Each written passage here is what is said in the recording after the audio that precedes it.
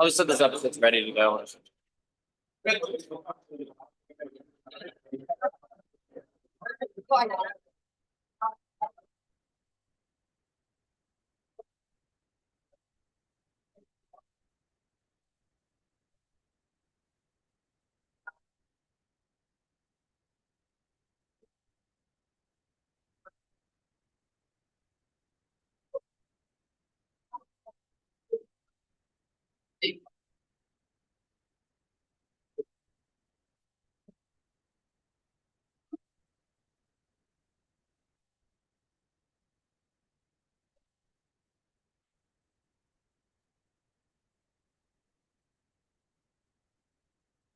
All right, everyone. This is where we get to say Eric, Abby, and I, who are organizing these digital economics and AI meetings, welcome to the NBER Summit Institute. Now, before we start, we of course have a few announcements. The first announcement is that at the NBER, we do have a code of conduct, which at its essence is just telling you to be a nice person. And I am always very proud that I think we are the group where it binds the least. So let's keep that up. The second thing I want you to remember is, regardless of any code of conduct, do remember that everything we say is being recorded on Zoom digitally forever. So that's another thing to remember. The last thing I want you, in terms of the logistics, each of our speakers will have 20 minutes and our discussants will have 10 minutes. Abby and I and Eric will be, because we're a digital economics program, will be waving paper signs at you at various intervals to keep you on time. And then we'll have 10 minutes of questions. And for those questions, we're going to ask you to go to the mics. We've got a lot of important people in the room, and we always love it when those really important people still get up and stand in line at mics to ask their questions. And so that's always brilliant. Now, before we get any further, we're going to be doing a big NBER tradition, which is called introductions. And introductions are a little bit different at NBER in that they're parsimonious, in that we will just say our name and institution, and I will let Abby start us off and show us how to do it. Avi Goldfarb, University of Toronto. Eric Brynjolfsson, Stanford. Larry Schmidt, UCSD. Kyle Herkenhoff, University of Minnesota. Gordon Phillips, Dartmouth. Betsy Stevenson, University of Michigan. Chiara Farronato, Harvard. Xianghui, Washington University in St. Louis. Ananya Sen, Carnegie Mellon. Joshua Gans, Toronto. Arun Sundarajan, NYU. Andre Fratkin, Boston University and Amazon. Brad Greenwood, George Mason. Anders Humlum, Chicago. Elizabeth Weber, Handworker, Congressional Research Service. Dan Gross, Duke University. Sylvia Kristakova, Cornell. Elizabeth Honka, UCLA. Seth Benzel, Chapman University. Kelly Paulson, Amazon. Brad Greenwood, George Mason. Michael Kummer, Nova School of Business and Economics. Kevin Boudreau, Northeastern. Lee Brandstetter, Carnegie Mellon. Tim Bresnan, Stanford. Peter Newberry at University of Georgia. Hi, Drew, Bocconi University. Imke Reimers, Cornell. Alex Mooring, University of Pennsylvania. Philip Ulevsky, World Bank. Michael Batikas, Nova School of Business and Economics. Chris Polkert, Lausanne. Virginia Minnie, University of Chicago. Xema Karin, MIT. Fernando Saltiel McGill. Yorgos Petropoulos, University of Southern California. Rachel Tan, Singapore Management University. Avi Collis, Carnegie Mellon University. Sam Ransbottom, Boston College. Tim DiStefano, Georgetown. Jean Schenke, Google. Danielle Lee, MIT. Richard Lombardo, Harvard. Juan Le, Harvard. Jesse Shapiro, Harvard. Gord Birch, Boston University and Meta. Lin, Toronto. Eva Vivat, Toronto. Emilio Calvano from Lewis University of Rome. Dan Buchergren, Columbia. Ashish Rambachan, MIT. Tanya Babina, University of Maryland. Malika Kurgambekova, University of Chicago. Alibek Korgambekov, Indiana University. Jose Maria Barrero, ITAM. Mihai Quadrano, Google. Jacob Light, Hoover Institution. Ding Yao Qiu, University of Hong Kong. Chuan Yu, UNC Chapel Hill. Brendan Moore, Michigan. Ben Schiller, Brandeis. James Adams, Rensselaer Polytech.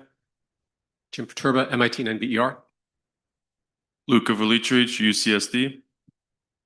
Zara Contractor, Middlebury.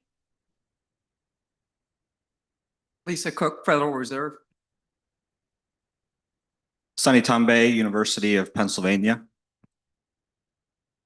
Tesora Lin, Boston University.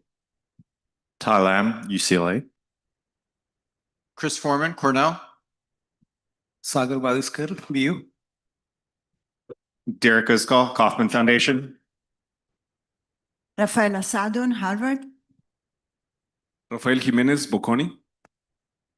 Mateusz Stalinsky, University of Warwick. David Holtz, Columbia. Naya Dreyfus, University of Pittsburgh. Mateo Sheke, University of Minnesota. Rojina Hanabi, MIT. Amalia Miller, Virginia. Hunjin Kim, Insan. Jack Fisher, Google. Matt Leiston, Federal Trade Commission. David Fellow, Federal Trade Commission. Daniel Salman, Vanderbilt.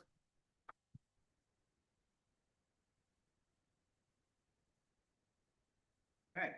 Oh, and we got a couple in the back. Okay. Zanali Vanikwa, Cohere. Oh, and Gary. There we go. Okay. Okay. Thanks, everyone. It is time to get started. Daniel, up to you. All right. Thank you, Eric, Avi, and Catherine, for putting the paper on the program. Excited to kick things off. Given this audience, I don't need to motivate the paper too much. Broadly, what I'm thinking about here is how do households respond to the threat of automation? In particular, I'm going to ask whether they can anticipate automation-induced obsolescence, and if so, is there evidence for forward-looking behavior on their part? It's unclear whether households take preemptive measures before automation arrives, particularly when they might have myopic or wishful thinking or limited adaptive capacity. Understanding whether or how households do respond to such risk is important, however, if we want to understand the aggregate impact of new technologies, the implications for firms' automation decisions, and for policy. How am I going to study this? Well, the ideal experiment would involve having some households randomly adjust their displacement expectations and then measure their behavioral response. Outside of a lab, this is likely infeasible. Instead, I'm going to focus on one setting where I have a quasi-experiment. I use change in exposure to autonomous vehicles, AVs, as a source of, do you want to get rid of this?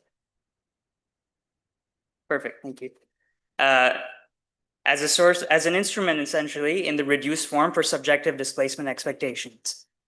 My identification strategy leverages not only the staggered rollout of Waymo across Arizona and California, but also information diffusion along social networks.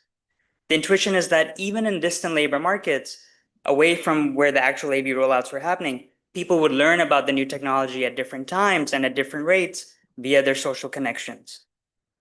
The contribution of this paper is to show that households do take preemptive measures once they are alerted to the threat of automation. And I'll show you anticipatory responses along two broad margins, their labor supply decisions and their consumption savings behavior. Briefly, I want to point out two advantages that makes this such a great setting to study the effects of displacement risk. One, for displacement risk to affect households' behavior today, it's vital that the new labor displacing technology is salient, and AB fits that bill. Since 2016, there's been a lot of hype that a self-driving future is imminent. They've sort of been 5 years away for quite some time now. And crucially, we have cross-sectional variation in AV exposure, which I'll be exploiting. Second, I'm going to focus on trucking, which is a massive industry. Essentially, most of the goods that are purchased in the US are transported via truck, and there are upwards of 3 million truck drivers in the US labor market. And to tie this back to the previous point, displacement risk has been highly salient for this group of workers. Much of the automation-related concerns and policy debates in this space have centered on truckers and not rideshare drivers per se. One reason for that is that trucking is more of a career relative to gig work, and it requires a large upfront human capital investment. And it's that large stock of occupation-specific human capital that is now under threat from automation. There's also been claims from the industry about a growing driver shortage and stylized facts about the age distribution of the workforce shifting out, which suggests that something interesting is happening in this labor market. Okay, to preview the results, I show that households preemptively take some responses, make some responses that they are adjusting, the labor market reallocations are occurring even before automation realizes, right? Specifically, I show that commercial driver licensing declines disproportionately in more AV exposed areas, that the results are stronger for younger workers, and they're specific to long haul drivers, the ones for whom the automation concerns are the highest. Second, for incumbents, those that remain within the industry, I find evidence for some changes in their consumption savings behavior, although today I'll focus on the first set of results on labor supply. In the interest of time, I'll skip the literature review. Here's a roadmap for the rest of the talk, no pun intended. Let's go to the setting and the data. Okay, by now I imagine many of you have seen Waymos or even experienced taking rides in them. There's also several startups like Aurora that are working on automating highway driving. If you're on the I-45 between Dallas and Houston, keep a lookout for them. In this paper, I'm going to focus more on the robotaxi rollout, which is far more salient. And of course, self-driving cars are not the same as autonomous trucks, but they are informative about the progress of self-driving technology more generally. The idea is that people who are either directly or indirectly via their social networks exposed to AVs would perceive commercial driving as a relatively riskier occupation. Okay, I hand-collected a panel data set on Waymo deployments across zip codes in the United States. People living in these areas had ubiquitous exposure to self-driving technology, unlike virtually anywhere else. Back in 2017, self-driving car coverage was limited to zip codes in the Phoenix metro area, this Chandler, Tempe, and Mesa region, before expanding to parts of San Francisco in 2021, and then to downtown Phoenix in 2022. These operational design domains, ODDs as the industry calls them, have been expanding over time, as you can see through these lighter blue shaded regions. And to be clear, these refer to autonomous ride hailing services or trials accessible to the general public, not just Waymo employees. Because there's no federal repository of driver licenses, I obtained a granular data from New York State where I have the universe of driver licenses. This is a snapshot as of June 2023, from which I can infer annual license issuances. The raw data contains over 16 million records because it's a card by card file. Importantly, I can identify truck drivers via their listed license class, and I can see which zip codes they live in. My social network data comes from Facebook. The social connectedness index provides a good representation of people's actual offline friendships. This is at the zip code level. It's also a snapshot. It's a static network as of October 2021. Okay. So what I want to do is to estimate the relationship between AV exposure and licensing in the reduced form. There's no first stage here.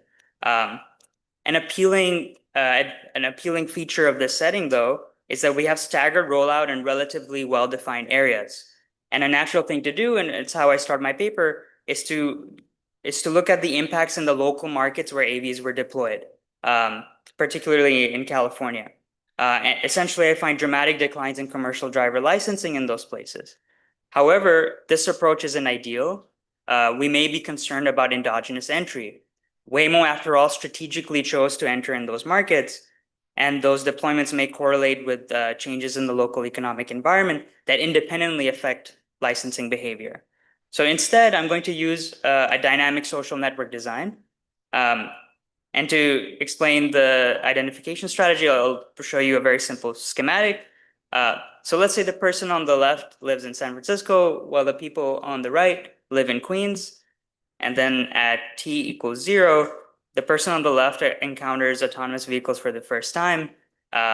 Let's say that she's very impressed and tells a friend at t equals 1 about them, who then proceeds to learn about this new automation technology, whereas this other person also in Queens is oblivious. Of course, I don't literally observe interactions of this kind, but I'm going to try to approximate this experiment as best as I can using Facebook data. So to do that, I'm going to define my right-hand side variable. The social connectedness index between two zip codes I and j is going to be the number of Facebook friendship connections across these two zip codes divided by the product of the number of users in each location. It's the probability that a given user in location I has a Facebook friendship link with the given user in location j. And then if you live in zip code I, I'm going to define your friend exposure to AVs at time t as a sum across all zip codes in the United States. In particular, this is an indicator for whether AV testing was occurring. This is going to be for those particular places in Metro Phoenix and in San Francisco, multiplied by your normalized social exposure to those zip codes. Think of it as a friend-weighted average of your exposure to AVs. Then let me immediately preempt some identification concerns.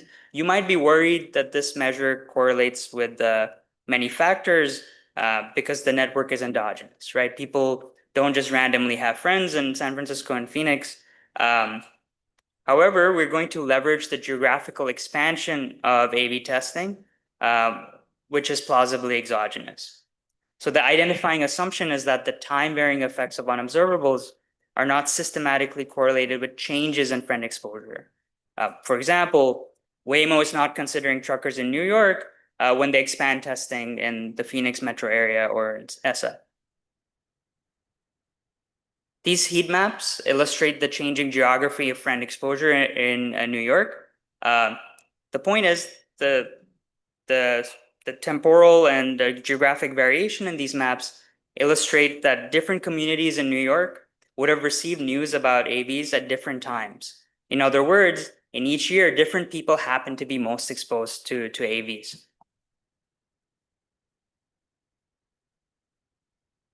Here's the basic panel design.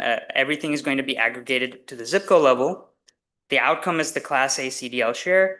These are specifically, this captures long haul drivers. Zip code fixed effects to take out level differences. The county by year fixed effects are quite important. Effectively, with these fixed effects, I'm comparing people that live in the same county in the same year, but in different zip codes, which have varying levels of social exposure to AVs. So that absorbs a lot of local demand factors. I incorporate also several controls from the licensing data and from census. These are also at the zip code level. I also include social exposure to urban and high income places. These measures are constructed in a similar fashion to the main regressor. Okay, I think at this point we're ready to look at the first result. So let's focus on column 4. we see that a 1 standard deviation increase in friend exposure to autonomous vehicles induces a 23 basis point fall in the CDL share. In terms of magnitude, this is almost 9% relative to the mean, so non-trivial effects. The interpretation is that fewer people are renewing their Class A CDLs, and there are fewer entrants into this license class following AV exposure.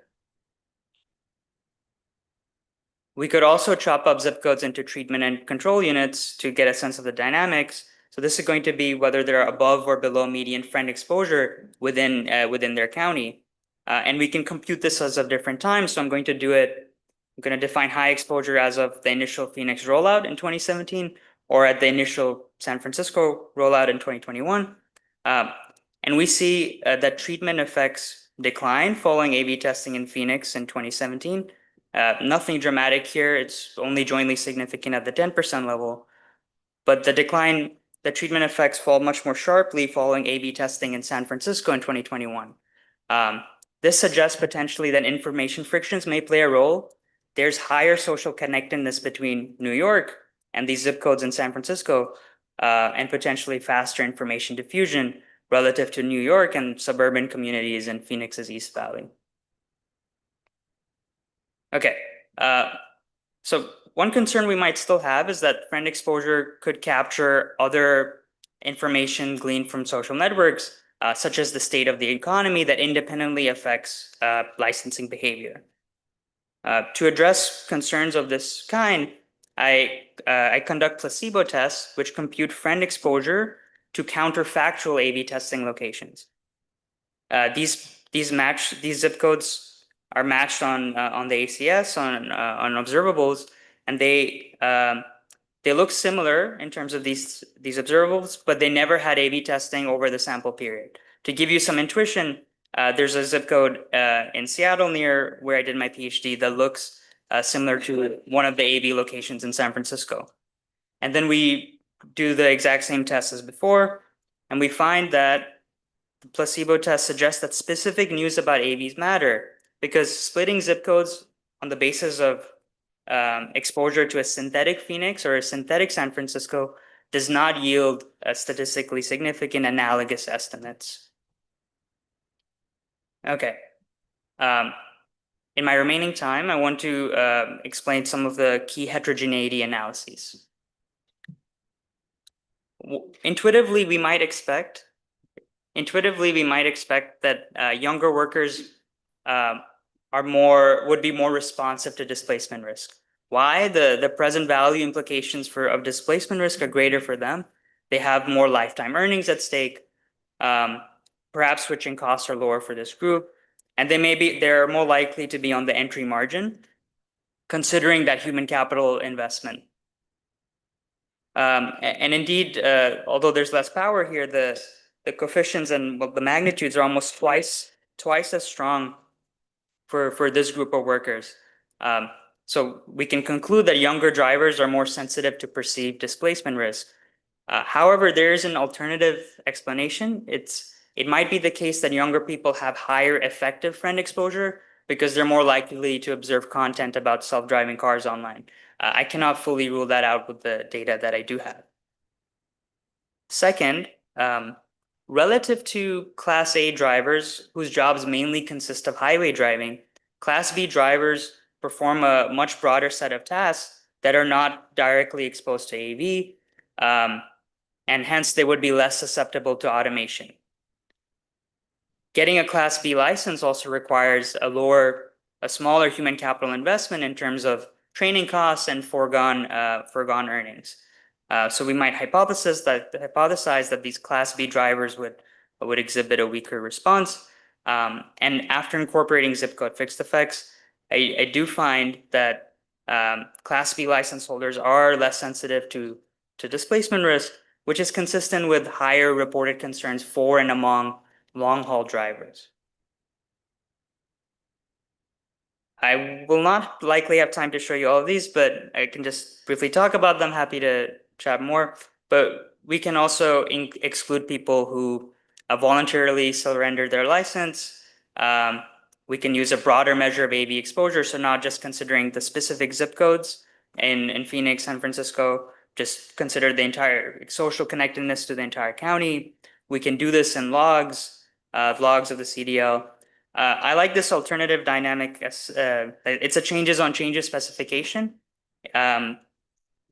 which suggests that it's the most recent change in friend exposure, which is driving the results. So in particular, the 2022 downtown Phoenix expansion is also very predictive of declines in licensing, even controlling for the previous San Francisco exposure or the previous Metro Phoenix exposure. And then I do an out of sample test using the ACS. Okay, I should conclude. We've reached the end of the road, let's say. So my paper highlights that households proactively adjust, that once they're alerted to the threat of automation, they make these changes. So, far from being passive recipients of technology shocks, households tend to take preemptive measures, right? And an implication is that any welfare assessment evaluating the impact of automation could be inaccurate if it doesn't account for such anticipatory responses. And I'll end with a conjecture. This requires a little bit of a leap from what I've showed you. It's demonstrated by this feedback loop, but it suggests that the fear of automation in itself could accelerate the very automation that many people are worried about. So perhaps that's worth thinking more about. I'm looking forward to the discussion and any comments and questions you might have later. Thank you.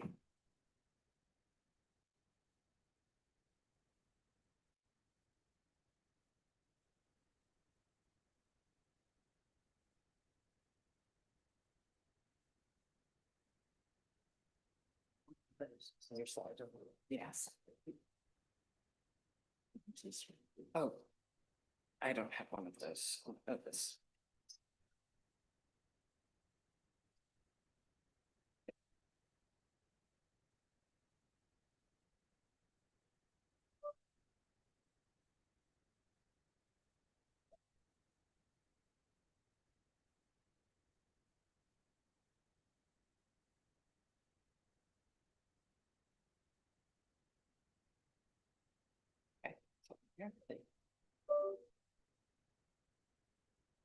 Okay, while we pull my slides up, I will go ahead and start. I was just told that this is on Zoom and forever recorded. So I want to say, some of you might know I'm on the board of Lyft. I know a little bit more about autonomous driving than a labor economist should know. But I will be disclosing no material or non-material, non-public information in today's talk about autonomous driving. Where Waymo is going next, and whether or not they're partnering with Lyft. So what I want,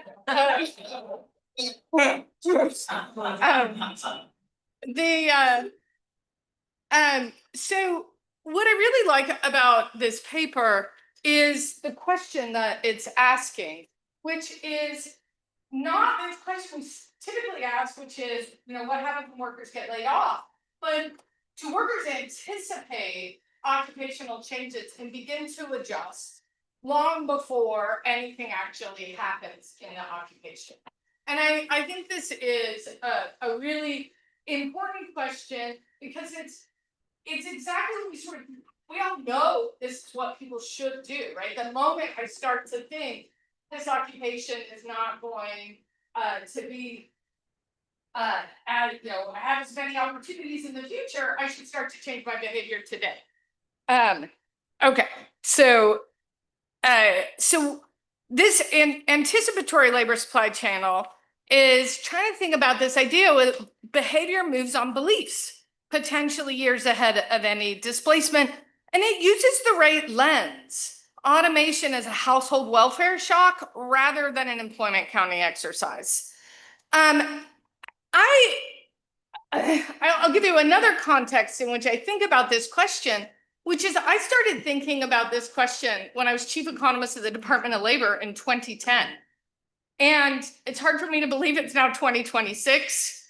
But 16 years later, we're still actually in a very similar place to where we were in 2010, which is truck driving is the #1 occupation for men without a college degree in almost every state in the United States. So the reason we were so worried about this transition, even way back in 2010, was this occupation is a very important place for men who are not going on to get any kind of additional schooling beyond high school to build a living.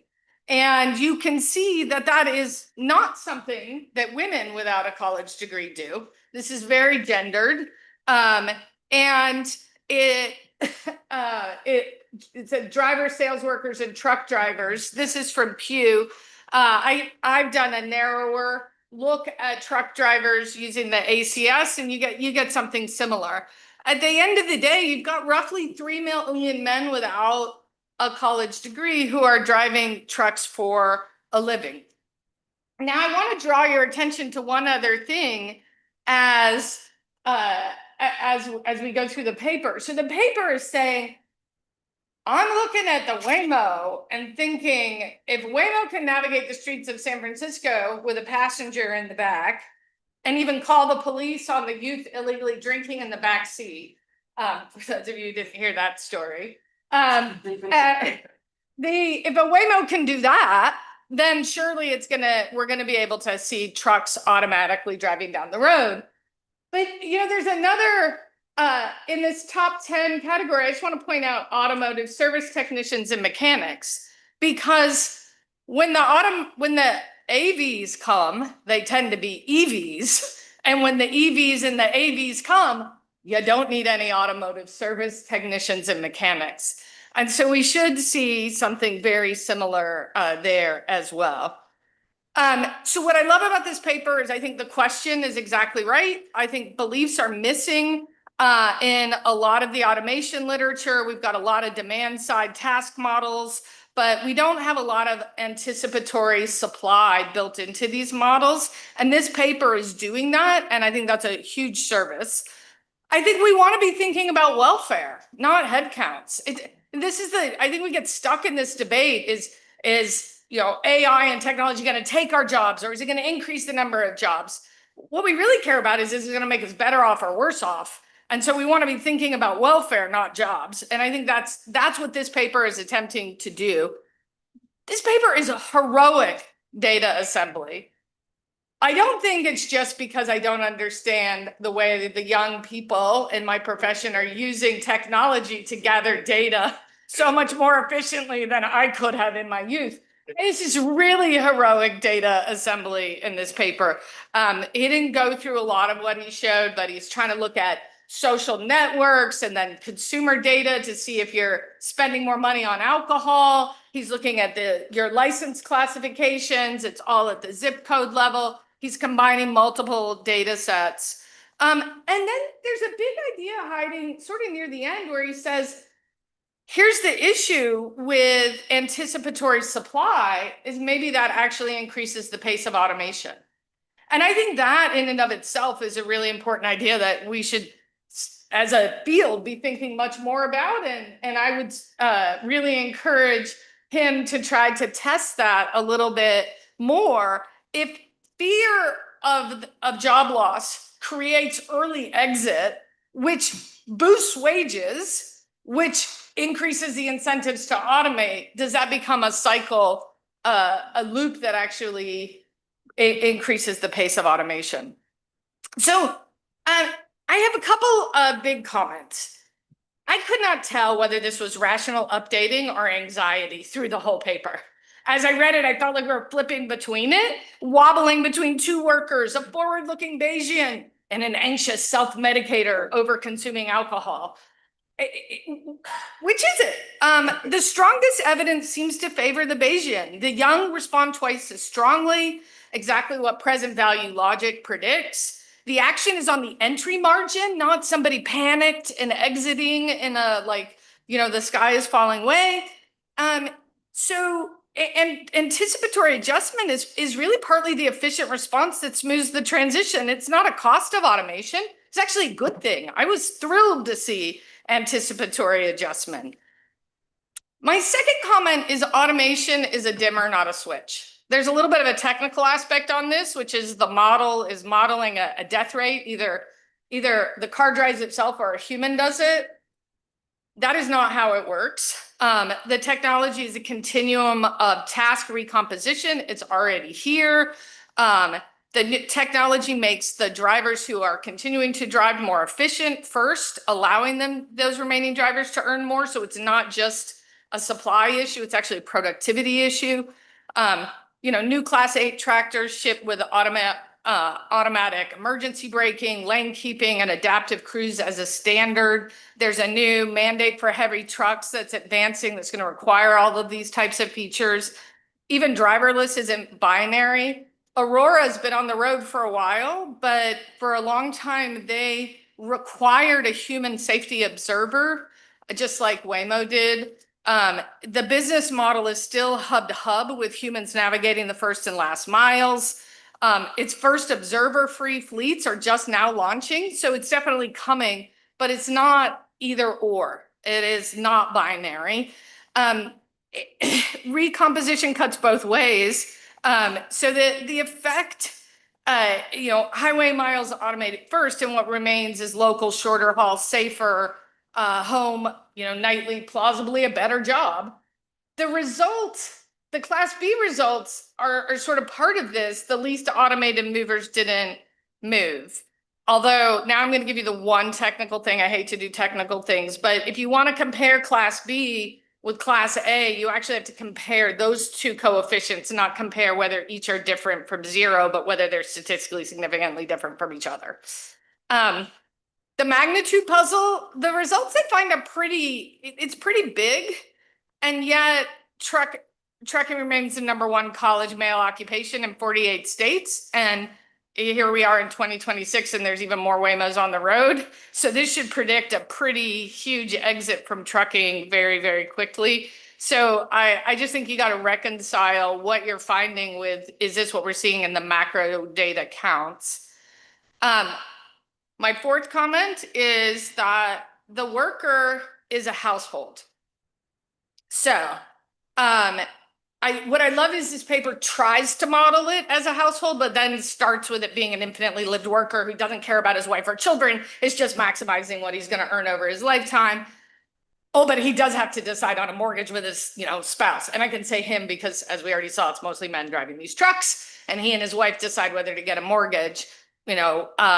There are a lot of missing margins here that you can actually test with exactly the setup you currently have.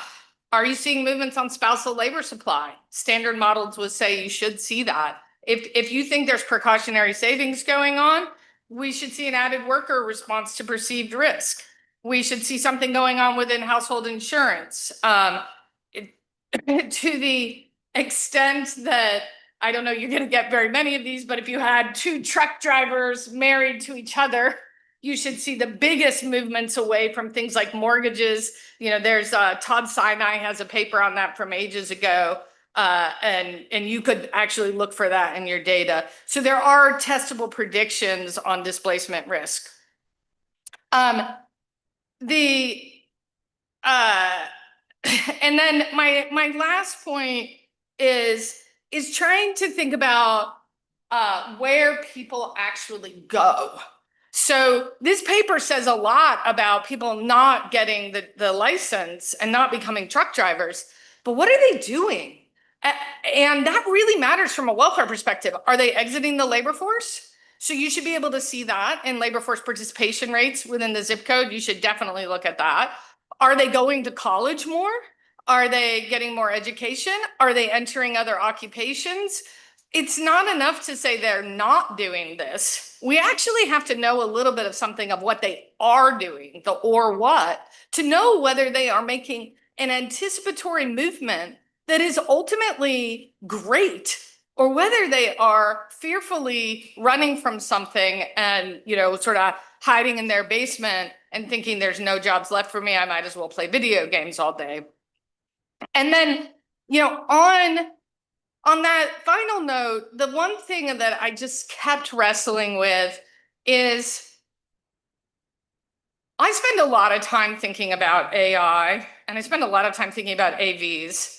And I don't think I'm going to lose my job at all in my lifetime. I'm a 55-year-old tenured college professor. Think I'm okay. I still have enormous anxiety over this AI autonomous revolution that's coming. And this paper made me ask myself, why? Why do I have that anxiety? And I'm like, you know, the natural thing is my kids, what will they do? But I think I also just have anxiety about what's happening to society as I watch, like, you know, the carless drivers run around.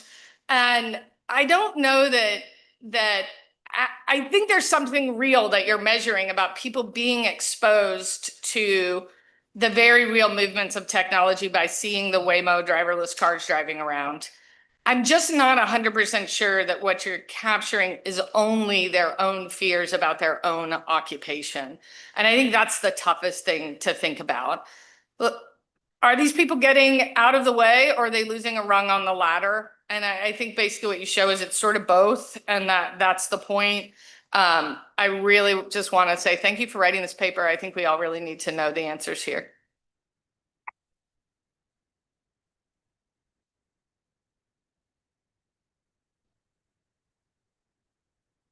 So I wanted to comment on the feedback mechanism.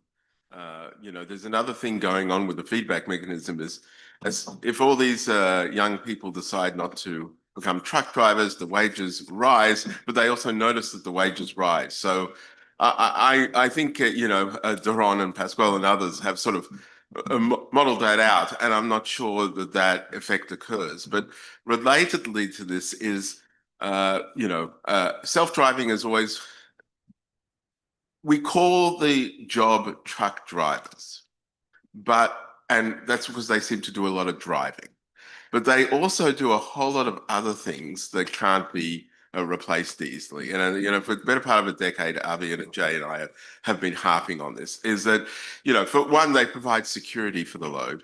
Two, they deal with people either end of it, and things like that. And unless you can replace all of those things, are you actually going to replace the person in the truck?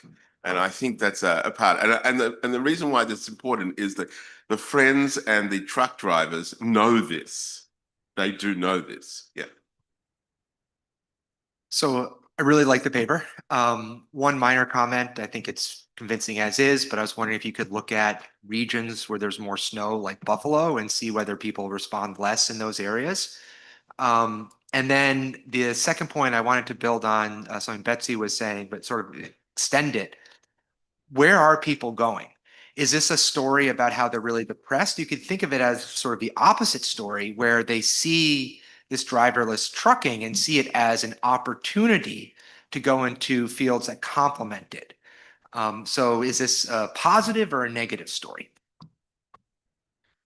5-star question, you know, heroic paper. I loved it. I guess, you know, my takeaway, but correct me if I'm wrong, is that these effects are small. And this quantification is important for the public policy debate, no? And we, like a community, we should, you know, we should have more of those. And then the question is, why are those effects small? One possibility is that maybe the investment to become a truck driver it's relatively small. Maybe you have some variation. My understanding is that it would be like 10 to 15K, something like that, and that's okay. But I wonder what your thoughts are in terms of, you know, how big this is across domains. Super interesting. I had a question about interpretation. So I wonder if an increase in this AV exposure can also be seen as a worsening in my outside option as a truck driver, that, you know, there's a lot of substitution to just being an Uber driver, for example. And if you can benchmark, maybe there, I don't know if there's some existing estimates of this cross elasticity, cross labor supply elasticity. Thanks. Yeah, so very interesting. I think 2 comments. One is, you know, like it's a very clever identification strategy, but I'm always skeptical of bank shot identification strategies, and I would love qualitative evidence. Like, can you survey the people in your sample? Or I know there's the entry margin, but like non-college graduate males in New York State and asked what they're thinking about this. I think that would be really helpful to kind of triangulate the results here. And then the second comment is there's a great book called Uncommon Carriers by John McPhee, and you should read it. It is wonderful, and you'll learn a lot about how hard it is to be a truck driver. A super interesting paper related to Andre's first point. Maybe you could quantify like online chatter, it's like if you have these friend networks, it might not be directly that, but are they talking about these things? And I was thinking about the fear-driven mechanism and its relationship with society. And one way you would think that it manifests is like through political expression, like donations, like local politicians taking up onto their political platforms. That might be at the the council level or at the state level, and might be a reasonable extension, but super interesting. Very nice talk and good work. I have a disclaimer for the first time on a comment, which is that 10 years ago, I made a bet with a very confident group of HBS students that it would be 60 years before 80% of US freight truck miles were autonomous. So if I'm winning, I did, but we'll see. One thing that this paper makes me think of is that scene in Austin Powers where Austin is driving the steamroller and the henchman is like standing 100 feet away. It's like 5 minutes being like, no, when he couldn't move out of the way, and yet he doesn't and so this has like a little bit of that flavor because this is still kind of a slow moving phenomenon. And the obsolescence rent paper by Carbonitis and so on provides the good framing. But like one thing I never understood about that is like it kind of presumes that career switching is hard, costly, mid-career, which is why people may not enter and even before demand recedes. Is that the case here? Like personal anecdote, at one point in middle age, long haul truck driver, and then became something else. So given that this is lower skilled work, I know it's skilled work. I know it's actually a hard job, as Andre was speaking to. But is it the kind of thing that somebody who's in it couldn't then go do something else? And like, if so, why not drink the juice while there's juice in the fruit, and then pick another fruit, when it runs dry? I'm just trying to like think about the logic in the model here, and is obsolescence rents the right way to think about it or not? So one point that has been raised before is, where does the work go? I had 2 questions related to this, but first of all, let me congratulate to the question. I think this idea of people can anticipate and how can they shift gears will be very important in the next decade, of course. So thinking about it early is great. 2 things to maybe check, or maybe it's fun. So anecdotally, I know that a few truck drivers I talked to, I met them on Bolts and Ubers. And so they switched to that because truck driving is a very hard job, and Bolt and Uber is a good alternative, especially when they're just creating a family right now. So maybe can mirror that a little bit. Second idea might be or question that I've asked myself when you presented the results. Do people from areas that have no high exposure to AV testing, do they sort of substitute into the truck driving market then? So maybe you could check. This was fascinating. I was listening to the other comments, and now I'm a little confused on whether this is big or small, because Betsy said it's big and Emilio said it's small. So what is it for you? And what should it be? Like, because this is sort of a positive effect, but like, if we give ourselves 10 years or 60 years, what should that response be, and how should we compare it? And then more of a broader question, for how many of these technology shocks do we have this anticipatory time? I don't know if for generative AI we had it, but now we may. So I don't know how to sort of think about other types of shocks.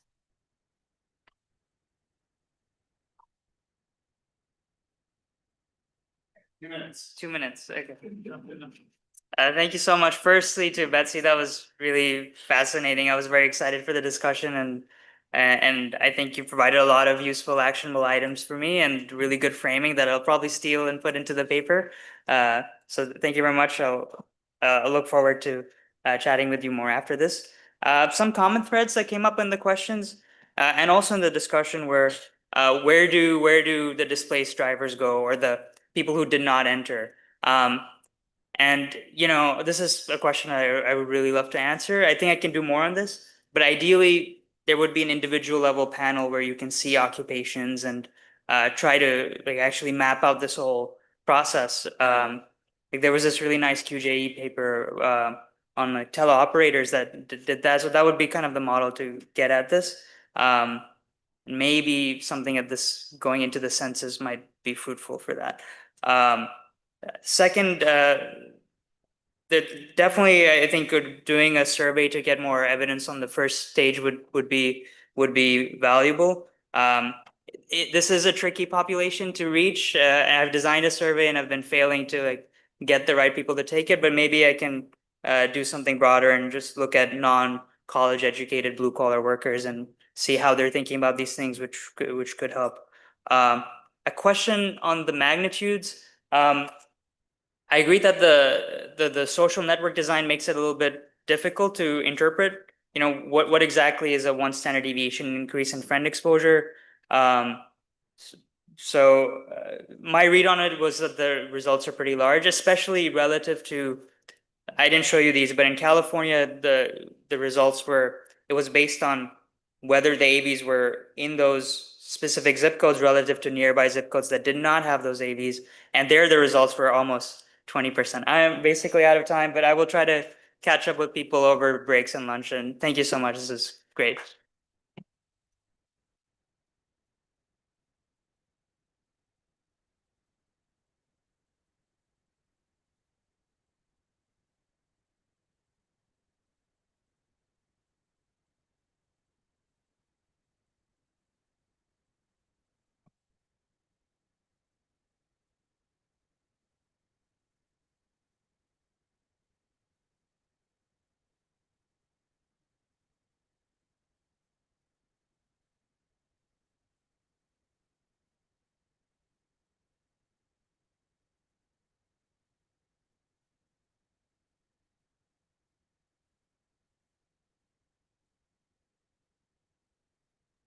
Okay, it's a pleasure to be here. My name is Kyle Herkenhoff, and this is joint work with Matteo Schecker, who's sitting right there. He's a graduate student at Minnesota.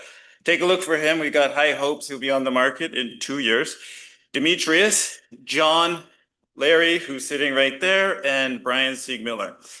These are our views and not the views of the census or the Federal Reserve System. So, as I'm sure all of you are aware, there's an active debate in the CS literature about whether AI models tend to collapse and at what rate when recursively trained on their own output. Influential papers in this literature have argued that they're certainly not improving. In existing macro labor models, my origin literature, they typically assume AI advances independently from data generated by labor.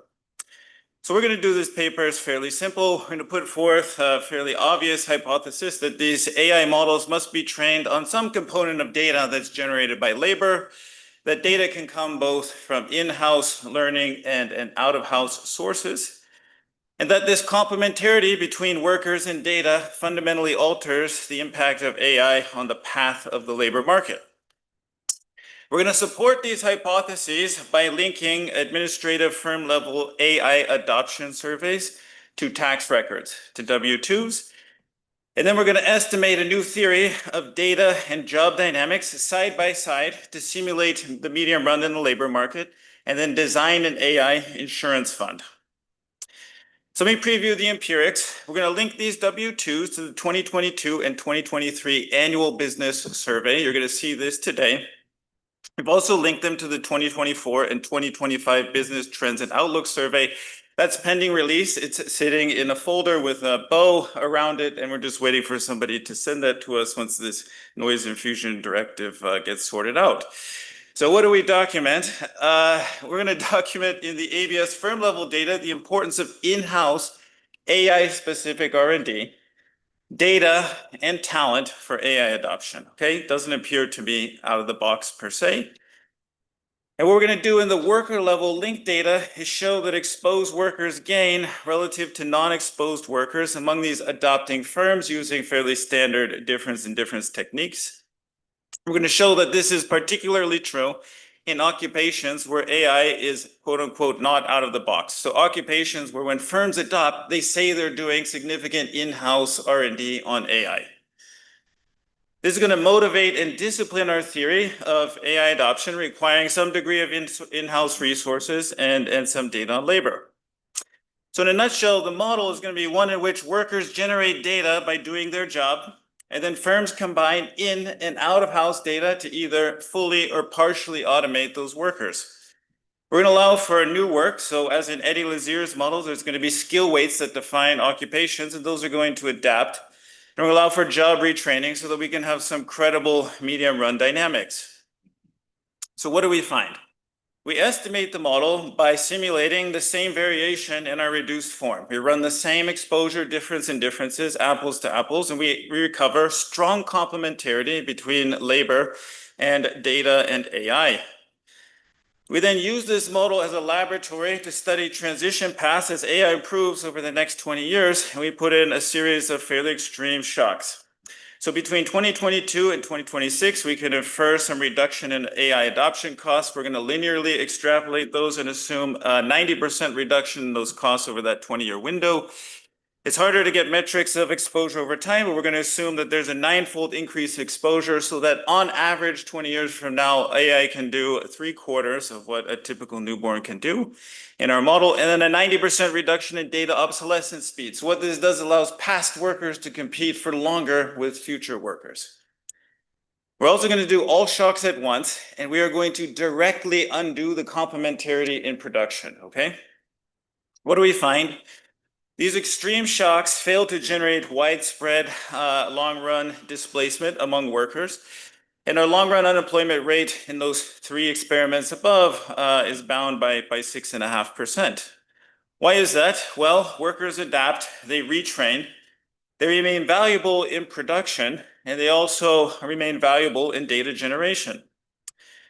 There's turnover, though, along the transition path. Markets are incomplete in this model, and so there's a role for insurance. And we find that 0.75% profit or data sales tax yields significant welfare gains via financing retraining.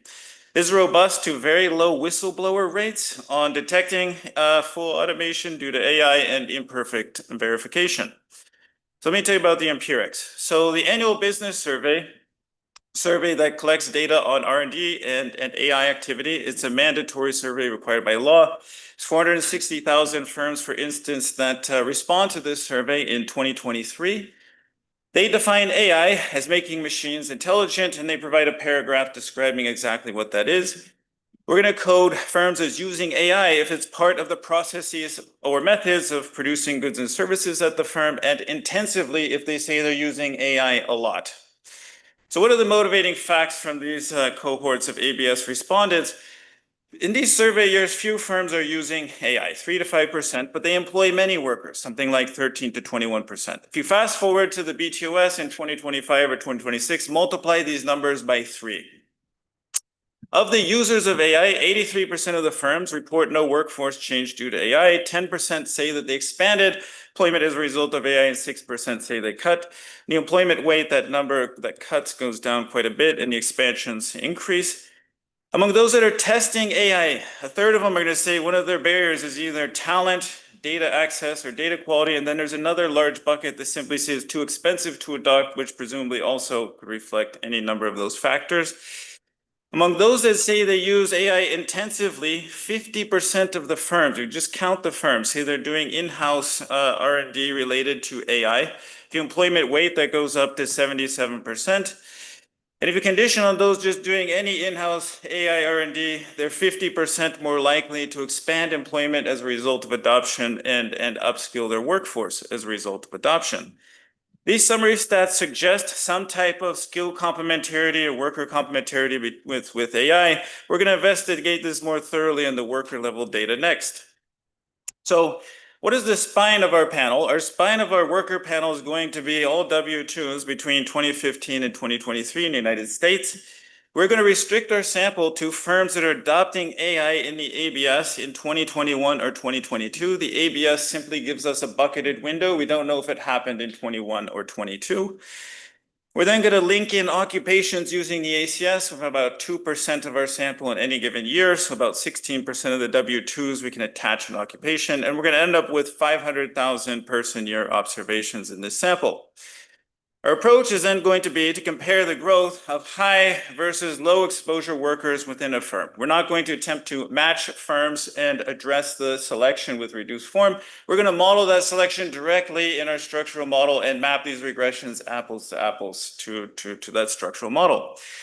So what is the exposure that we're going to use? The first exposure metric was developed by my co-authors. I'm not going to go through the details, but it's similarity of AI resume text to ONET tasks by occupation, and the gray lists examples.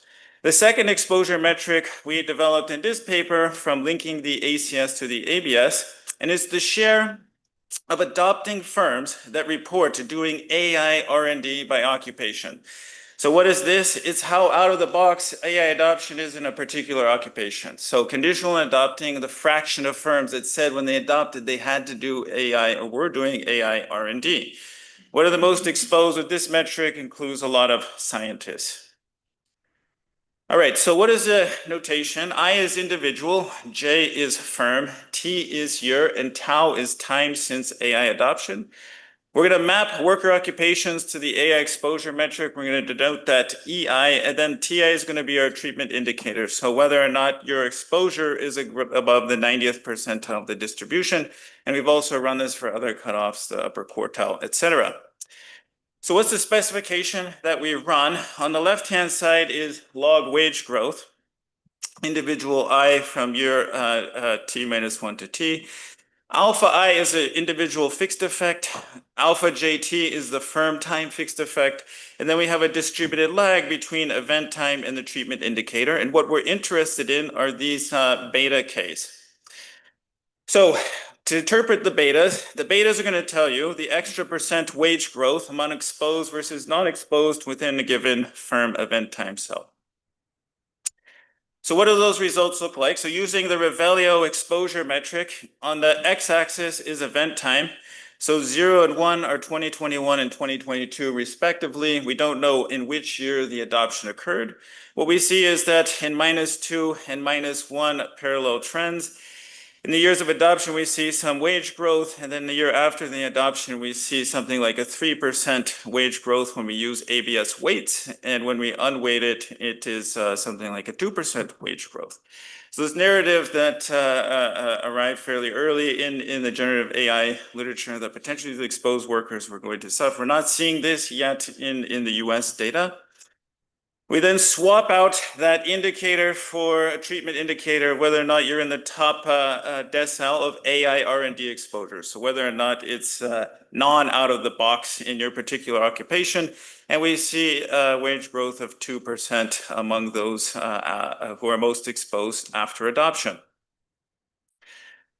So in the paper, we look at job-to-job transitions and layoffs, and we don't see a lot of action there. But in firm heterogeneity, we do see some differences. And those firms in the ABS that say when they adopted AI that they cut employment, indeed, we are seeing wage losses among exposed workers.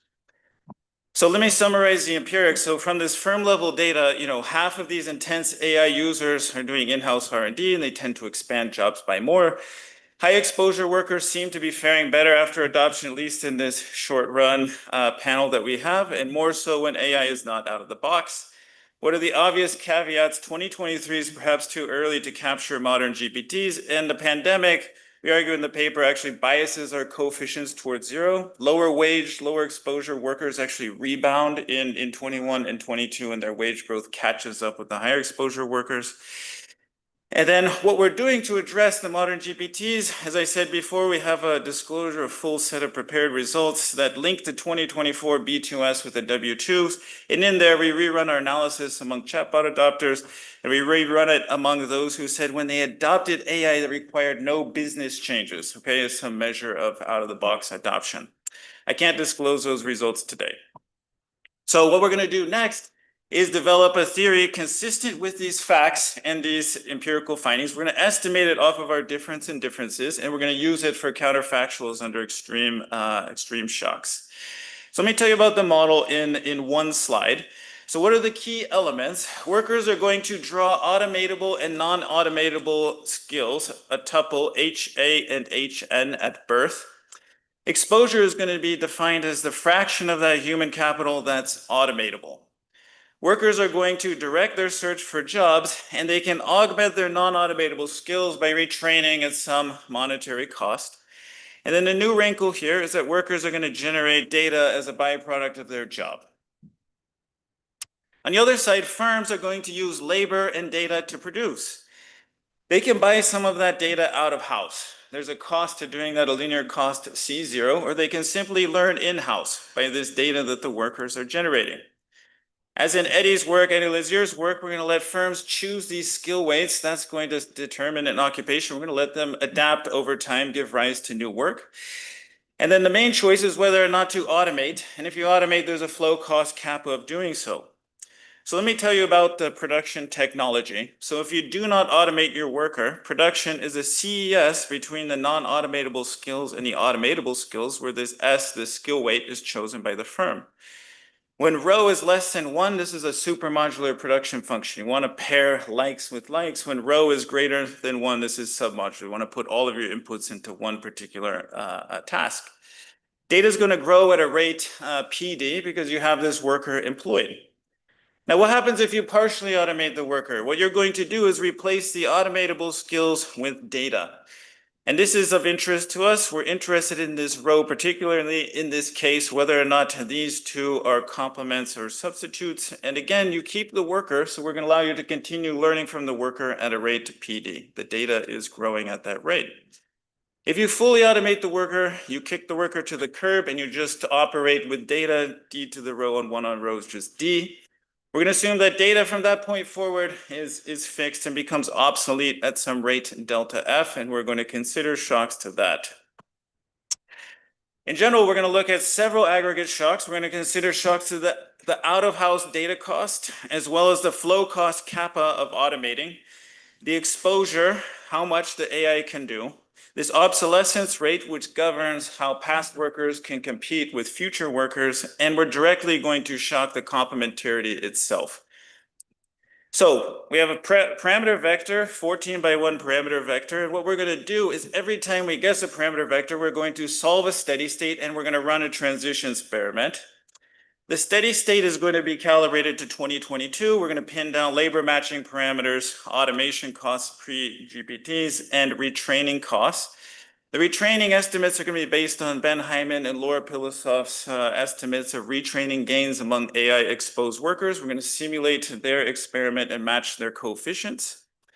The transition experiment is then going to occur in 2023. We're going to cut the adoption costs to match the self-reported AI-driven layoffs in ABS, so the fraction that adopted, say they laid off workers. And then what we're going to do is take that panel and take the identical data code, so to speak, and run it on our model simulated data. So at this point, the model is just as good as the regressions. We're going to replicate the full dynamic path of those impulse responses, those diff and diffs. What we're going to estimate is a complementarity, so row of 0.5, suggesting that workers benefit from being paired alongside AI. That's pinned down and identified by the on-impact coefficient of those regressions, and then the dynamics pin down the learning speed of those firms, okay? So firms are going to be learning about workers, what they do at a fairly quick rate, okay? 19% per quarter, they're climbing one of these data rungs. So I'm not going to accomplish a lot by showing you this table, other than at this point, the model's as good as the regression. This is what we do for a living. So, this is a pretty good fit, okay? All right, so let's take this to the data. Okay, So we're going for a 4% cost reduction from 2022 to 2026 to match Bonnie et al.'s estimates in the BTOS. We're going to extrapolate that forward, so a 90% cost reduction by 2042. In terms of exposure, we really don't have good time series on exposure. What we're going to do is assume a 9-fold increase. So a newborn in 2042, at least 3/4 of what they can do on average can be accomplished by what AI can do. And data obsolescence, again, we don't have good data on this. We're going to allow it to fall by 90%, meaning that AI retraining is less frequent. So past workers are able to compete with future workers for much longer. And then we're going to undo the complementarity to perfect substitutes as well. So let me show you the transition path. So this upper left corner is the forcing variable. This is kappa, the cost, the flow cost of adopting AI. So it starts at 100% and then we lower it down to 10% of its initial cost. We do this in a lumpy fashion. You can think of this as new models being introduced, lower cost models. So you can do this smoothly.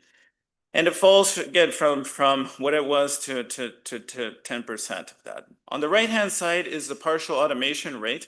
Partial automation rate jumps and reaches near unity by 2030. Down in panel C are average wages. When you reduce these flow costs of automation and firms partially automate, this augments the productivity because they're complements, okay? AI and non-automated skills are complements. Wage growth is higher by about 2% per annum, 50% by the end of the window. Panel D is among the unemployed. How many were fully automated? There's an initial spike. There's these firms that have all this data and the costs have dropped and they immediately automate. But this drops over time. Workers do not retrain. Surplus has gone up. Their skills are more valuable and they're more productive. So job finding rates go up. In panel F, there's a spike in unemployment and this subsides and falls below our steady state level of unemployment, 4.5%.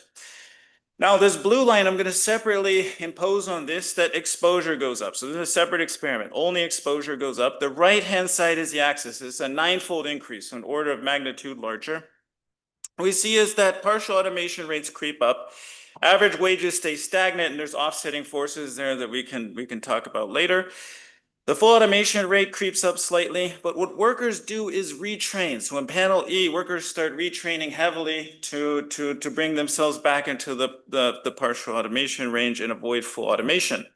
The unemployment rate actually crosses a threshold at some point and reaches almost 6.5%.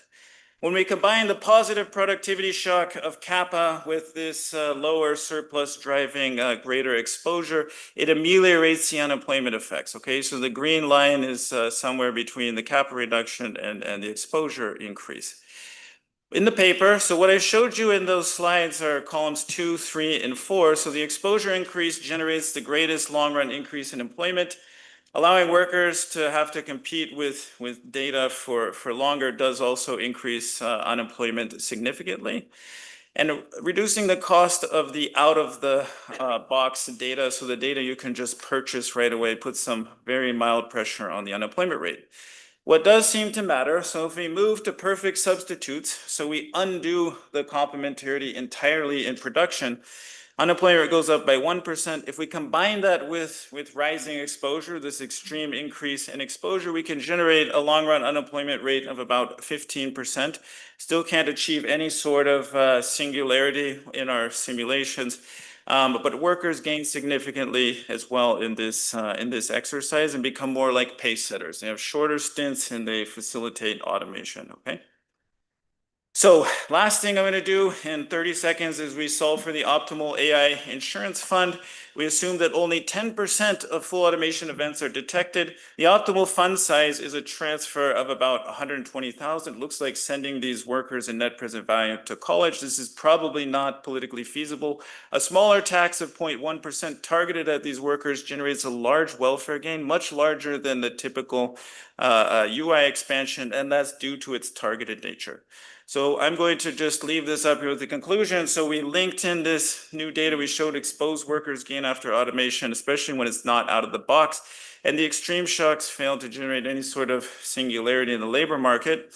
And that an AI insurance fund would generate significant gains behind the veil. Thanks.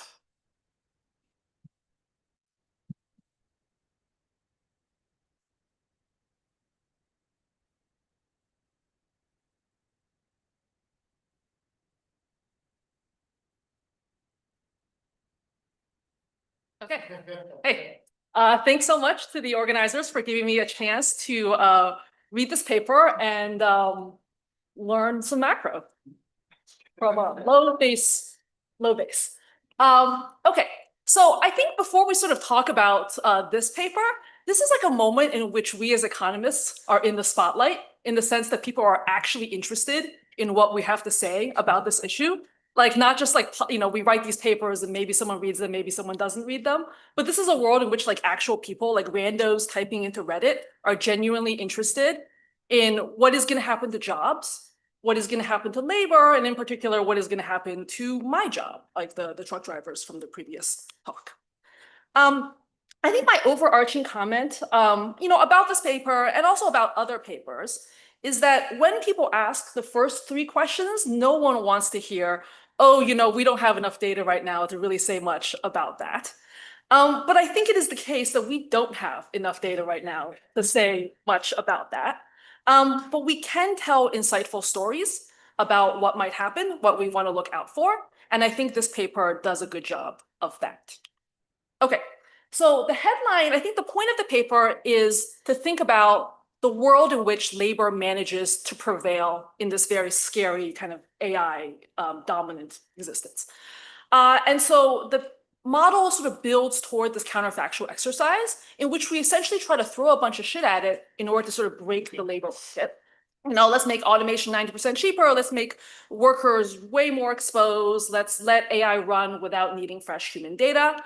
And in every scenario, basically unemployment gets capped at something that feels kind of okay, you know, like 6.5%, like that's a number that happens, you know, in the world. And in many cases, in the simulations, the wages actually will rise. So this is very comforting. I think I'm agnostic on whether or not I believe it. And let's see. And so this discussion is I'm trying to cover three things. One, to give you a little bit of intuition about what is driving the optimism in the model.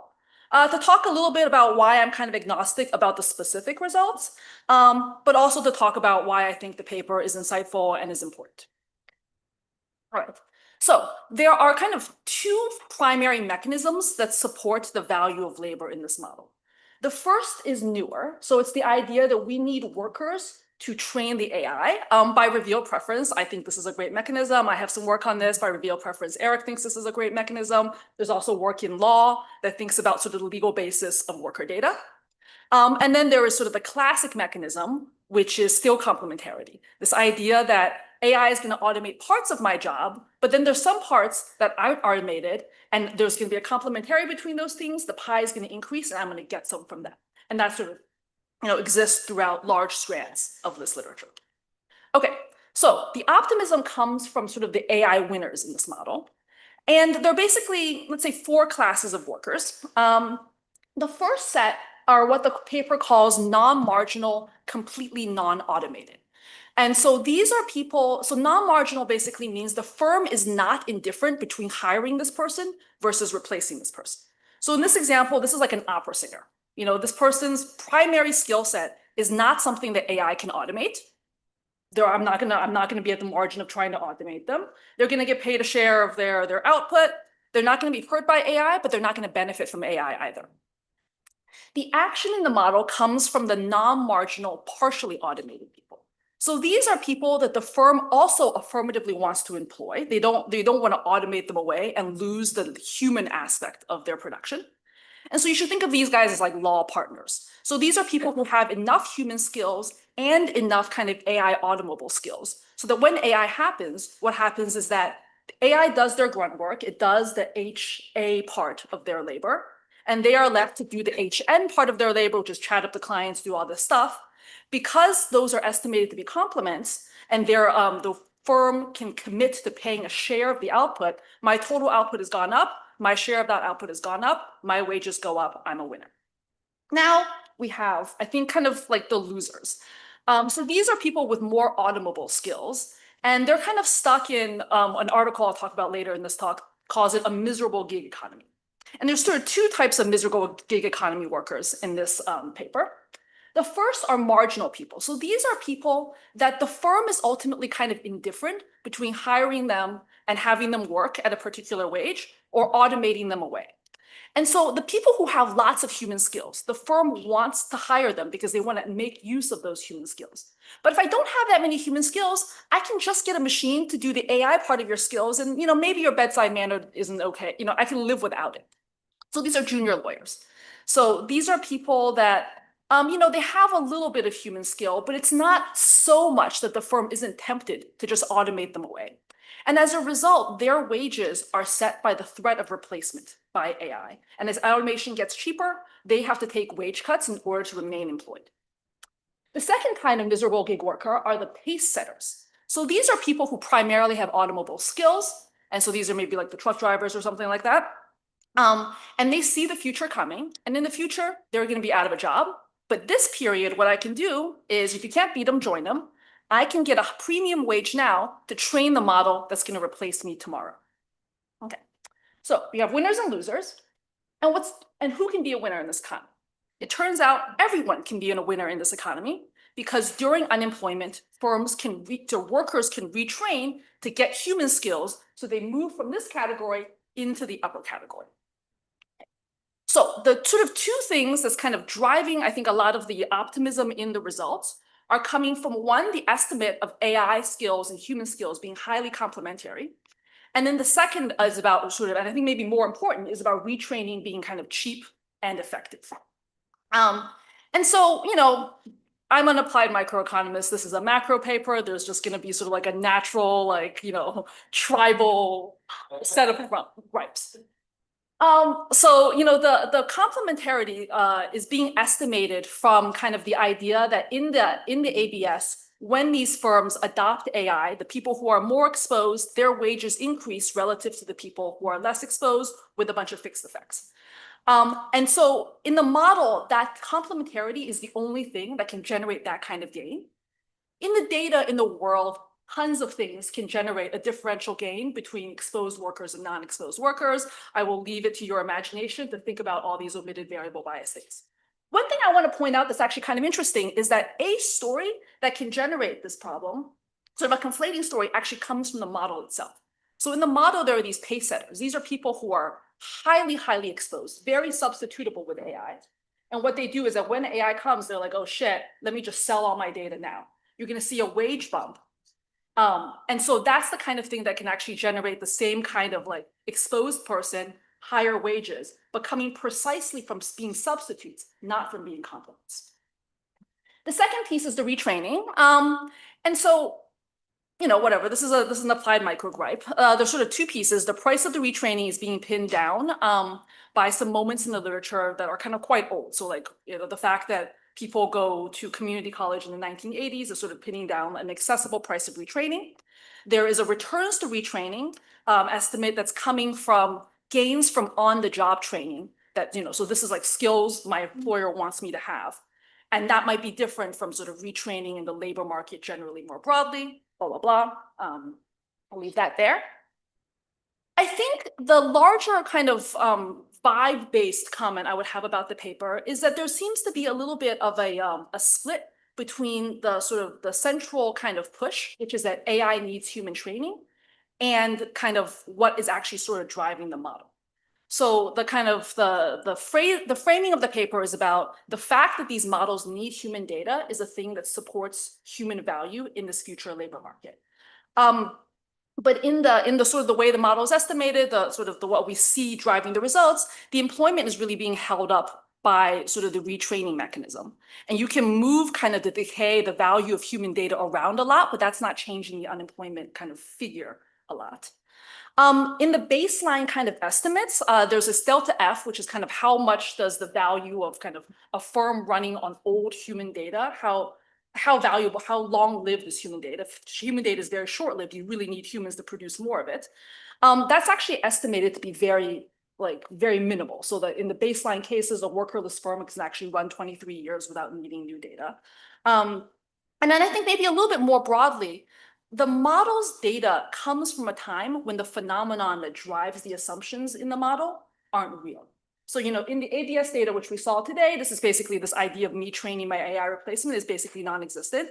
In the later data that there sort of is pending right now, this is true, but only in a highly specific subset of professions in the economy. And so, something I would like to see is sort of like something we can do to sort of bring the sort of the story of the paper closer to the empirics and to the calibrations of the paper. Okay. Nonetheless, I'm at 0 minutes, but I want to spend 1 minute on why I think the paper is important. I actually think the paper is very important. I think it's prescient, and I think our data across the economy is in fact coming to get us. One of the things is that in the paper, there's these characters called the pace setters, the people who are selling their data because they're going to be unemployed tomorrow. That is a real thing. There are markets for the sale of human data. There are articles that you can read about it now. Companies like Mercor who pay people to train AI to then sell the data so that other people can't, have jobs in the future. That is a huge change in our understanding of what labor productivity is, what it means to produce output going forward. And I think too few papers are thinking about this. And I think that linkage, that recognition, putting into the model is really fundamentally important.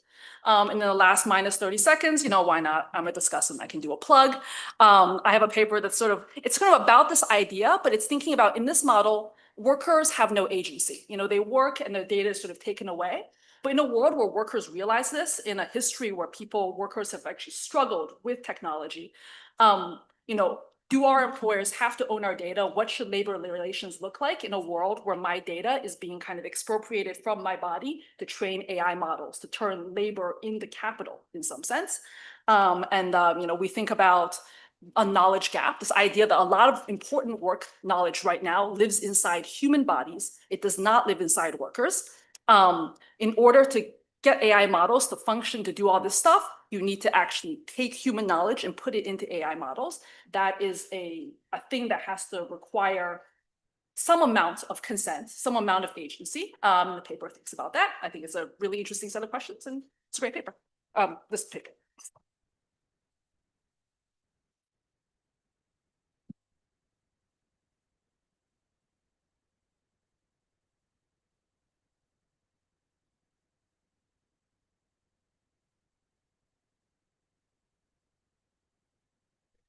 David Otter, MIT.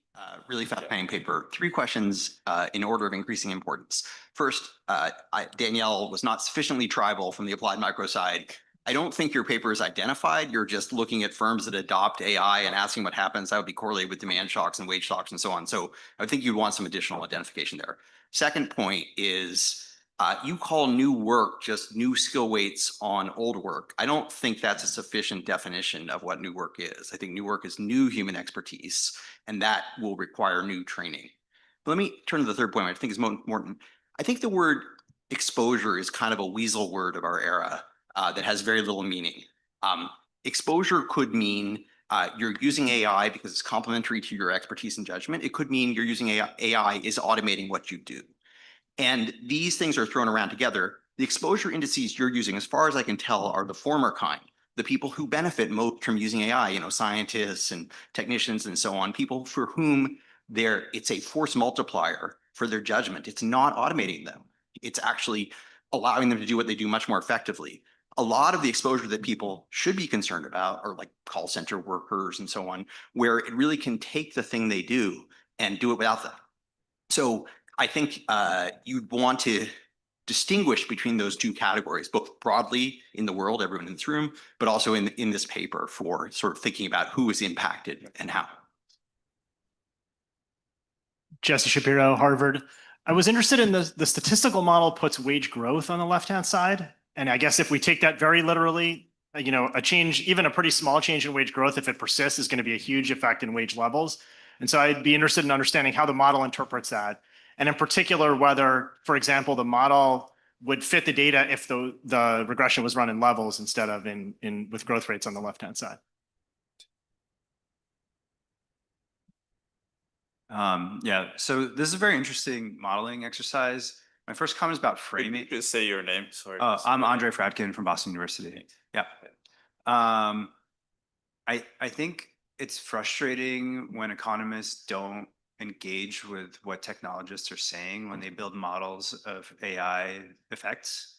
Like you don't have the mechanisms that anyone writing in like AI 2040 has for why we're going to get mass automation and like, or like mass labor displacement, which I think would be like robots, new organizational forms that don't exist yet that are going to harness human labor. And then at the same time, I'm still convinced, not convinced or confused, not sure whether you really believe that this is more important of a mechanism than, let's say, diffusion frictions or bottlenecks or other sorts of things that might be going on. So like I appreciate the modeling exercise, but actually like the meta around framing and engaging with the actual arguments that people are making is really important. Yeah. Very ambitious work. You guys know me, so I don't have to say my name. I want to echo David's third point that exposure has been used by economists in this vague sense without clarifying whether it's about replacing jobs or tasks versus augmenting. And I think we do as a group need more clarity on that. I had a clarifying questions to interpret the coefficients on the wage regressions, which is, if I understand correctly from the data, you have survey of firm AI investments R&D 2022, 2023, but then you run event studies on wage growth from 2015 to 2023.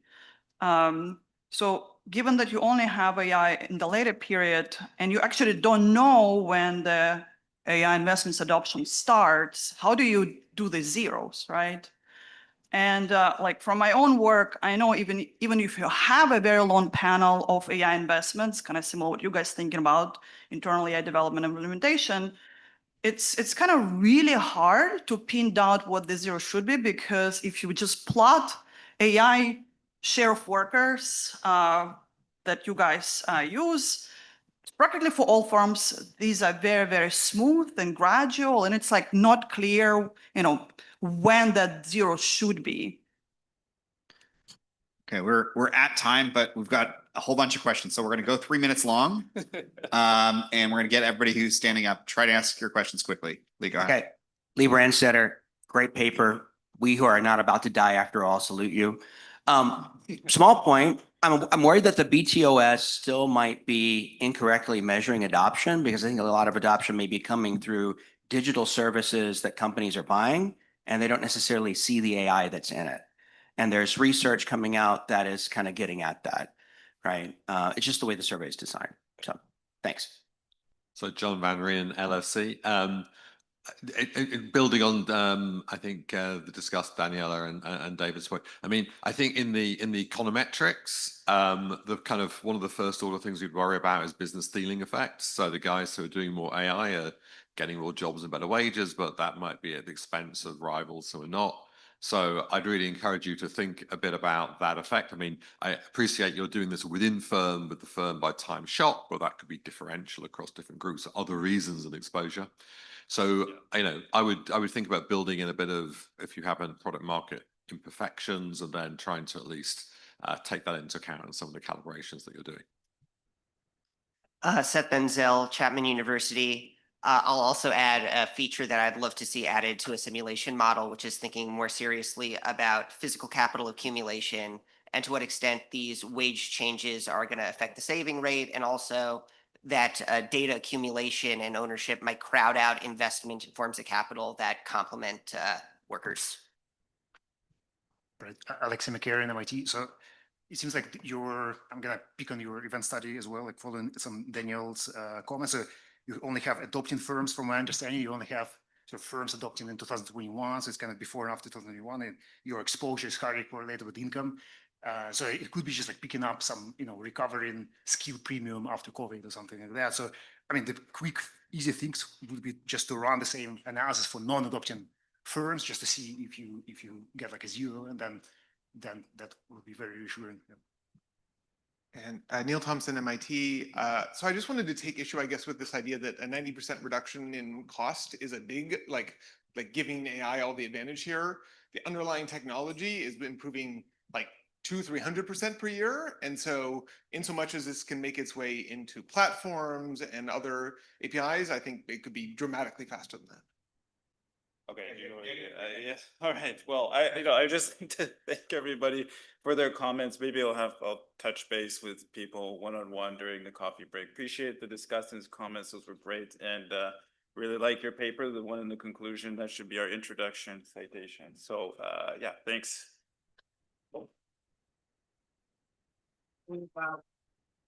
Coming back here at 11.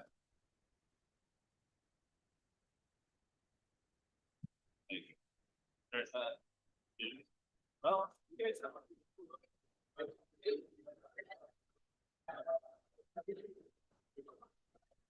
Where do we load?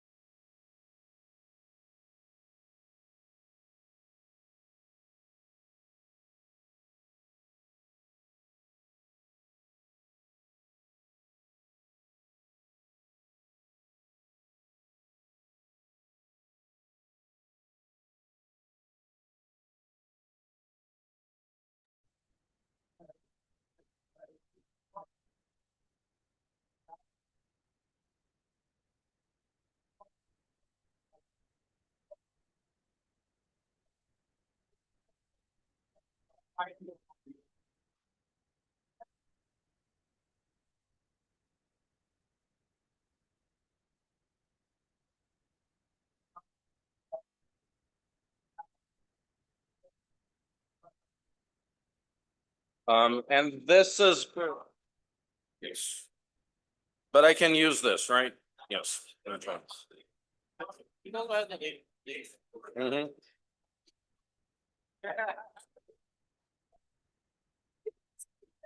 Huh? Yes. Oh.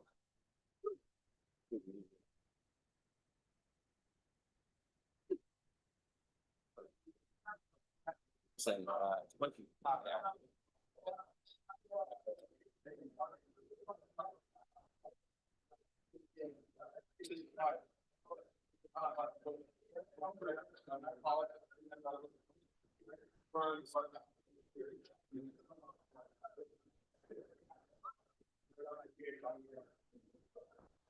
no, no.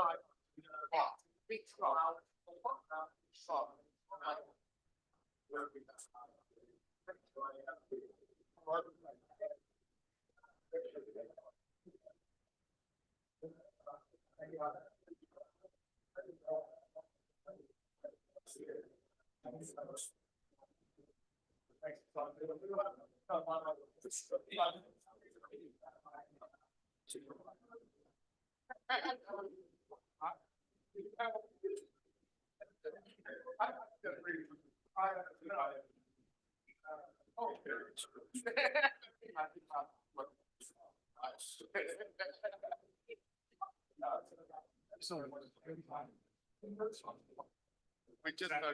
it's just like, it's fascinating, but I know that it's comes up all the time. It amazes me how hard that, just paying back out of the way, other than fraud, other than terribly reduced value. So if we do this, then you have less human capital, that's not really, oh, that's an assumption, started, it's not real. Okay, everybody grab your seats. Didn't try to change making choices, be happy to tell them.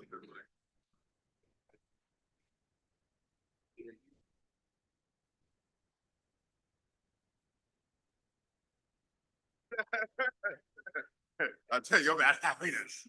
Okay. Grab your seats, everybody.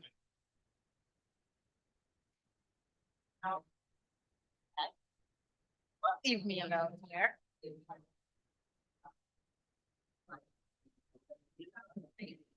Okay.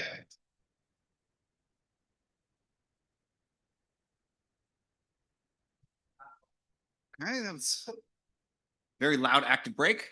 Now it's time to turn it over. Go ahead. Hello, ladies and gentlemen, and thank you to the organizers for selecting the paper in the program.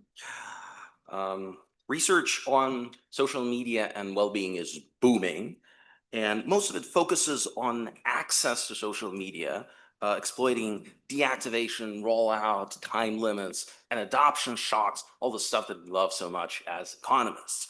But there's another important margin that has received less attention: the content, what users actually see. It's an attractive lever both for platforms and regulators alike because it allows you to tackle the pernicious aspects of social media while preserving its benefits. For example, you can filter out toxicity. But there's an empirical gap because we don't actually have good evidence on the effects of hiding toxicity on mental health. Filtering looks like free lunch. You remove the bad stuff, you keep the good stuff, and yay, you're happy. But that logic assumes that bad content can be separated from what people value about being there on the platform. And to see why this may be difficult, let me start with the simplest online network that I know. Parrots. Yes, there are parrots on the screen. And they're participating in video calls, courtesy of an MIT study. And these feathery fellows remind us that if you strip online communication to its core, you remove all no politics, no influencers, no news. There are socially meaningful creatures being present just there. And the lesson I want to take away from this is that an online interaction might not be important just because of the content. It may be important because it connects you to someone who matters to you. And even parents are picky about it. Now, what about humans? I would like you to have two images in mind as we go through the talk. So first, imagine you have an old friend, a dear friend who's sometimes toxic, but he's been your guy for decades. And you don't care that much that he's toxic. You care about the connection with him. So that's one image to keep in mind. Another image, imagine someone who in the current political climate is desperately worried about the state the country is in and about the other side being bad for the country, being bad for the politics, just being evil. And they need to see people in their feed who are on their side, who are fighting the good fight, who are defending them, and that they're not alone against the tide. So sometimes the value of a post is not just what it says, but sometimes it's that someone socially meaningful is present there talking and reacting. And that brings us to the tension hiding in the term social media, because it's both social and media. And they have been moving towards becoming more and more like traditional broadcast media. You have huge content creators and entities and organizations mass producing content at scale and broadcasting it to large audiences through algorithmic feeds. And in that sense, in that view, toxic content harms you through what it communicates, insults and hostility. So if you filter it, if you create a cleaner feed, you get better mental health. That's kind of the standard policy prime. But parents are reminding us that social media are also social, and that toxicity can be embedded in social participation, shared attention, and political communities. And if you filter that toxicity, yes, you get less hostility, but it also thins the important social environment of the user. And so the effect on mental health is actually ambiguous, because we don't really know how valuable that social part is. And this brings us to the question of this paper: does hiding toxic content, holding access fixed, improve mental health? We answer it with a browser extension that randomly hides posts and comments above a certain toxicity threshold. We employ it on Facebook, X, and Reddit. And we recruit 664 desktop users. We follow them for 6 months. 6 weeks across 2 waves. One before the elections during the 2024 campaign, and one outside of the campaign in 2025. And we look at the clinically validated scales for anxiety and depression. And what we find is no, filtering toxicity does not improve mental health. It worsens mental health. It worsens it by about 0.15 standard deviations. And the suggestive mechanism is that it's about social connections. So where we sit in the literature, there's the best causal evidence that we have is on restricting randomizing access, and we add to this by holding access fixed and randomizing the content margin. We add to the literature on content algorithms and moderation that is growing, and we're first to show a causal link from a particular moderated class to clinical mental health outcomes. And we're also adding to a rising literature on platforms and social environments by discussing the mechanisms. This is a schematic view of how the extension worked. Every post and comment gets a toxicity score, and if it exceeds a particular threshold, we pluck it out of the feed, and it's as if it never was there. The experiment flow is a little involved, but fundamentally it's we have 2 surveys before treatment and after treatment. There's a 6-week intervention period during which participants are randomized into treatment and control. In treatment, we hide toxicity. An important remark about control that is hugely important for robustness checks is that we split the group into pure control, where users have the unadulterated social media experience where we do not do anything, and a random hiding control where we hide content at random or toggle to toxicity. So we mimic the intervention, but do not rely on toxicity scores and hide randomly. We also split the toxicity group into 2, but that's mostly relevant for the appendix and not for any results. And lastly, at 12 weeks, we also have a small follow-up. We expected a huge attrition, so it's limited, and we use it for robustness checks because it's so valuable for robustness checks. The extension worked. The control group has a toxicity share of about 7.5%. And in the treatment arms, that is basically 0. Now to the main results. Toxicity filtering worsens mental health. The symptoms both of depression and anxiety go up. To put this into perspective, we can look at the percentage of people crossing the threshold of being considered moderate on depression or moderate, having moderate anxiety. And the difference is 12 percentage points. To kind of anchor the size of the effect, as I mentioned, the pre-registered symptom index rises by 0.15 standard deviations. A conservative quality adjusted life years calibration shows that that's roughly about $158 of loss per treated user over 6 weeks. And as a benchmark, it's about about a third to a half of the effect that was documented for online psychological interventions, but with the opposite sign. You can also see in the raw data comparing raw means that the control is stable and the control is flat and treatment is rising. And as an important robustness check, we do not see evidence of the effect remains elevated at 12 weeks.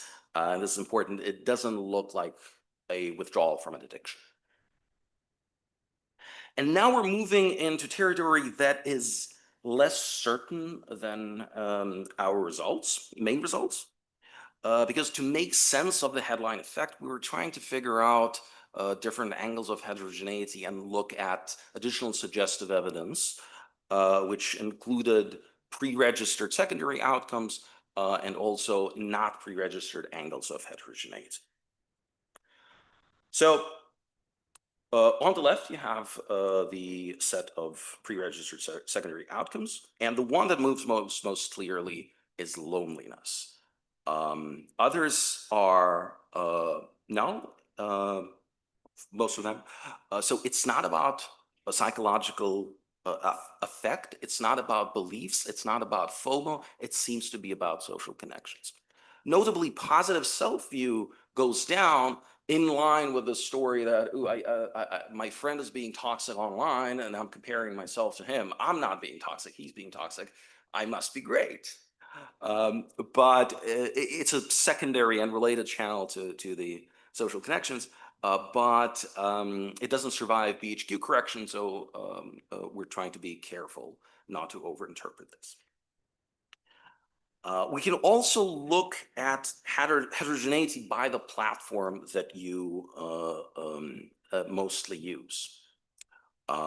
Because Facebook and Twitter are more about the social exchange, whereas Reddit is more about acquiring information. A grain of salt here, we do not observe any behavioral extension outcomes before treatment begins. So it suffers from potential endogeneity, and we try to address it by looking at early platform mix the first few days when you log in. Which platforms do you go to before any kind of longer term effects kicked in, before we change habituation or anything like that. And like the first day you log in, that's you didn't know, the intervention didn't yet even strike you. And we see that people who mostly use Facebook and Twitter are harmed by hiding toxicity, whereas people who use Reddit, which is more about information, are not. So this looks like this is pointing towards social connection as the driving mechanism. So, okay, but if it's social connections, then who should be harmed the most?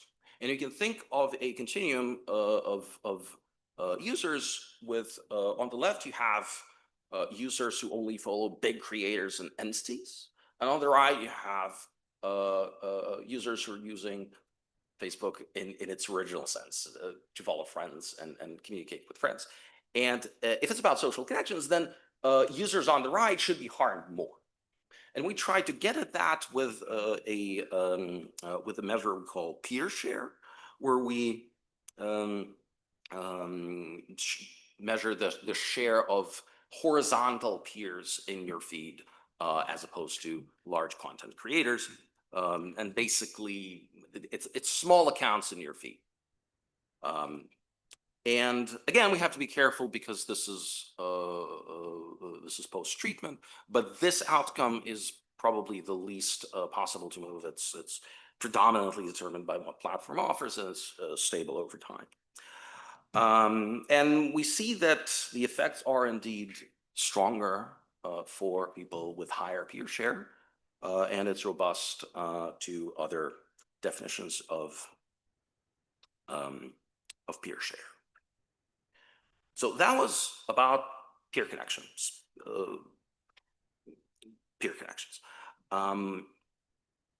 Now, but connections can be not only to peers, but also to your in-group, especially when we're thinking about political in-groups. And right, content can be socially relevant, even if the author is not familiar to you, but because it is tied to your side. And that's what we're trying to get at here. The left panel asks who actually is hurt. And it's the partisans who are hurt the most. When we, on the right panel, looks at the political toxic content, and we see that it is mostly congruent, predominantly congruent relative to incongruent political content. So it's your side being toxic rather than the out-group being toxic towards you in this. And this slide attempts to synthesize these results. We have two margins. We have connection to your peers, that's column 1. And we have connections to your political in-group. And the latter is highlighted by heterogeneity by moral disengagement index. That's an index of beliefs that the other side is a threat to the country, they're evil, and they're almost not human. And we see heterogeneity by MDI quite strong. The higher your beliefs about that are, the more harmed you are by hiding toxicity. Notably, it's not polarization, it's not support for political violence. This heterogeneity is restricted to MDI. And we also, the last columns show that these are two separable dimensions of the same idea. So what these margins tell us is that toxicity filtering is mostly costly when the hidden content is connected to your relevant social environment. Sometimes that connection is literal, horizontal ties to your peers, and sometimes that connection is political, identity conflict, and in-group attachment. So social media may be becoming more media-like, but the social component still matters for well-being. I'll quickly mention a couple of robustness checks. Most importantly, we do not see comparing hiding toxicity to hiding at random is significant. So it's not about feed disruption or anything like that. And I'll also mention to no differential attrition doesn't look like it's demand effects, not substitution, and it doesn't seem to be driven by differential levels of entertainment or humor. Policy implications, is George telling us that we should abandon content moderation? No, no, no. But we should adapt content moderation to these results. Maybe we could preserve agency using flags and less disruptive hiding. We could use source sensitive standards, and but overall we need to interpret this cautiously because we're only looking at private mental health costs to viewers, we don't incorporate harms to targets and offline harms. And to conclude, we find that hiding toxicity from the feed made people more depressed, anxious, and lonelier. And we find that toxic exposure is not the source of the well-documented costs of mental health costs of social media. And it's interesting because this highlights that there are different channels, and the axis effects are net of those. One likely channel, social comparison, is working in one way, and social connections channel pulls in the other. So this may be why deactivation gains look modest, that just connection costs works against them. And together with the companion paper on the effects of toxicity on engagement, we show that removing toxicity is costly on both margins, both for the platform on the engagement side and to the user on the mental health side. And lastly, the policy question is not whether to moderate, but how. And maybe our best tools are increasing friction and agency, and a lighter touch when we're talking about your best friend who's maybe saying something obnoxious. Thank you so much. I hope you enjoyed it.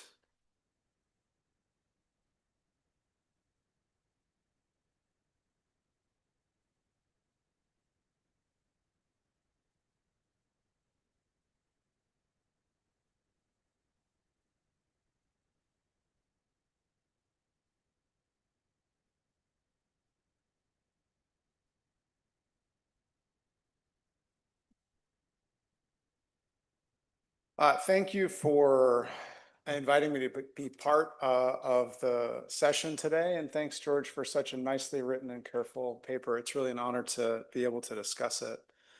Let me start with a little bit of background about how we got here to this research question. It's, I think, well understood by folks in this room, but it's just as a reminder, social media and the smartphone were adopted much more quickly than other media technologies of the past 100 years. And at around the same time as many of us started to use these things, anxiety and depression started to worsen, in particular among younger people, and in particular among certain Western countries, including the United States. And Jonathan Haidt has made some excellent points about this in his book, The Anxious Generation.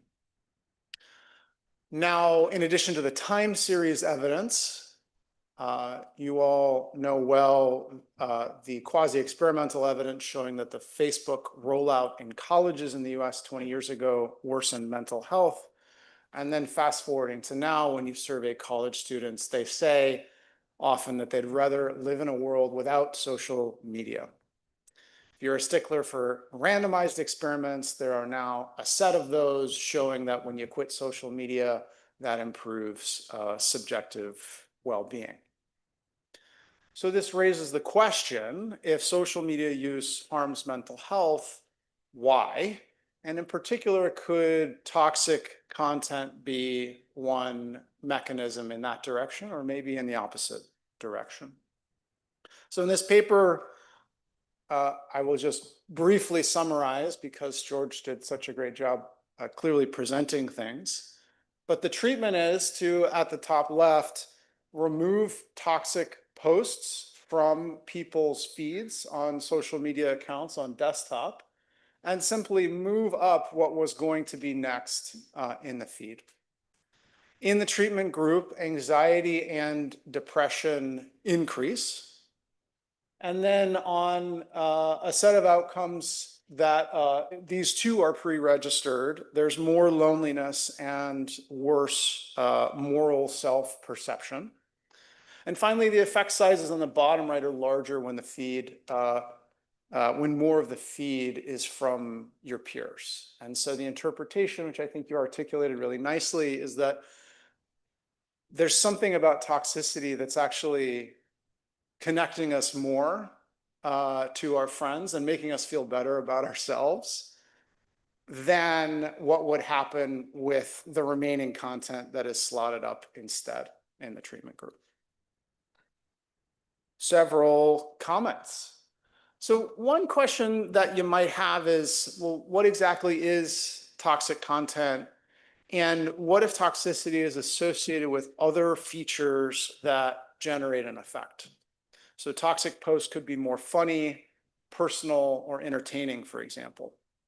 Now, I emailed with George last week, and George, you were kind enough to prepare a series of additional analyses in response to my numerous and demanding questions.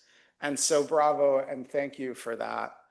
This is one of the additional analyses that George prepared as a test of this hypothesis, basically coding up or using, I think, coding that you already had of other features of toxic posts, and then asking if those seem to moderate the treatment effect. And the answer is basically no. So that's a piece of evidence on this hypothesis. A second comment is on actually the experimental design. So George talked you through the experimental design, and it's basically, as you said, a baseline survey. Randomization happens right after the baseline survey, and then there's an end-line survey where the pre-registered outcomes come from. The platform measures what your feed looks like in particular.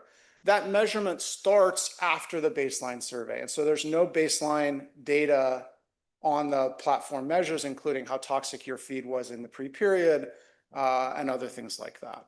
So that complicates the heterogeneity analysis in a way that you sort of George sort of alluded to, but there has to be a whole appendix sort of thinking through if you want to do heterogeneity based on these post-treatment feed measures, like you thought very carefully about how to do that.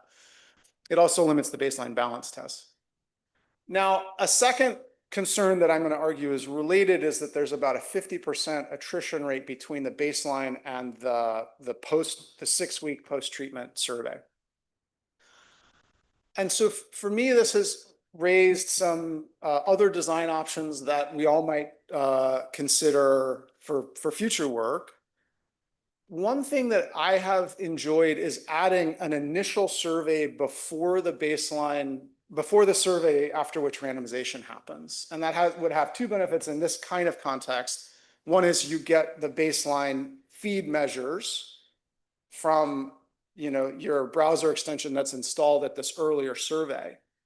And the second is you might have a theory that the attriters are going to attrit early. And so if you add a survey before randomization, you work out more of that attrition before randomization actually happens. As a second thought, of course, if you're worried about the attrition rate, which here is unbalanced, which here is not unbalanced between treatment and control. But if you're worried about that, you can also have more follow-up survey invites, backloaded payments, et cetera. Now, an additional question that one might have is, well, how do you, many of us have probably written papers where we found results that were surprising. And I think, George, you nicely set up why this is an interesting hypothesis test in both directions. But I will say that for me, the sign and magnitude of this effect were not what I would have predicted in advance. And I was thinking about that in the context of a sample that is small in the particular sense that the minimum detectable effect is larger than the effect size that I would have predicted. So the more recent and largest study on social media deactivation, which I had fun running with Matt Jensko and Benji Wittenbrink and a series of other great collaborators, our effect size of fully quitting Instagram or Facebook and mostly substituting to non-personal social networking service apps, those effect sizes are 0.05 standard deviations. And so this paper does a great job of building confidence in the results and explaining why they might arise. But there are some additional ways of building confidence that we also emailed about last week. So the first is you can show the event study figures. George showed you this earlier. So what would you expect to see in a randomized experiment where the treatment group goes up? You'd expect to see treatment and control start in the same place and then treatment go up relative to control. You see that in some of the analyses that George sent me. The one that he showed you earlier, which is this one, you actually see something a little different, which is that treatment and control start in slightly different places. If you dial in on the point estimates, they start in different places and then treatment converges up to control. A second thing you can do to build confidence is replication. If an experiment gives you a, to me, unexpected result, just run it again. And this study already has that built in because there's two waves, one during the election and one after the election. Neither one is, especially the second one, is not intended to be powered to be studied in isolation, but you can still do that. So wave one is on the left, wave two is on the right, anxiety on top, depression on the bottom. And you can see you basically get the same pattern of results, both in wave one and wave two. And so in that sense, it's a replication of the initial results. The third thing you can do, which we discussed last week via email, is to look at heterogeneity by treatment intensity. And my theory would have been that the users who have very little toxic content in their feeds are not being very affected by the treatment. The users that have lots of toxic content in their feeds are very affected by the treatment. And so the treatment effect should scale in that sense. And so what George did is he broke this out on the far right. These are folks who have the top quartile of toxic content, 15 toxic posts in their feed per day that would appear in the treatment group and are removed with almost 100% effectiveness. And those people have a treatment effect on the index of about 0.2 standard deviations. On the far left, these are folks who are only having less than one toxic post per day removed, which is much less. Their treatment effect is about the same. In fact, the point estimate is just slightly higher. And so that lack of an upward slope in this line is not consistent with the theory that I would have had here. And you have some theories that maybe you'll share with us. So just to conclude, George mentioned the policy implications at the end. If toxic content indeed makes people feel better, what does that mean for what platforms might do?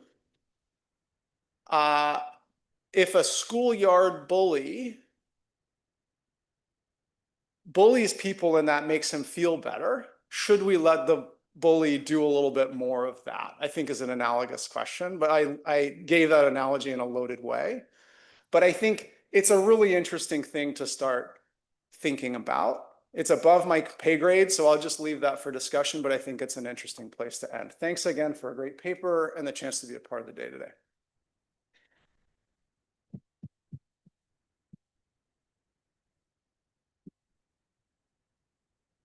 So super interesting result.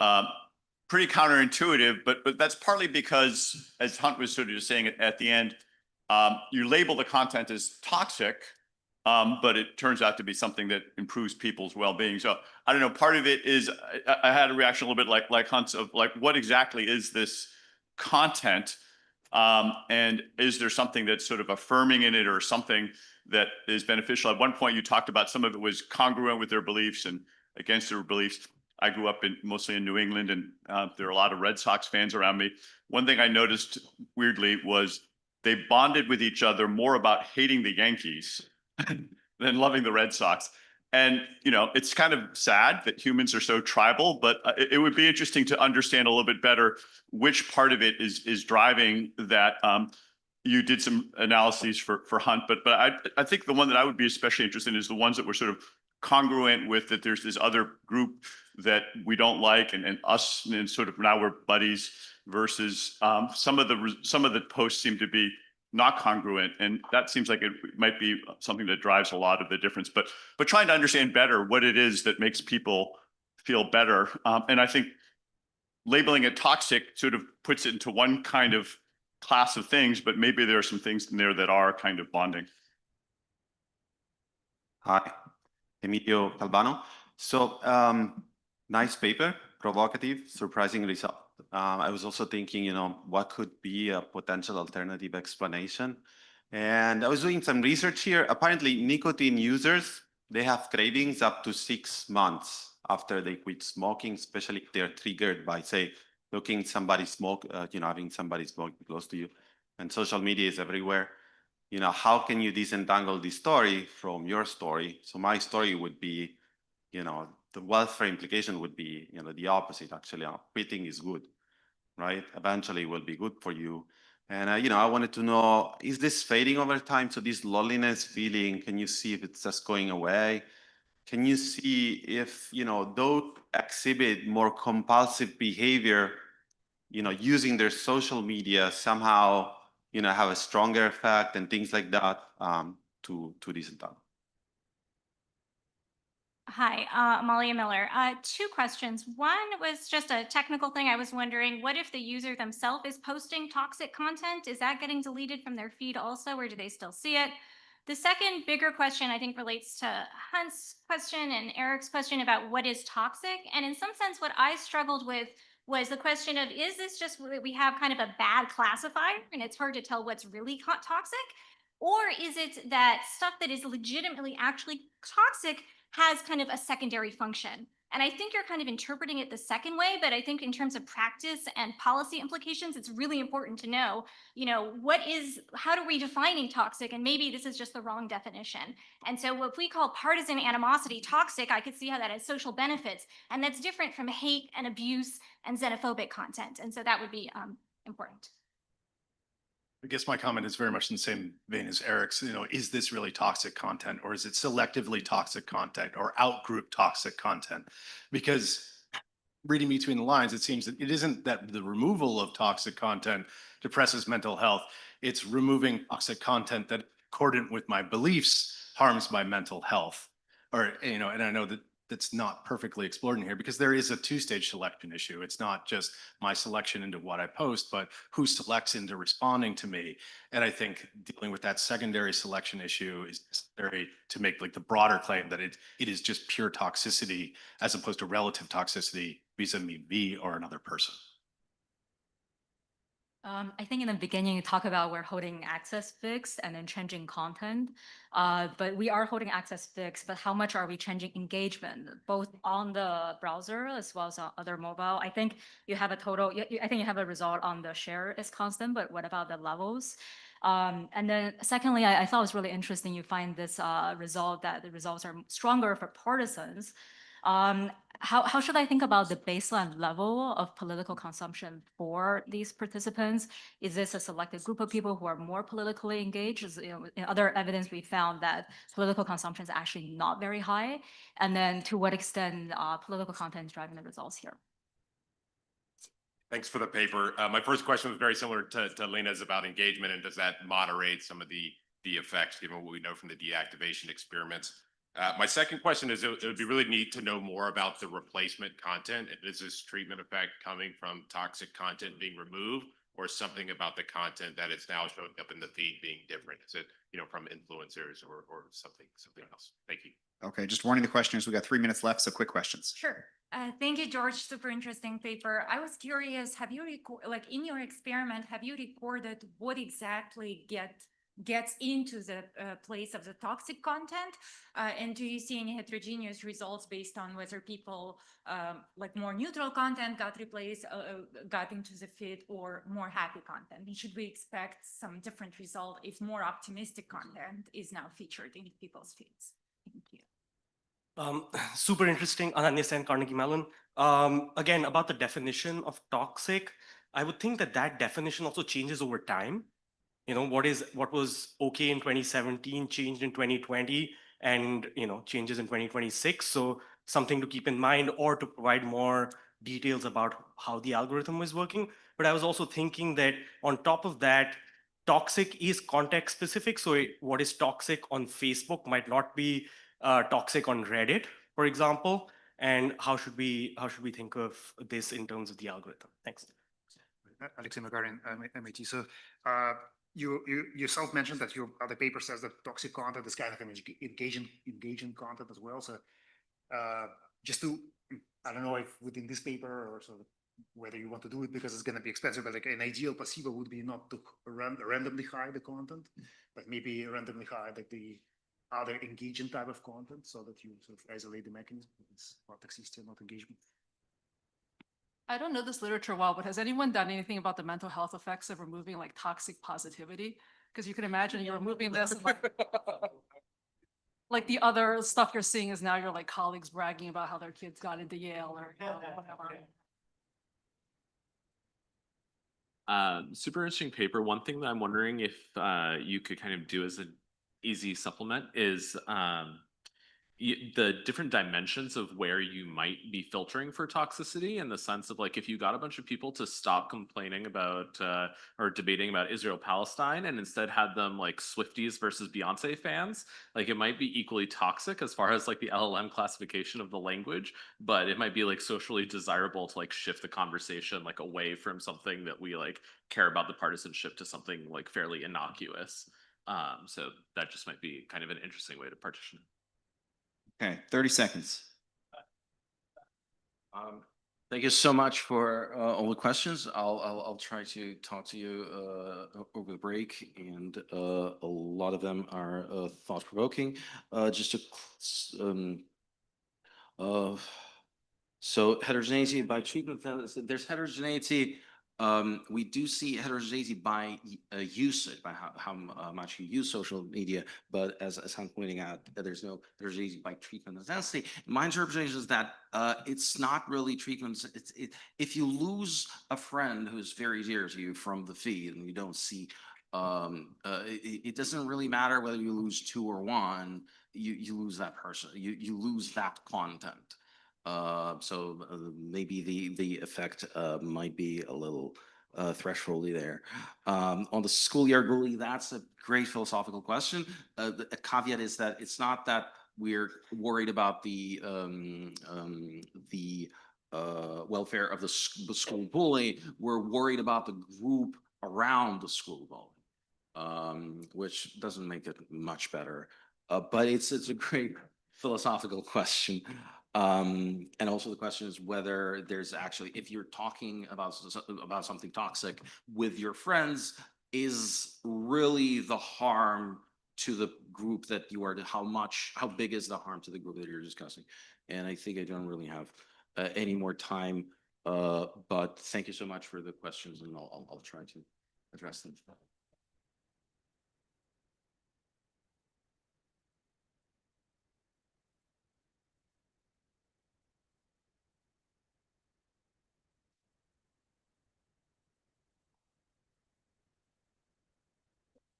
Ignore the underscore. So it's correct.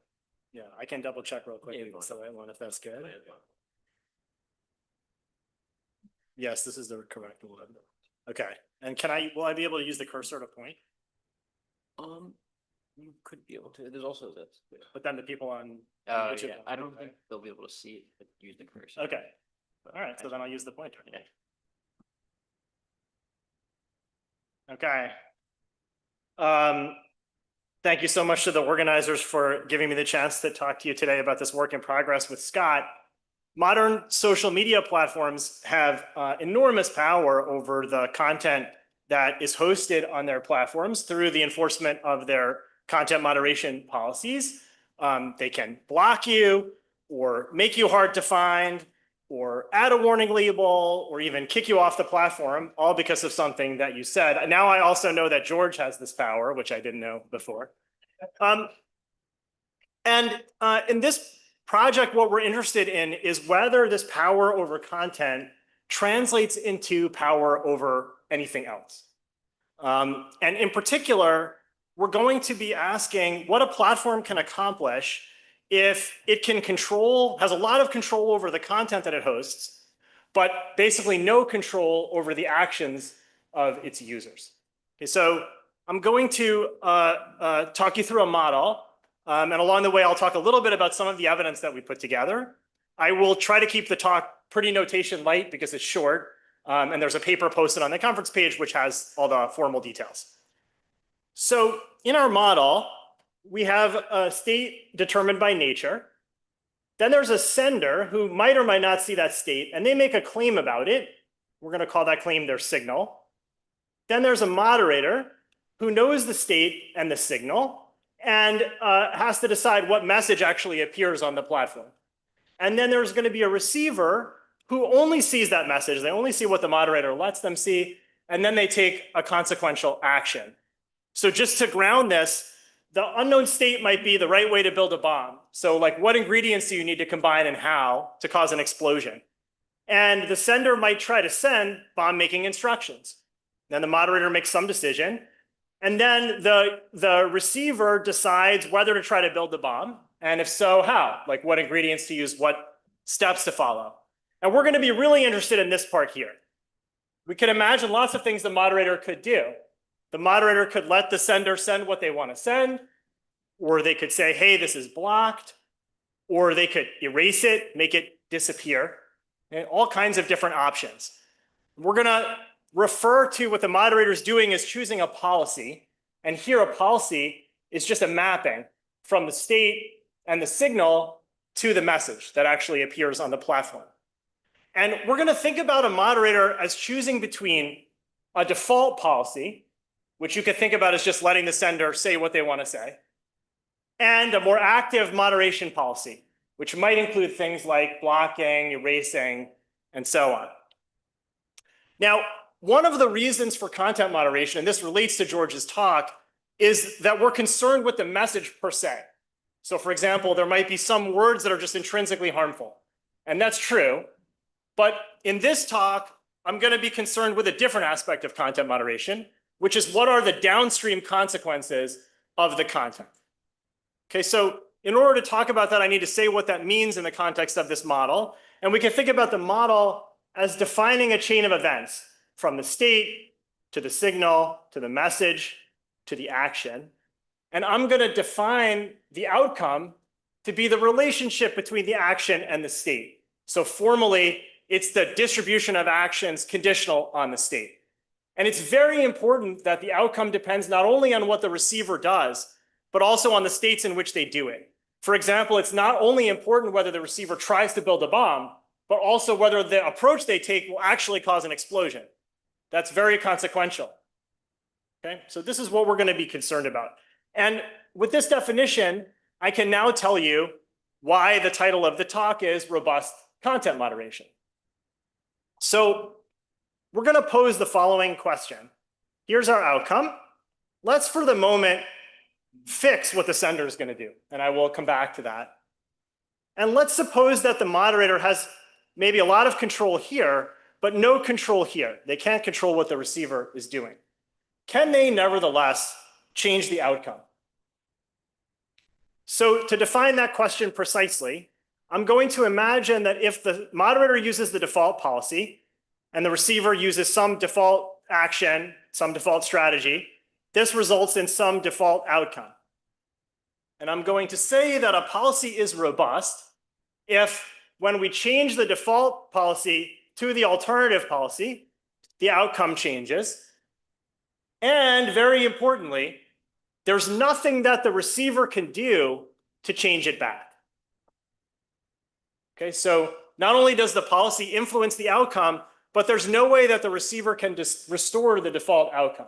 Now, that's a very demanding criterion for the moderator. And maybe one of the surprising things I'm going to argue is actually that's achievable. And not only that, but many real world policies plausibly achieve that goal. So to see that, we need to say something about when it's possible for a policy to be robust. And the good news is we're not alone in this, because the answer is implied by Blackwell's informativeness theorem from the 1950s. So what Blackwell's theorem implies when you apply it to content moderation is that a moderation policy is robust only if the default message is not a garbling of the moderated message. Now, for people who have not brushed up on Blackwell's informativeness theorem in the last 3 days, another way to see this is that a moderation policy is robust only if there's no way to transform the moderated message back into the default message without some knowledge of the state. And to say it yet a different way, really putting it in more economic terms, a moderation policy is robust only if it involves removing information about the state. So only if it's actually censoring the truth. Okay, so let me show you what this means. So let's go back to our example, and let's imagine that the sender tries to send bomb-making instructions that are correct. They will actually cause an explosion if followed. And our receiver tries to build a bomb if they get instructions, and if they don't get instructions, they don't try to build a bomb. So here's our default outcome. We can think about things as being organized into a table. There's different possible states of the world, different possible combinations of ingredients that might explode. And the signal is just going to disclose that. It's going to explain how to cause an explosion. If the moderator uses the default policy, that signal gets passed through. The receiver follows the instructions. Because the instructions are correct, the receiver's action matches the state, and we have an explosion. Under the alternative policy, where the moderator erases anything that looks like correct instructions for building a bomb, then the receiver doesn't try to build a bomb. Moreover, the policy is robust because there's nothing that the receiver can do to restore the default outcome. Since they don't know any longer what the right way is to cause an explosion, they can't. Okay, so this policy is robust, and importantly, it removes information from the platform. It prevents the platform from hosting information about the correct way to build a bomb. This policy, which here is in a stylized example, has a lot of real-world counterparts. So for example, on Meta's platforms, you cannot upload instructions for 3D printing a ghost gun, which is like an untraceable weapon. This is a policy that tries to remove information, to prevent real information from being true information from being hosted on the platform. And it is not plausible, it is plausible, according to our analysis, it's plausibly robust. Another example, policies against doxing, which most platforms have and have had for a long time. These policies say that you cannot post somebody's private contact information. These policies are attempting to prevent the disclosure of real information on the platform. It's real phone numbers that are the risk here, and that's what the platforms are trying to prevent. These policies remove information, and they're plausibly robust according to our analysis, but not all policies are. So let me give you a different example. Imagine that the state of the world is whether some vaccine is safe. And the sender is an influencer. And they say they've done their own research to decide whether this vaccine is safe. But actually, they haven't. They're just going to always say it's unsafe. And the receiver is somebody who just does what social media tells them to do. Not saying that there are any real people like that, but just for the sake of an example. So now we have two states, safe and unsafe. No matter what the state, the sender is going to say that the vaccine is unsafe. If the moderator lets the sender say what they want to say, that's what the receiver will see. And because they always do what they're told, they're never going to get vaccinated. Now, what can the moderator do about this situation? One thing they could do is anytime the sender tries to say something not true, they could say, that's not true. They could have a flag that says this is false. And if the receiver just does what social media tells them to do, of course, that will change the outcome because they'll say, oh, well, the platform's saying that the vaccine is safe. I should get vaccinated. But this policy is not robust because there's a very simple thing that the receiver can do to restore the default outcome, which is to simply ignore the flag and do what they would have done absent the flag. So the receiver can change the outcome back to the default outcome, and that means this policy isn't robust. And it's also very clear that this policy does not remove any information about the state. For example, it's possible for the receiver or anyone else to reconstruct the default message, which just always says that the vaccine is unsafe. So this policy is not robust, and we know it can't be robust because it doesn't remove information. And in fact, we can say something stronger in this example, which is that there's no policy that's robust against this particular type of sender. So there's no way to engage in robust moderation against this influencer. This policy, of course, also has real-world counterparts, sometimes called third-party fact-checking. This is a policy that involves getting a third party to take a look at something on social media and say whether it's true or not true, and then if it's not true, you say that it's not true. This is a type of policy that many platforms adopted several years ago, and also many platforms have started to unwind, very famously with Meta making that announcement in January 2025. And that's not an isolated example. One of the things that we've done as part of this project is collect historical snapshots of the policies of social media platforms, the moderation policies. And what we find is that the policies that are plausibly robust, like policies against doxing or posting instructions for making weapons, were some of the earliest adopted policies and have been extremely durable and persistent. Whereas the policies that our model says are less plausibly robust, like policies against misinformation or third-party fact-checking, have tended to be introduced more recently and also more ephemerally. So they're more likely to be taken down. So put another way, what we find in the data is that the policies that our theory says should be less robust are also the policies that the data say are less persistent. So we've used Blackwell to learn what it takes for a policy to be plausibly robust. But I haven't really argued why that's an important consideration for the moderator. So let me do that now by going back to our vaccine example. So remember in this example, the influencer is always going to say that the vaccine is unsafe, and the moderator is trying to solve this problem by flagging when the sender says something that is false. Now we need to think about how the receiver understands what's going on. And we haven't said anything about that yet. But let's imagine that the receiver thinks that the influencer is the one doing their own research. They think that the sender is telling the truth. And they think that the moderator, who after all is like a tech platform somewhere, doesn't actually know anything about vaccines. And so maybe they're flagging at random, or even worse, they're like adversarial. They're like in the pocket of the vaccine industry or something like that. What should the receiver do? Well, if this is what the receiver believes, the sensible thing to do is to ignore the flag. And in ignoring the flag, of course, the receiver restores exactly the outcome that would have arisen under the default policy. So it turns out that this example generalizes. So we have the following result in the paper. If we endow the receiver with some preferences over outcomes and some beliefs about what the moderator is doing, anytime the moderation policy does not remove information, there is something that the receiver can believe under which what they want to do will restore the default outcome. Okay? And I think this is probably our most novel theoretical result.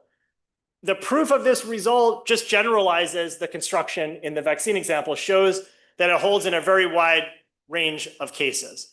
And the economic upshot of this result, I think, is that moderators should be concerned with robustness anytime users don't trust the platform to do a fair job as a moderator.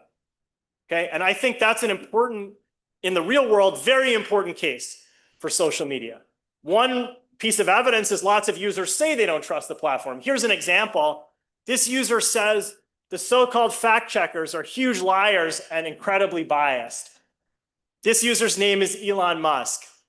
But you don't have to take just this one user as evidence. There's a lot of data. This is a survey from around the world where people rate social media as the least trusted sector of business. This fact here is from a survey of the US population, where folks are asked whether they think that social media platforms can be trusted to do a fair job. The vast majority say that they do not trust them. So what the theory says is that moderators should be concerned with robustness when their users don't, when platforms should be concerned with robustness when users don't trust them. And what I think the data and also just casual experience says is that there are a lot of users who don't trust the platforms to know what's right and do what's right on the platform. Just because removing information is necessary for robust moderation, though, doesn't mean it's always a good idea. There has to be some downside from removing information from the platform. We can formalize that as well. So we can imagine that the moderator has preferences over outcomes that we summarize in a payoff function. And we could just think as a thought experiment about like the worst case payoff from the moderator's point of view. So for example, in the vaccine case, the worst scenario might be that people get vaccinated when it's not safe and don't get vaccinated when it is safe. That's like very bad from the moderator's point of view. We could think about what if the moderator tries to moderate in such a way as to eliminate those worst outcomes.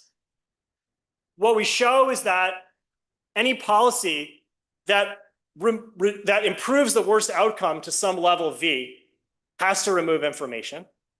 And I think more interesting, if in doing that, the policy doesn't remove outcomes with payoffs better than V, then it must be that the worst outcomes are not a garbling of the better outcomes. So again, translating that into economic terms, what this result says is that from the moderator's point of view, removing information is a free lunch only in situations where that information can only be used to do harm, as perceived by the moderator. So again, we can see that kind of trade-off showing up in real-world policies. So for example, here is Meta's doxing policy, but now I've highlighted the exceptions. And the exceptions include things like you're posting the contact information of a charity.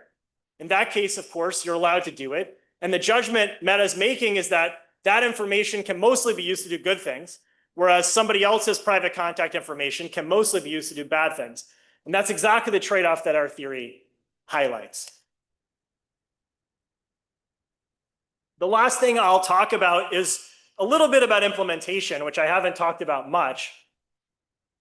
Of course, in practice, not only what the receiver does in terms of their action, but also the signal can respond to the moderation policy. So maybe the sender changes what they say, or the receiver changes who they follow. Okay, and those are kind of isomorphic. And what we show in the paper is that if that's the case, then robust moderation requires that the moderator remove information in all its possible forms. Okay, so that's a little bit loose here. Let me, instead of trying to give you the formal version of that, just give you an example.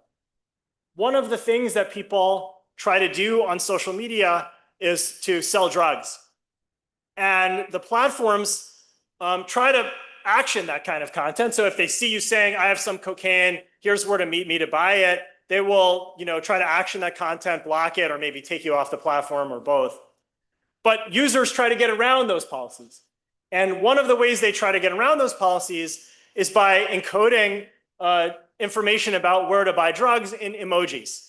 And this fairly sophisticated system of emoji cryptography was invented precisely to evade detection by social media platforms. So this is something, again, that is sort of predicted by the model and makes intuitive sense. It's not enough to remove the literal statement, here's where to buy cocaine. You have to remove figurative versions of that statement that can be understood by the users. So to conclude, robust content moderation is important for the moderator when its users are skeptical, which I think in the case of social media, they are. It requires removing information in all its possible forms. And it's a free lunch for the moderator only in the case where information can only be used to do harm. I have talked today mainly about applications to social media, where what we find in the data is that policies that are more plausibly robust are also more durable. But I'll just end by advertising that in the paper, we also talk about applications to state censorship, where there are a lot of parallels.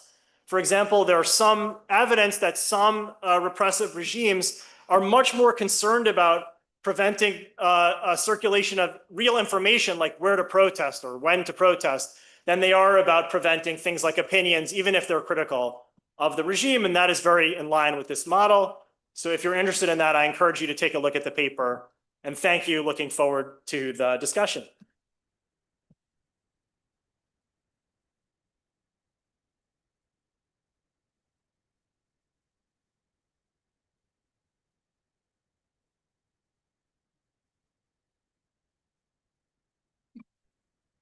Great, thank you very much. It's good to be discussing this paper. It's nice to see a theory paper as well. The topic, content moderation is an interesting one. It's hard to sometimes get your head around. It's like, well, should I not put out another paper? That doesn't seem like a thing to do. Anyhow, so basically, our lives are one, in this room, academics, our lives are one big dealing with content moderation. Here at the NBER, as you well know, we have a content moderation inserted thing coming in. The NBER refrains from making policy recommendations. It comes up in these rooms. If you've had the experience of a working paper, sometimes you might, because you are thinking of those things, put in some section saying policy implications, and you are told, oh, no, you can't have that. You can't put that content, you should remove it. And this paper here is sort of like, says, well, is that an effective thing? Is that an effective thing of not having a thing you could cite for a policy recommendation? Of course, the way we all get around it, which is part of the point of this paper, is we, instead of having policy implications, we have something called welfare implications. And we're all turned into Jewish grandmothers, basically saying, sure, you may want to ban this terrible content for children in order to protect the children, but I'm not going to tell you to do that. It might help the children. I'm not going to. So we have those things going on basically, and then of course we have the same at every single scientific journal. Just I'm going to take a digression because I'm a co-author with one of the co-authors of this paper, just to give you an illustration of how scientific journals censor information. Scott Commoners and I wrote a paper on April 1st called Bitcoin Makes Time Travel Possible. This is a very significant result because normal currency, if you put it through time travel, if time travel was possible, interest rates will fall to zero, but interest rates aren't zero, so time travel isn't possible. But Bitcoin overcomes that for various reasons.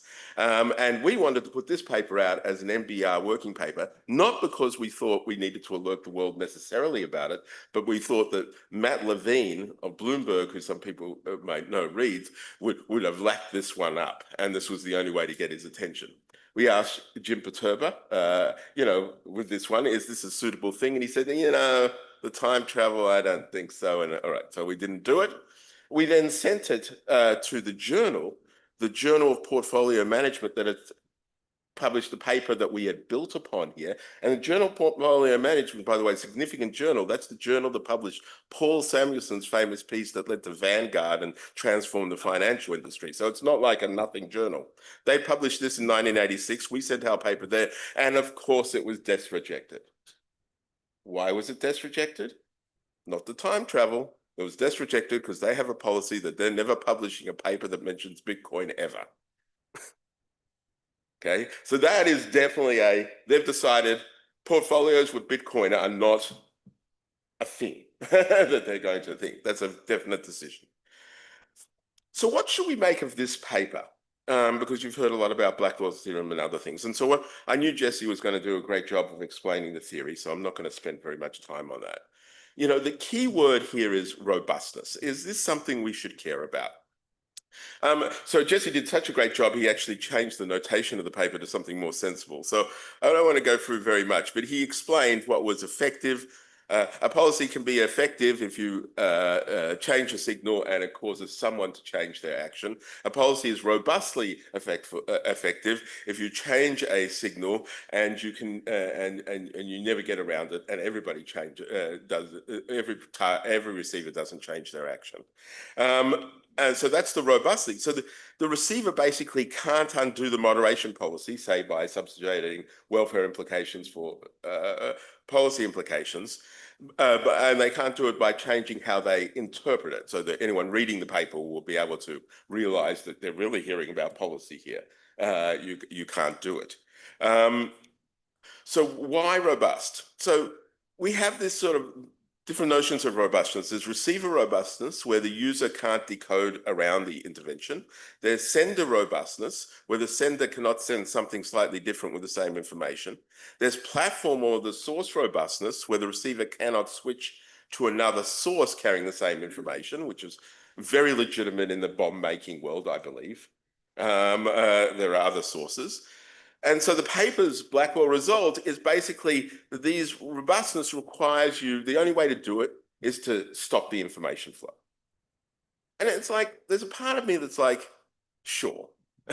You know, the receiver needs information and you stop the information and they won't take the action without it, it will do it. And of course that is a robust theorem. That's the sort of thing would not anyone in this room excite pure economic theorists, because it is somewhat surprising that there's even a result here that looks somewhat there. And we have these illustrations regarding false, doesn't do anything, deleting a private address to target for doxing or something absolutely does something.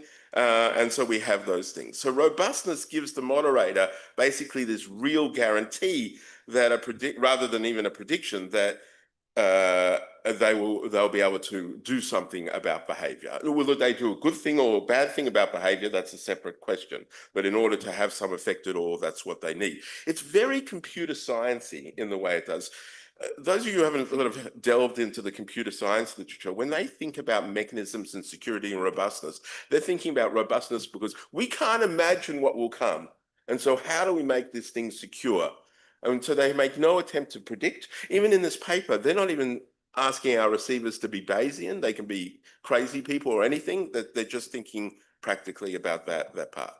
So is this a Seinfeld result? And I mean, is there nothing to this?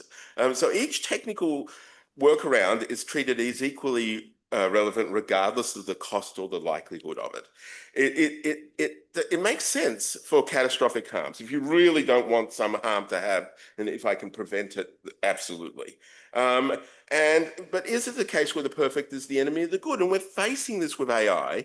When we moved from mythos to fable, fable is a censored version of mythos that does not allow you to do biological questions, which I've experienced, and also cyber security or anything to do with cyber security, which Hugging Face found this week when they got an infiltration. They could not ask Fable for help, so they ended up asking an uncensored model Kimi that came out of China. Okay, so that's you know, that should give us pause about some of these, if we really want to guarantee something, if it's a good idea. And I pause, you know, there's this corollary in there that if a signal coming from the social media is completely uninformative, there's literally nothing you can do about it. Look, don't try and moderate me, Avi. The people need to hear my information. Okay, so the receiving so the receiver can that's an emoji. The receiver can ignore the moderated message. You know, so vaccines may say there's no credible evidence vaccines safe regardless. They can just never vaccinate, and the moderator can't do anything really about it. So what I suggest, however, I think there's the elements of this model point to a way of reframing it. So I think actually they might have something there, and they could say something more about more economic type trade-offs. And that is, you could have an impossibility theorem. You basically restate the paper as three things can't hold simultaneously. First, baseline recovery. The moderated message retains enough information to reconstruct the message. The receiver sovereignty, when such a reconstruction is technologically possible, the receiver is free to perform it and act as they were. In other words, you haven't prevented their action in a way. There's guaranteed behavioral change. At least one default state contingent action distribution is no longer feasible after this moderation. And in that case, you cannot have a situation where all three of these things hold. If 1 and 2 hold, every outcome is feasible under moderation, so you can't have 3. So it's an impossibility theorem. And so you can think about that. Fact-checking and uninformed vaccine skeptic can add useful information and influence people who trust the connection. But because the original recommendation contained no information, the receiver is free to do whatever they want. The platform can't make it. So you see those trade-offs. You know, not surprising, there's now a 20-page paper that the authors will receive after this that proves out this theorem that way. But what this informs us what to do practically. The impossibility result tells you that one thing you might do is demotion. You might reduce exposure. You might, if you want to give information to students that they won't read, you put it in the syllabus or your iTunes terms and conditions. And you can target the passive users and reduce push-driven harm that way. This is a strategy. Again, it's a attention-based strategy, or you can impose some friction. You can raise the cost of recovery. You can target the casual searches and mitigate pool-driven harm that way. So you can do that. If you had some idea of the composition of the users you're trying to target, you could have a more sensible and possibly more effective, on average, content moderation problem, rather than something that is a minimization of the maximum harm.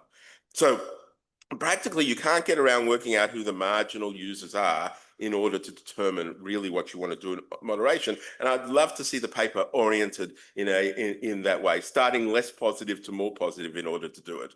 So basically, the takeaway from this you should take is when behavioral outcomes, what behavioral outcomes can a moderator guarantee when it's the only instrument is the message received by the user, while the user remains free to interpret that message and choose any action.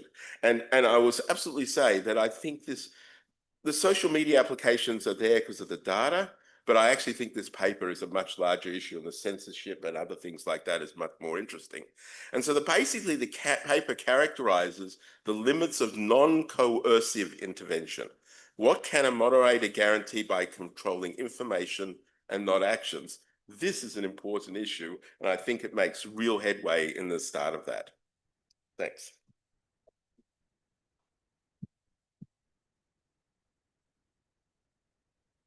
A very interesting paper. This is maybe more of a thought of an extension or another paper, but I was wondering if the act of moderating might allow the sender, if they don't know how to build a bomb, to infer how to build one. You send a bunch of different messages to it, see what it's moderate, see what it does not, and then reverse engineer how to actually build a bomb. So the paper points out that to be robust, you have to remove information. Robust sounds like a good thing, but most of my life I've been taught that like removing information is not a good thing. It's like in science, we don't do that. Brandeis famously said that the solution to speech that you don't like is more speech, not removing speech, more counter speech. And I'm trying to think about, what's going on here. A big part of it seems to be driven by that, you take the moderator's perspective and basically assume they've got the truth, or that you want to solve for what they're doing, and the receiver, maybe has problems. And so in that world, you want to maximize what the moderator's beliefs are. But it'd be interesting to more explicitly go at this much broader belief that usually counter speech is a better solution than removing speech. And a more Bayesian approach seems like the right way to do it, that to account for that there's some probability that the moderators got the truth about vaccines or whatever, and there's some probability that there's a mistake there. And then depending on how much you weight those, you would get at one end, you only have the speech by one party, other end, you have some kind of balance. And it would just be interesting to step back and think when it is that counter speech is the right answer versus censorship. Really enjoyed the talk. I mean, this is a complicated model that you distilled really nicely in 20 minutes. I mean, you mentioned at the beginning of the talk that robustness is a very exacting condition. And I was wondering if you had thought about sort of ways in which you might relax it while still getting the results you get. Because if you think about it, you know, the information removal moderation stuff that you have is impossible to reverse. And then the fact-checking example that you give is costless to reverse. And maybe there's a middle ground of like, you know, how costly is it to reverse it that could sort of give you something that, and I think this is where the discussion was going as well. So you must have thought, you know, given your interest and how you apply this to advertising. So I was thinking through, you know, think about some interventions in advertising are banned completely, smoking, other, you know, Europe medicines.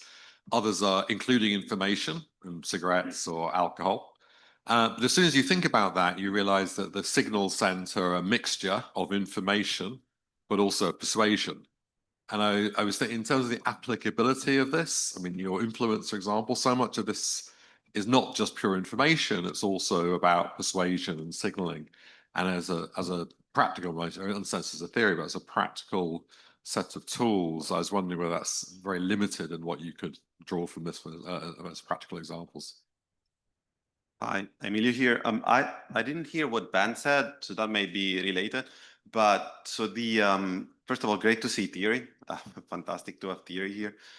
So let me walk you through the bomb example once more. So the idea there is that if you know the message is removed, then the receiver is going to infer how to build a bomb, right? So that's what's going to happen, and that's bad. And it seems that this kind of robustness criteria is built on is basically taking care of, you know, receiver sophistication, and there is this kind of receiver sophistication. There is a tension there because I think that the paper, on the other hand, it's motivated by a lack of sophistication of receivers, and you know, I wonder if you can comment on that and also think about how to soften these criteria to take care of this. Yeah, so platforms being kind of compositions of agents, and each agent you can think of as having a kind of a dynamic, persistent identity. And so going back to Josh's comments about the marginal user, when somebody does go through KYC, I don't know if Facebook does have KYC, but maybe, you know, the platform could have KYC, you know, the identity of the person, and you can kind of track that over time. And so being able to understand those emojis, like if the person is, you know, doing something naughty that is tracked in a historical state, then how much does that carry forward? So I guess a kind of recap of this is just, you know, how much do agents play a role in being able to track dynamic identities? And that would be interesting to explore. Thank you. It's a very interesting approach to content moderation, and a little bit related to this last comment. I was wondering, what is the role of uncertainty from the platform's perspective about the state of the world? So how would we capture, for example, the fact that you might want to allow some messages, for example, to understand if this snowflake that I'm seeing, is it like this person trying to sell cocaine or not? So you might want to allow these kind of messages to recover some information, get people to report this kind of post, and then act afterwards. I guess it depends also on the severity of the outcome. Thanks. Okay, just a couple of minutes to, you know, be choosy. Okay. I guess first and most importantly, I should just say thank you very much to everybody for an excellent discussion, and thank you especially to Joshua. I thought that Joshua's idea about framing this as an impossibility result was really cool. So we haven't thought about it like that before, and we'll go think about that. I guess I can say a few things. You know, some of the questions, John's question, Emilio's question, have to do with how much sophistication we're attributing to the users. And I guess the way I am thinking about it is that we're pretty agnostic about that. But our observation is that if what you want to do is ensure a change in the outcome, the only way you can actually achieve that kind of guarantee is by taking something out of the user's hands that they would otherwise have. And since the only thing you're controlling is content, it has to be information. So that doesn't rule out the possibility that receivers are being persuaded by the influencer. In fact, it might be precisely because they're persuaded by the influencer that they're doing what the influencer says. But in that example, because the moderator has nothing to take away, there's no information being produced by the influencer, they actually have no tools that enable a guarantee. And I guess that's the upshot of that example as I see it. I think going to Eric's point, I also don't. I mean, if we think about the vaccine example, what our result says is not that we should, censor what the senator tries to say and not allow counter speech. But what it says is that none of that is going to guarantee a change in the outcome, because there's nothing we can do to guarantee that people won't listen to the sender as if the sender is telling the truth. That, I think, just draws a sharp line between the types of policies that can achieve a robust guarantee in the sense that they don't require the user's cooperation, and the kinds of policies that can't achieve a robust guarantee because they can only work with some amount of cooperation on the part of the users. I guess maybe that's another way to think about it. Do I have any more time? 15 seconds. Okay, in that case, I'll just say thank you. I have some more things that I'll follow up with folks on offline. Thank you very much. Okay, it's lunchtime. We're gonna come back. Ooh, what time is 1:30? Well, at 1:30, back here.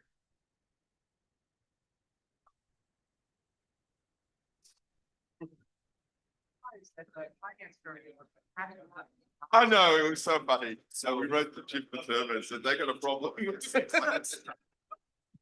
It was really. Trying to make it impossible. You're all portfolio.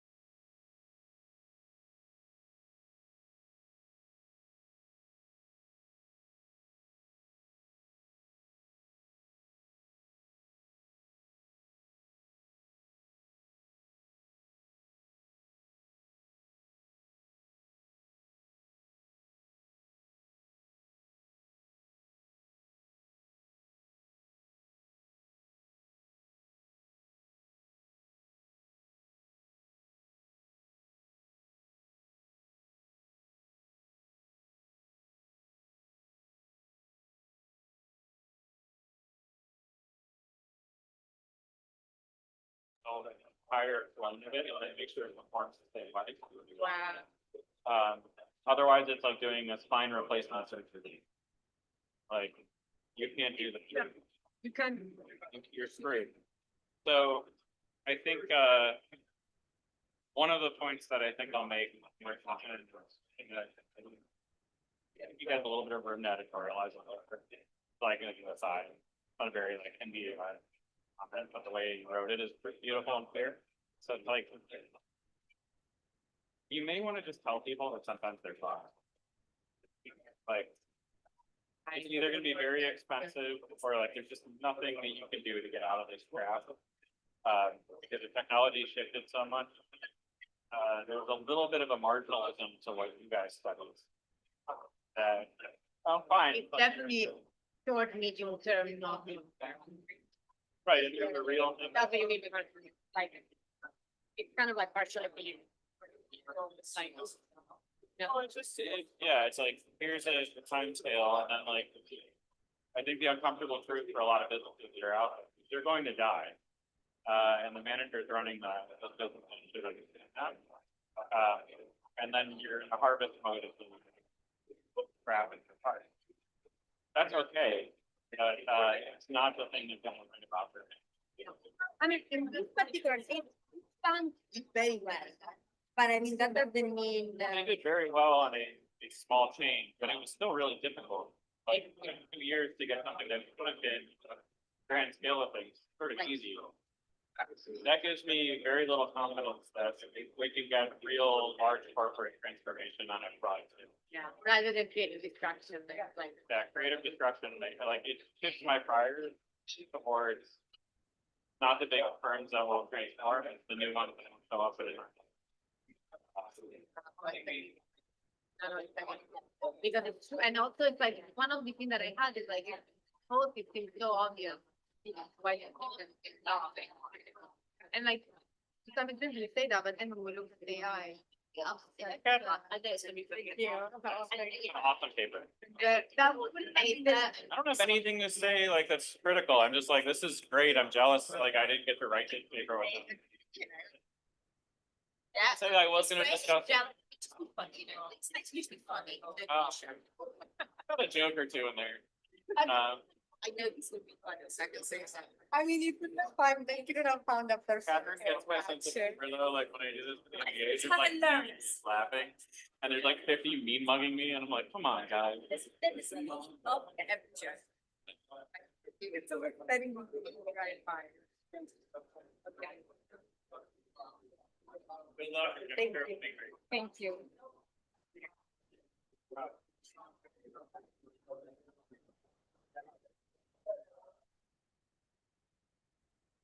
I am ready. So.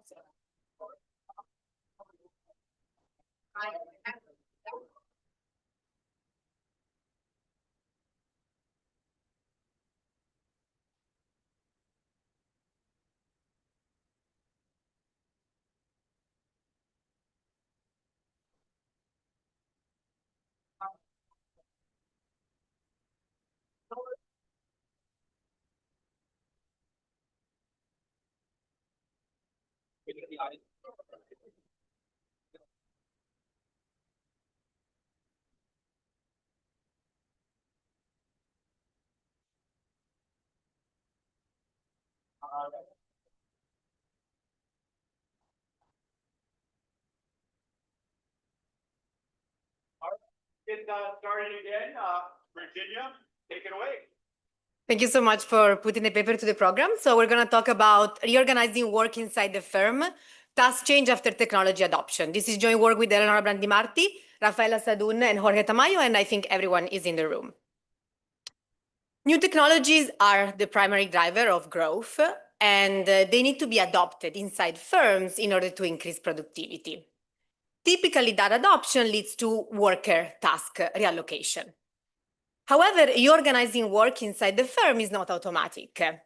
There's anecdotal and stylized facts from aggregate data that shows that performance systems and management practices need to be changed in order for the new productivity benefits of technology to be leveraged.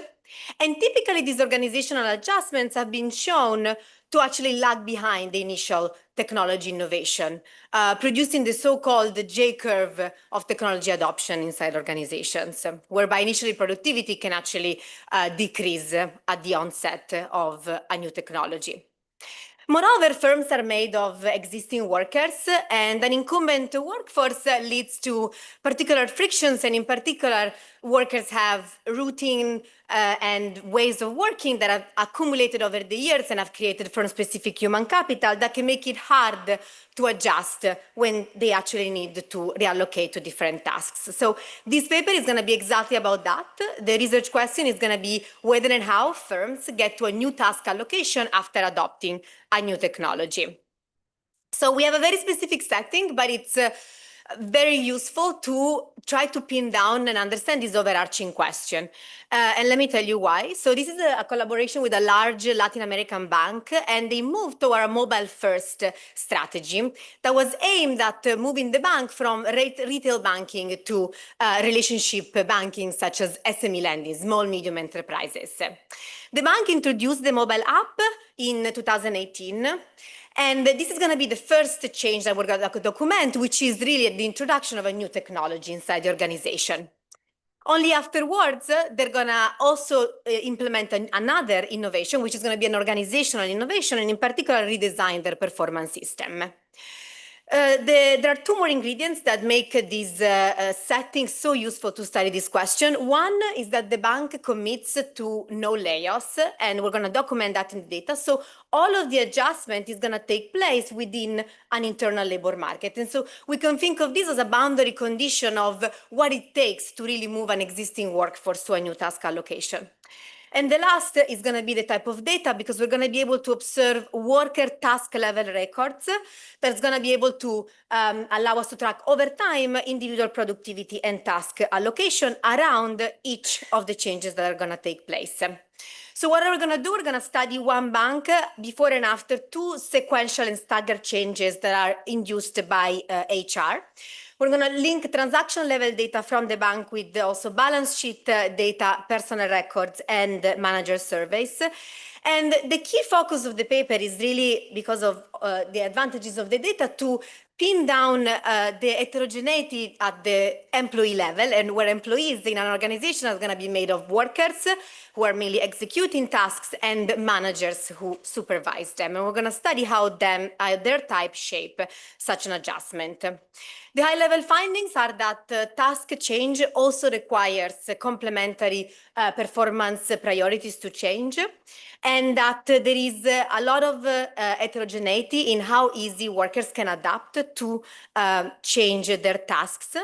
Managers are going to be important in being a complementary managerial tool to aid adaptation, but they're going to be complementary in particular, and this is an important source of the complementarity, because they're important only after the actual management practices around performance priority has been adjusted. So I'm going to go into more details, but before I step into the data, I'd like to start with a simple conceptual framework, which is going to be useful to set the stage and also derive some predictions and what we're going to study. The setting here is going to be account managers in bank branches. They work across three main tasks. Routine products, those are those that are basically going to be automatized through a mobile app, a customer-facing technology. I think we're all familiar with what mobile banking apps are nowadays. And then they're going to have two sources of complex products, and one is going to be lending to small, medium enterprises, and then there's going to be other complex products. You can think of pension funds or mortgages. The app is going to make routine work easier, while task change towards SME lending and complex product would require adjustment, and in particular, learning new skills. These skills are actually very specific and very precise in the sense that you need more interpersonal and analytical skills to be able to do those transactions. The bank starts with all workers facing the existing performance criteria, which is a weighted average across these three task groups, but they're going to differ in their type, which we're going to call parameter theta, and is basically going to parameterize how easy it is for them to adjust, so their adjustment cost to task reallocation. Branch managers are important here because as opposed to headquarters, they're going to be able to observe worker type. And in fact, they work closely with the workers in the branches, but they also have differ in their type. And in particular, some managers are going to have more capacity, more ability to help a worker adjust. And that's going to be the TM for managers. So you can already see there's going to be two sources of frictions. One, the heterogeneity from the worker side in adjustment cost, which is going to depend on the theta and how much training or coaching they receive in analytical skills. A is for analytical skills. And then branch managers' capability, and which you can think of scarce managerial capacity. All of these under common performance incentives. So let me derive the main predictions.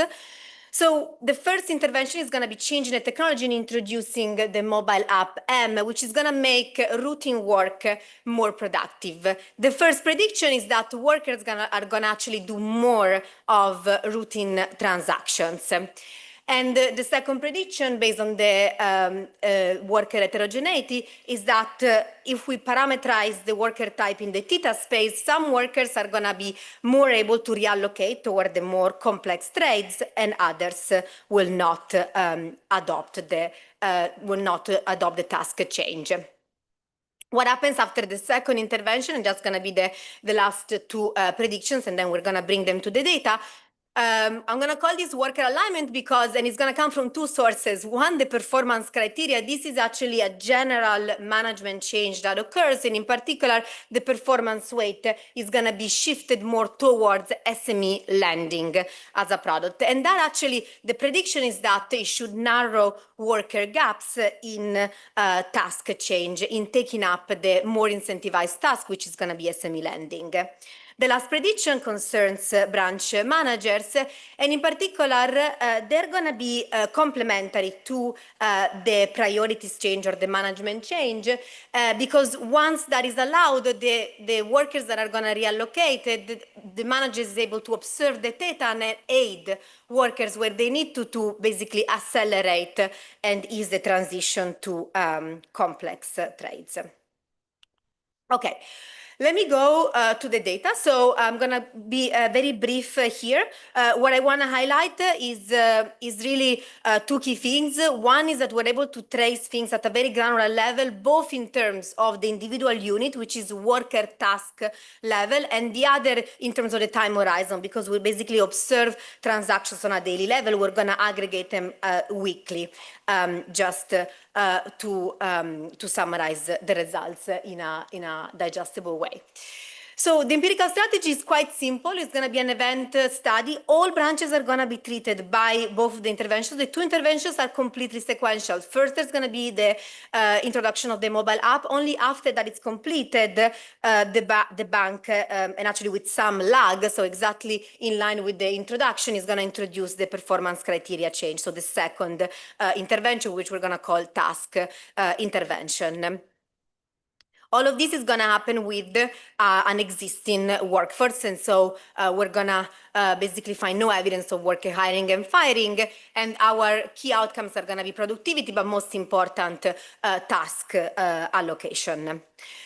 The rollout was decided by HR, and we have anecdotal evidence and then some suggestive evidence based on looking at outcomes before the interventions that they did not target branches in a particular way that they thought was, suited to take particular advantage of either technology, the kind of mobile app and the organizational technology. Let me set the stage by showing you the first set of results, which is just the impact of the new technology, the mobile app inside the branches. The first panel shows the branch level results, and the second is at the worker level. We are able to track up to 8 weeks, so the x-axis is going to be weeks. Up to 8 weeks, this is basically the length of the panel data that we have available. The outcome that we're looking at is total number of transactions conducted inside the bank. So actually, because of the stage this bank was in, all of their main KPIs, be it for the account managers and for the branch managers, are all actually on volumes. But we do find evidence that this is not simply an increase in low-value transactions. So we're looking at balances inside the branches. They also increase the total revenues in the branches. Now, I'm not going to show you the graphs because of time, but the main way in which this occurs is actually a massive demand expansion. And so the number of clients increases. There is an increase in the number of products per client. You can think that now a given client not only has a checking account, but also has a small consumer loans, which actually are very popular in this particular setting. But the biggest change is going to come from actually, you can think about kind of financial inclusion in the sense that there are new first-time clients that actually start becoming bank customers. The overall increase in trades is going to be around a 25% increase in total number of transactions. Now, when we actually look at the difference across the three task group that I've outlined, we observe that the movement here is really on simple trades. I'm calling them simple. These are simply the routine work, and this is all the type of trades that can also occur through the mobile app. That's really what you see the movement. There is virtually no change in SME lending. There is some increase in complex trades, although we cannot detect that it's statistically different from zero. And in particular, what I'd like to highlight from that graph is how wide the confidence bands are, because that's going to already give us a hint of the fact that the adjustment is heterogeneous across the different workers. Overall, we don't find evidence of differential hiring and differential exit around the intervention. And so the adjustment is really within the internal labor market of the bank. So what happens when we partition the space in terms of worker adaptation costs? So how are we going to proxy them? We're going to look at tenure, not because we think tenure is necessarily the primitive to look at, but it's going to be a reasonable proxy in terms of like how long the worker has spent time inside the branch and has learned a given set of routines and know-how that basically binds them to a given way of doing things and makes it hard to actually change what they actually do day to day. So here I'm moving directly to the complex trades. So both of these trades are going to be complex. I'm separating SME loans and other complex trades just because the performance change, the second innovation, is going to be targeted at SME loans. And so it's going to be important to document the effect of incentives on the directly incentivized task and on those that should basically occur by spillovers, if at all. So what we find here, they're on a common scale, so you have to squint a bit, but there is a tenure gradient in both of these cases, and in particular, lower tenure workers adjust more. Overall, there is very little adjustment on SME loans. When looking at complex trades, of course, this is kind of like a bigger base. You see more of a tenure gradient, and in particular, just to put some numbers in perspective, the kind of 0 to 3 tenure year workers are around 25% conduct 25% more complex trades as opposed to the workers that have been there for 10 years or longer. So let me turn to what happens when actually the bank tries to basically address this limited reallocation, which is what actually motivated the investment in the mobile technology to start with. And so in January 2021, they actually changed the performance priorities so that SME lending becomes the main criteria on which account managers are going to be evaluated on. So what happens? And I think this is like such a cute example of incentives working in the sense that, again, it's on a common scale, so you have to squint a bit for the presentation. But on the directly incentivized task, the SME lending, we see that there is an immediate effect in adjustment. You can't see it very well because of the scale, but actually there is learning by doing in the sense that it starts from around a 5% increase immediately just as a result of the incentive change, and then it goes to around 15% increase. Instead, we're looking at the other complex trades, which basically remain part of the performance evaluation, but relatively less incentivized to the SME loans. We actually see a similar pattern to what we have already documented in the sense that there is a positive increase, but again, wide confidence intervals, and so which seems to suggest that there is still heterogeneity. Not all workers have actually adjusted equally. And in fact, what do we see? So now we're looking at the same. So here, just for clarity, I am plotting basically the coefficient at the end of the time horizon from the event study, and just showing the heterogeneity by the different tenure groups in 3-year tenure bins. So you can see that indeed on SME loans, there is a complete, the model predicts a narrowing of the tenure gaps, and we actually find that basically there is no longer any gap. So the incentives are managed to close that gap entirely. However, when looking at the other complex trades, it persists that there are the lower tenure workers who actually adjust much more compared to the workers that have been longer in the branches. Now, importantly, this is of course based on the way they structured incentives, but it's important to show that task adaptation is also accompanied with wage changes, and so it actually pays off for the workers to increase their reallocation towards the more complex, higher value trades.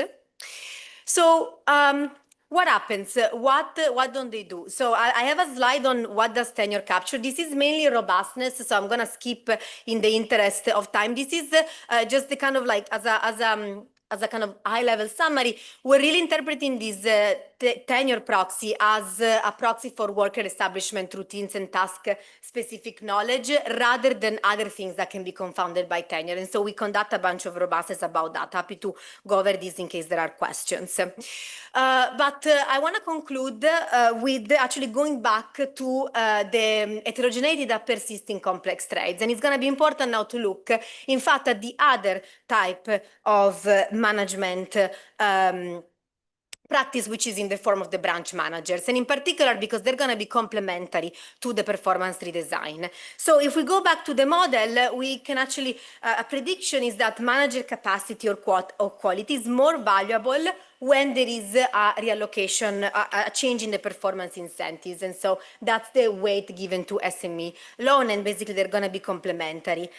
Now, the kind of intuition is that because more workers are going to be pushed towards the reallocation threshold, and so the managers can find the space to actually target their coaching and make them even more productive. How we're going to measure manager quality? We wanted to have a measure that was kind of defined before the interventions and not confounded by those. So we're going to just conduct a simple AKM framework using data of branch productivity before the interventions. As terms of validations, we don't find that it's related to managers' demographic of wages, but it is related to their internal performance ratings as assessed by superiors. And also the biggest correlates are actually worker level ratings, so bottom-up ratings of their managers. We don't use those directly just because they're actually, they conducted these surveys only after the interventions. And so we just show that they correlate with the fixed effects. So what do we find when we look at manager heterogeneity? So here again, to make things digestible, we're kind of grouping the workers into below median and high and above median tenure, because if you remember on the graph, there was really a split in two between the kind of like the up to 6 years of tenure that they do some adjustment, and afterwards much less so. And that's going to be the x-axis. And we're going to look at basically low manager quality and high manager quality, again, above and below median. The key thing is going to be looking at complex trades, because we've already documented that on SME lending, there was a complete narrowing of a complete closure of the gaps. And so we're looking at other complex trades, and we're going to compare what happens before the task intervention and after. And in particular, with the technology rollout, it doesn't seem that managers have any impact in terms of helping workers adjust. And you can see that so the low tenure workers are overall more likely to do more complex trades, but it doesn't matter whether they have a low or a high manager quality. However, after the performance redesign, and this is the key complementarity, would really show how basically the organizations need to move to different organizational equilibria because of these complementarities. In the task intervention, actually the managers are going to help the workers that were more prone to adjust to start with, because these are basically the more rewarding or valuable for the manager objective function. And so for them, you can see that basically low tenure workers under high manager quality adjust more more to the other complex traits. Basically, actually amplifying that tenure gradient in the task intervention that I've showed. And so that's where that is coming from. And let me conclude. So a key message of the paper is that beyond technology adoption, organizational design, job design, and performance priority can be binding constraints on the returns to technology. And one particular challenge is that you're faced with an existing workforce, so labor is quasi-fixed in the short, medium term, that also has uneven adjustment costs, which are not necessarily observed and also cannot be necessarily be tagged with common performance incentives. One thing, so this paper is not about AI, but one thing I'd like to highlight, given the current economic times, is that I think a key message is that it's important to think about AI adoption and exposure, but perhaps a key kind of economically meaningful measure is going to be studying how firms are reorganizing work so that humans are actually moved toward tasks that require high value human judgment. Thank you. Okay, thank you, Virginia.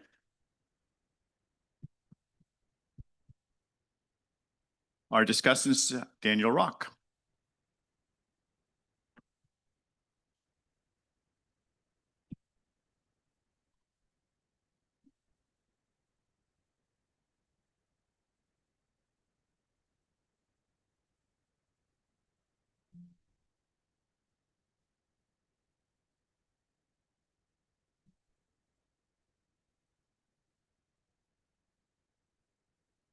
All right, cool. Well, thank you very much to the organizers and to the author team for giving me a terrific paper to read. This is the kind of paper, one of my colleagues, Hamza Bastani, told me about a paper she read where she was like, I'm jealous I didn't get to write that paper. I felt a little bit like that about this one. So what do I love about this? The paper really puts organizational economics of technology diffusion front and center. I think with respect to the different disciplines, studying technological change, you kind of pick your favorite combination of economic subfields to use at any one point in time. Org econ is one that needs to be applied if we want to understand this current moment, but also historical moment. So what's going on in the paper? We have a double staggered rollout. And what's really cool here, the context in this Latin American bank, for whatever reason, they decide to launch the app for the banking system and then wait 2 years to start changing the KPIs for how they change the tasks. That gives you 2 shocks, and then you get really granular data on like what the different branches and workers are doing. So you can see, do they react to the new technological capability? Do they react to the new way of designing incentives? That kind of staggered rollout I haven't seen anywhere else. So large sample, really cool, sort of double treatment. The app causes an uplift in productivity. It is pretty sharp. People make a lot more loans. There are more transactions. But the composition of the different transactions that people are doing, that has to change as a result of organizational design shifts too. So we got this 2-year lag between the technology shock where the app comes out, and that's a strategic decision. So the managers of the firm, they say, we're going to drop this app. They must have known something about why that would resonate so much with customers. And then they want to make another strategic shift to these more complex activities with their workforce. They also commit to not firing anybody throughout this period, which is interesting in its own right, but maybe helps as a contextual buy-in point to getting people to change. Now, I think that this figure from the paper on the right, what you get pre-intervention, you got this mixture of actually 3 tasks: the simple products, the complex products, and then the SME loans. They want to shift towards the SME loans with the workforce. So the complex stuff as like a bundle kind of stays the same, but then they want to shift towards the SME loans, and then the app helps with the simple transactions.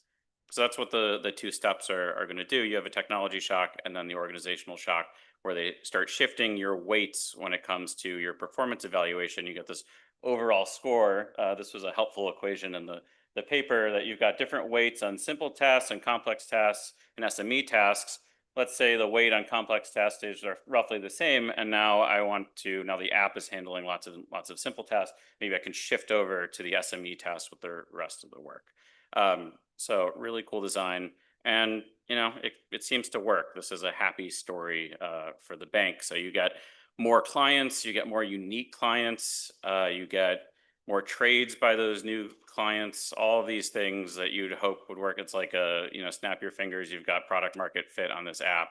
And the bank business is booming. So good news, the graphs all go up and to the right. All right. So we have an organizational problem though with this app. What happens? Well, you know, it's not guns and butter, it's routine trades and complex trades for SMEs. So we can't eat them or shoot them, but we can do banking with them. So the routine stuff all kind of expands, but they stay about the same when the technology shows up. So, you know, it's not explicitly about AI, but let's think about AI and what that might do for, you know, say some of the experiments you see, you know, deploying AI into an organization. If you're randomizing who has access, you've got kind of two things going on. One is an exogenous shock to what's available to people, but then also endogenously, what are people picking up? And that might differ meaningfully when we go look at real organizations who don't have some sort of exogenous shock. Endogenously, people are going to be using technologies and the organizational component's going to matter a lot. So after 2 years, they notice we're not getting more of these SME activities. So let's change how people are evaluated for their performance and explicitly incentivize it. And then you get to shifting up their expanded PPF. That's kind of, if you know, thank you, Notebook LM or Gemini Notebook for helping me to generate this graphic. This is kind of what I had in my head as I was reading the paper. Okay, so what happens? Who adjusts? How do they adjust? We get newer employees. They don't know as much. They haven't been there for as long. They adjust to the new KPIs much better. And as I was reading the paper, I think it was pages 22 to 24 or section 5.2 or something. It was almost like reading through, I had, you know, people in my department in mind asking hard seminar questions, and they were just like answering all of them. And I just like ran out of objections. I was like, oh yeah, that's, you guys covered that one already. But there are still like some things that are a little bit muddled. It could be relational or firm specific capital. Maybe these workers know something. It's like a Hayekian, you know, you're a person in a local branch who knows the local economy. They're not changing because they know the incentive system doesn't totally, you know, fit the story. Or it could be the backloaded incentives, the way that they've been working, like how the paper covers that. And then there's a long list of other things that they rule out. We didn't get to hear all the robustness checks, but many of them are very compelling. Lastly, the high quality managers matter, but they don't matter on the tech side. They matter on the organizational side and getting people to change their behavior. Okay, so there is some evidence that these longer tenured workers know something. I was looking at the graphs and there's a lot of them and they're great. And then I'm like, what is that little guy? Right after the launch of the new incentive scheme, you see this massive uptick in how many SME loans they're making. What do they know?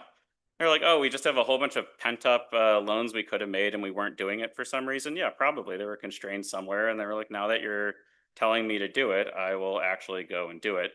And then maybe once they exhaust those opportunities, there's sort of a lag and a growth. But that to me looked like some evidence that there is this tacit knowledge that a lot of these folks have about the local market, and their, you know, maybe the longer tenure workers' refusal to change what they're doing is evidence that they kind of know best. I did find it curious as well from the strategic perspective of management that they offered one incentive scheme for these KPIs as opposed to trying to localize them a little bit better. Maybe there's certain areas where that could apply. Their mistake may be your empirical opportunity.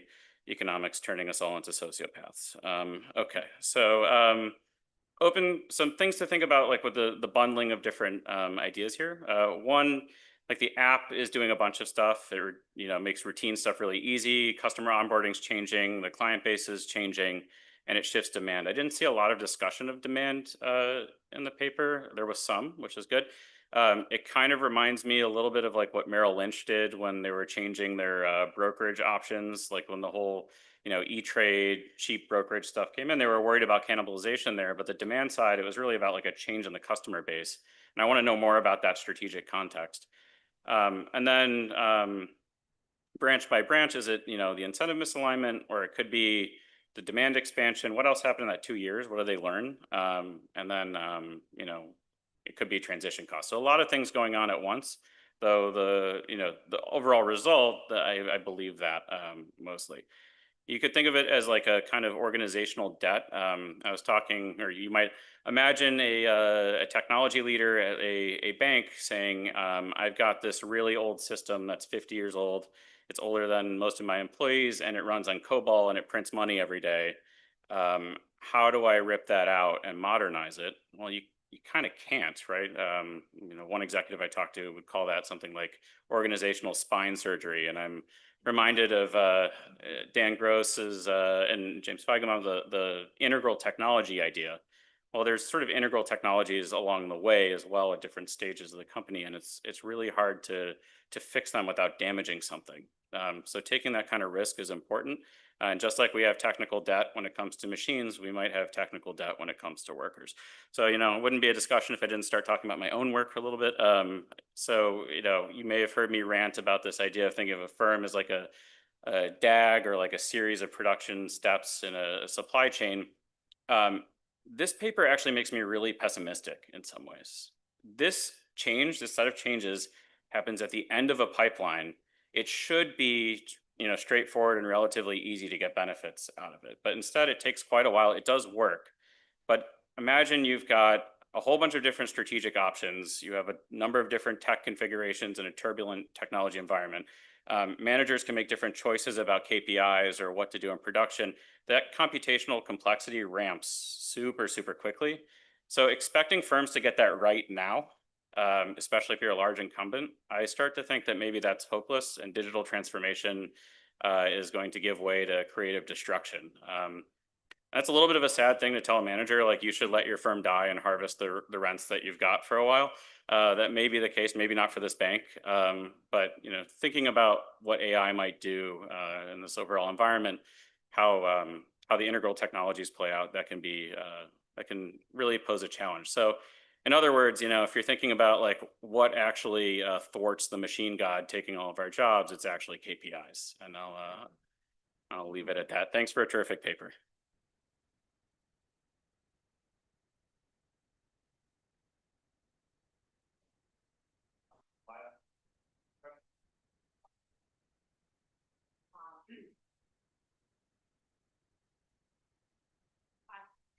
Fascinating. And also kudos to the 3 Italian women in the team. Very proud of it. A couple of questions. One is, I presume the workers knew that they couldn't be fired during this period. And so the question is, could firing be that incentive that then changed 2 years later? Would that have been a substitute incentive? And the second thing is, if this incentive worked so well, why did they wait 2 years to change it? It's not clear to me. Thank you.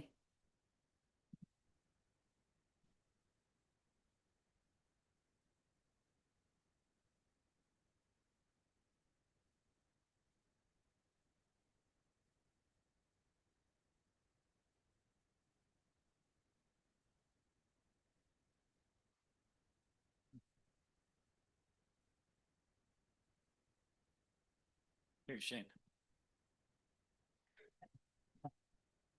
I think I got it now. All right.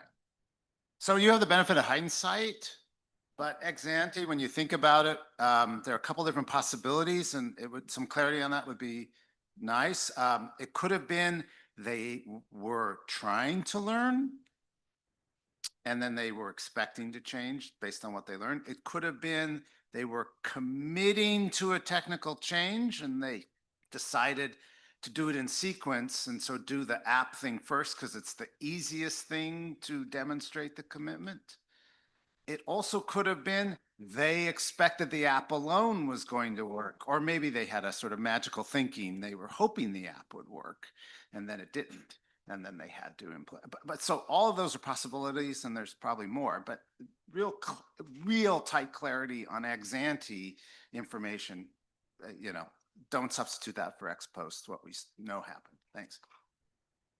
I had a question about the other measures of like management quality, because I think you win the cut, like you have great identification. And so then you can kind of maybe in the like last part is say, well, hey, we had this good measure of management quality. Now we're going to use some more of the subjective information that gets at these things like, worker empowerment and the people that promote teamwork. And then if you can then potentially you might even find stronger results just on those measures of management quality. Because one thing that we found in the Gallup microdata is that so much depends on like workers feeling energized, and then kind of going to this point around, if people are just fearful or, being lazy or something like that. So bottom line is you can probably get even stronger results with the other more subjective, kind of measures. Cool paper.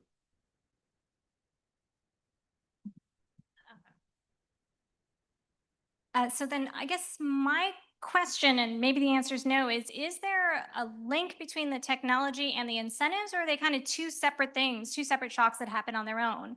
Because I think the setup is kind of, you have this new technology, you may have to change incentives to make it work, but it seemed like the incentive change could have happened without the technology, it could have happened before it, like that seems like it's separate. And so is there some interaction, maybe just because the technology increased demand or increased capacity, or is it that it seems like they're kind of two unrelated things. I stood up and then Amalia asked my question.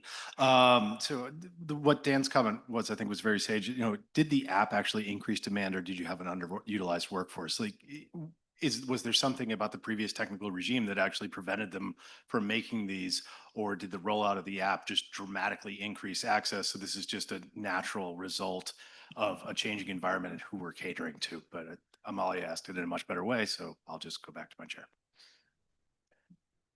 Okay, since there are no other questions, I'll just have a quick question, which is, they promised not to fire anybody, but was there any change in turnover? Was there a sense that the existing workers, some of them felt they weren't a good fit for this new way of doing things?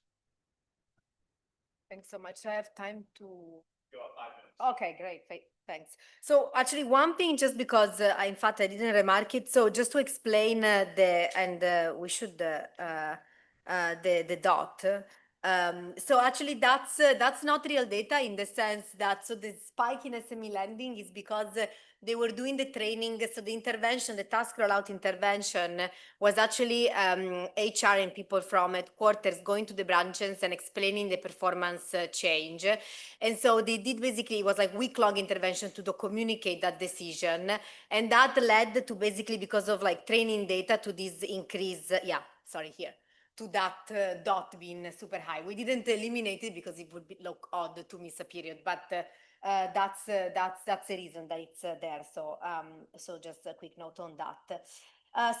Thanks so much, Daniel, for you couldn't have been a better discussant. And in fact, I think your graph of the production possibility frontier, we should probably adopt it for the paper to show what happens. And I think it is actually helpful to perhaps understand the last questions that we got on kind of like, was there actually extra capacity for these workers, and to what extent did they interact these two technologies? So our understanding is that without the technological change, the mobile app actually that created the extra capacity, in the sense that now workers will basically had more time to focus on other stuff. And so without having had that, they wouldn't have had the space to actually move to more SME lending. And just to clarify, I didn't say that explicitly, but all of these workers were already doing all these free tasks. But the idea was really to shift the model from retail banking to kind of lending to banks and bigger clients. So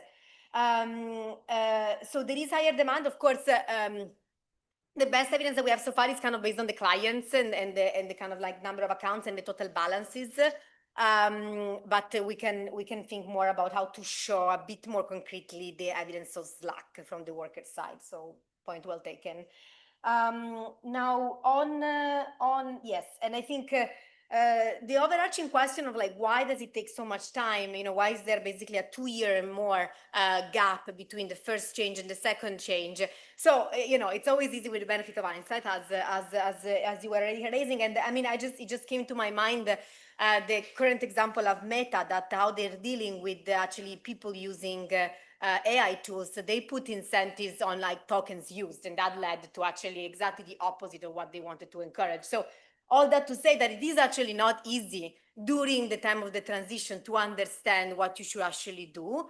We have some evidence from talking with some of the managers of actually the fact that it was very easy to roll out the mobile app. So the introduction of the technology was super easy, but was really hard, was really changing. I mean, and maybe to some extent it is trying to change, to replace a spinal cord, and maybe, it is not entirely feasible, but it was much harder to actually understand how to redesign incentives, how to convey that, and how to go about that. And so that seems to be what in essence. And so, and the other thing I would say is that, of course, they didn't know, they were hoping the app to work and to create this demand, but this was a massive change for the bank. It became one of the largest banks in the country. And so I know, it's always, it's not as clear ex ante how big of a market share you would gain because of the technology. And so I think there is uncertainty around that, which we don't have to face because we looked at this, all of it, basically after it occurred. On the question about hiring and firing, yeah, so that's a great question. So we actually check whether also there is differential hiring and firing, in both interventions, for example, by worker type, for example, by worker tenure. We don't find evidence of that. So we don't find evidence that, maybe some workers, for example, the one with the highest adjustment cost, were more likely to exit. And again, all of by that I mean, I don't mean that the workforce is exactly the same over, the 5-year horizon that we study. It's just that we don't find basically changes around the intervention, I mean, through the event study.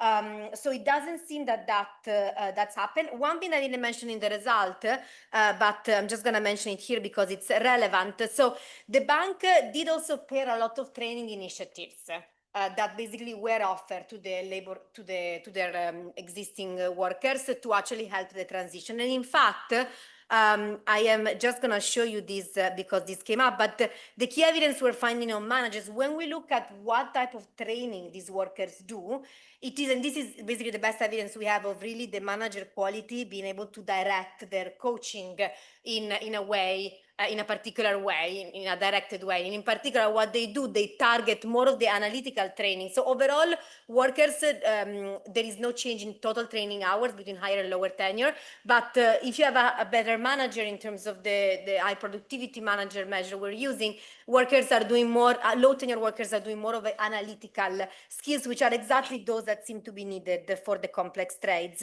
and less of the routine, and basically the opposite for routine cognitive. So I think maybe there is one aspect of saying that definitely the bank, for about a no hiring commitment, a no layoff commitment, paired also with basically other initiative to kind of like try the existing workforce to adapt to the task change.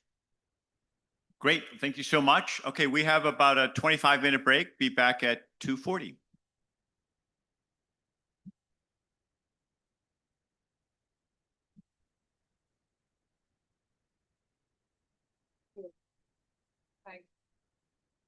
Okay. So obviously,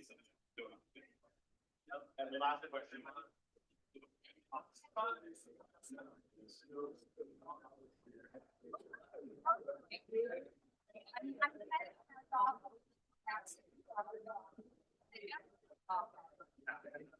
It's amazing.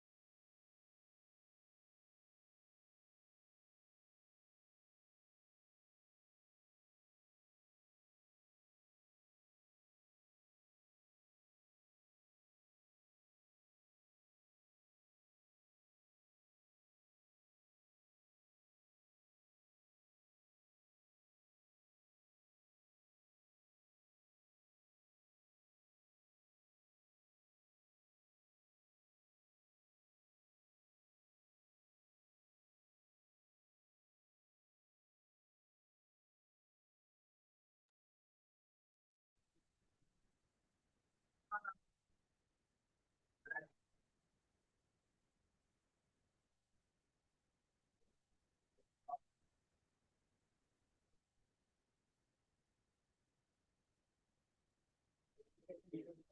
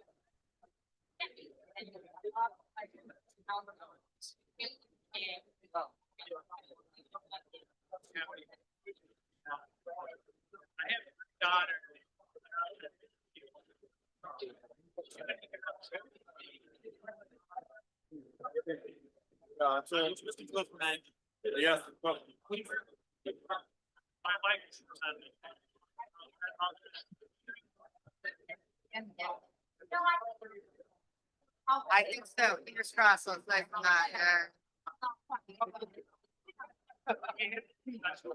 We have,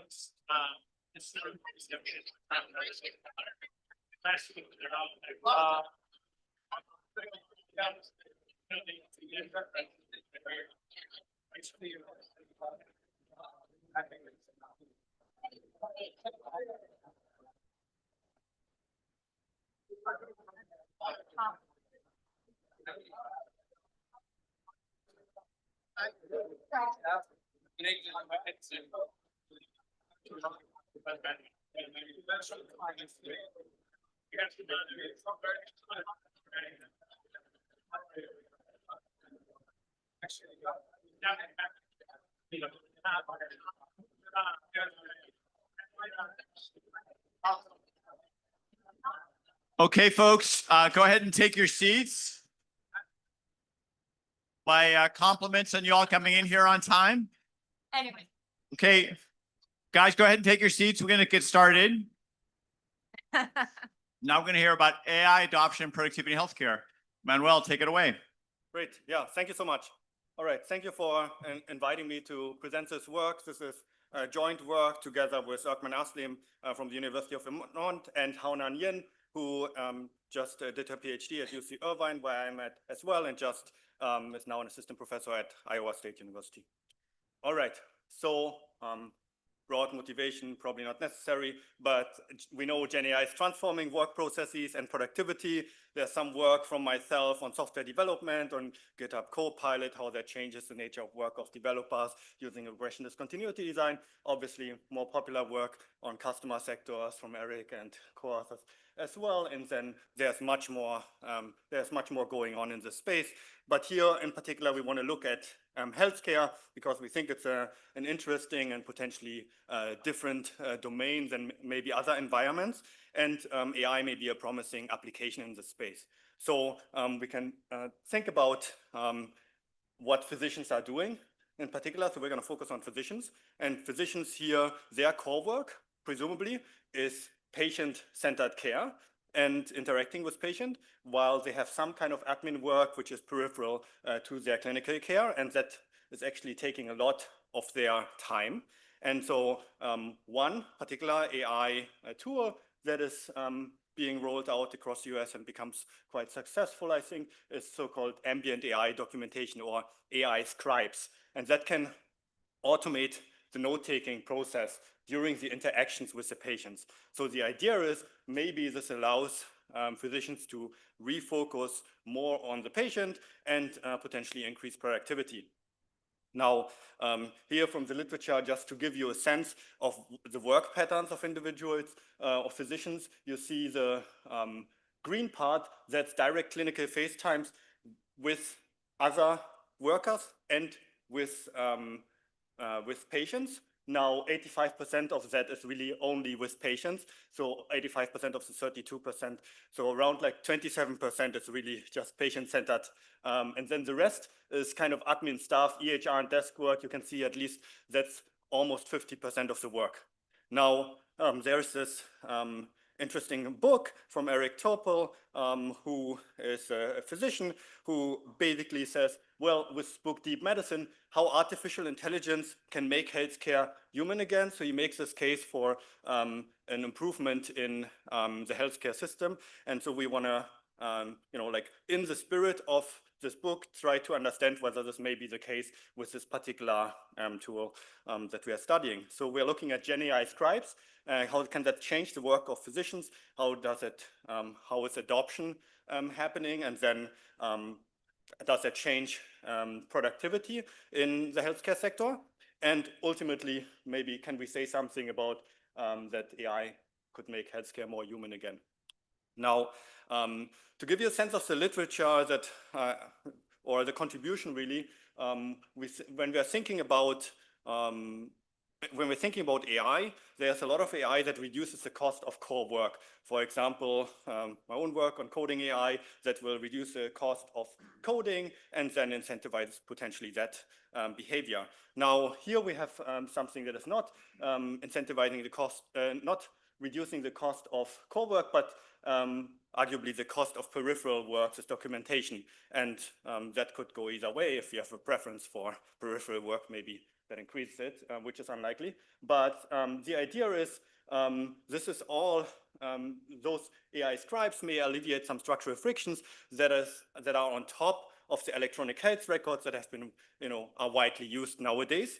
And we know that this kind of base information technology is quite important. Miller and Tucker have one of the papers on that shows the benefits of this, those base technology.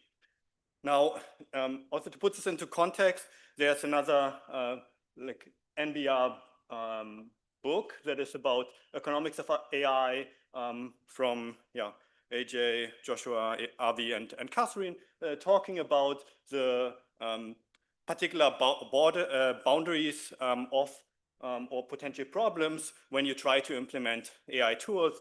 You can think about incentives management, data regulation. We think why this tool may be particular, or this AI scribe may be particularly successful is because it's aligned with the incentives of the physicians. It doesn't undermine necessarily the bargaining power because it doesn't go towards the core work and it goes towards the peripheral work. And of course, we can think about the other aspects as well, but I want to get a little bit more into the empirical part.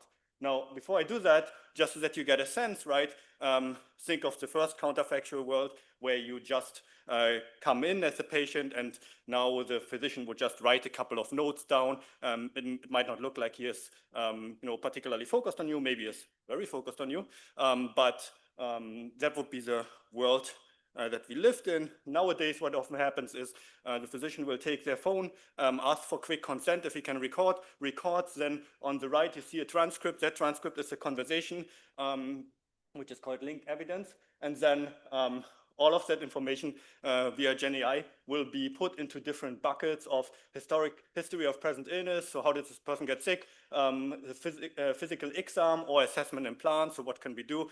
And that comes from the transcript.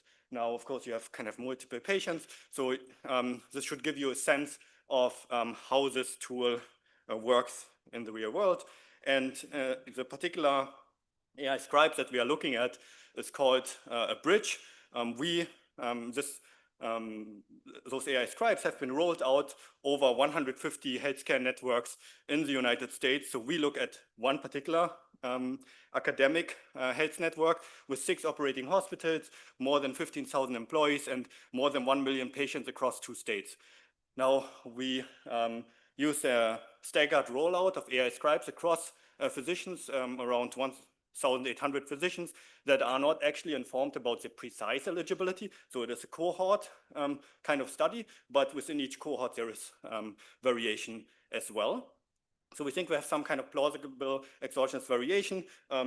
you will often see some kind of rough raw data that I'm going to show, just like averages with confidence intervals, but also two-way fix-to-fix. We have, of course, checked everything using Callaway and Santana as a robustness check. And yeah, you can find that in the paper.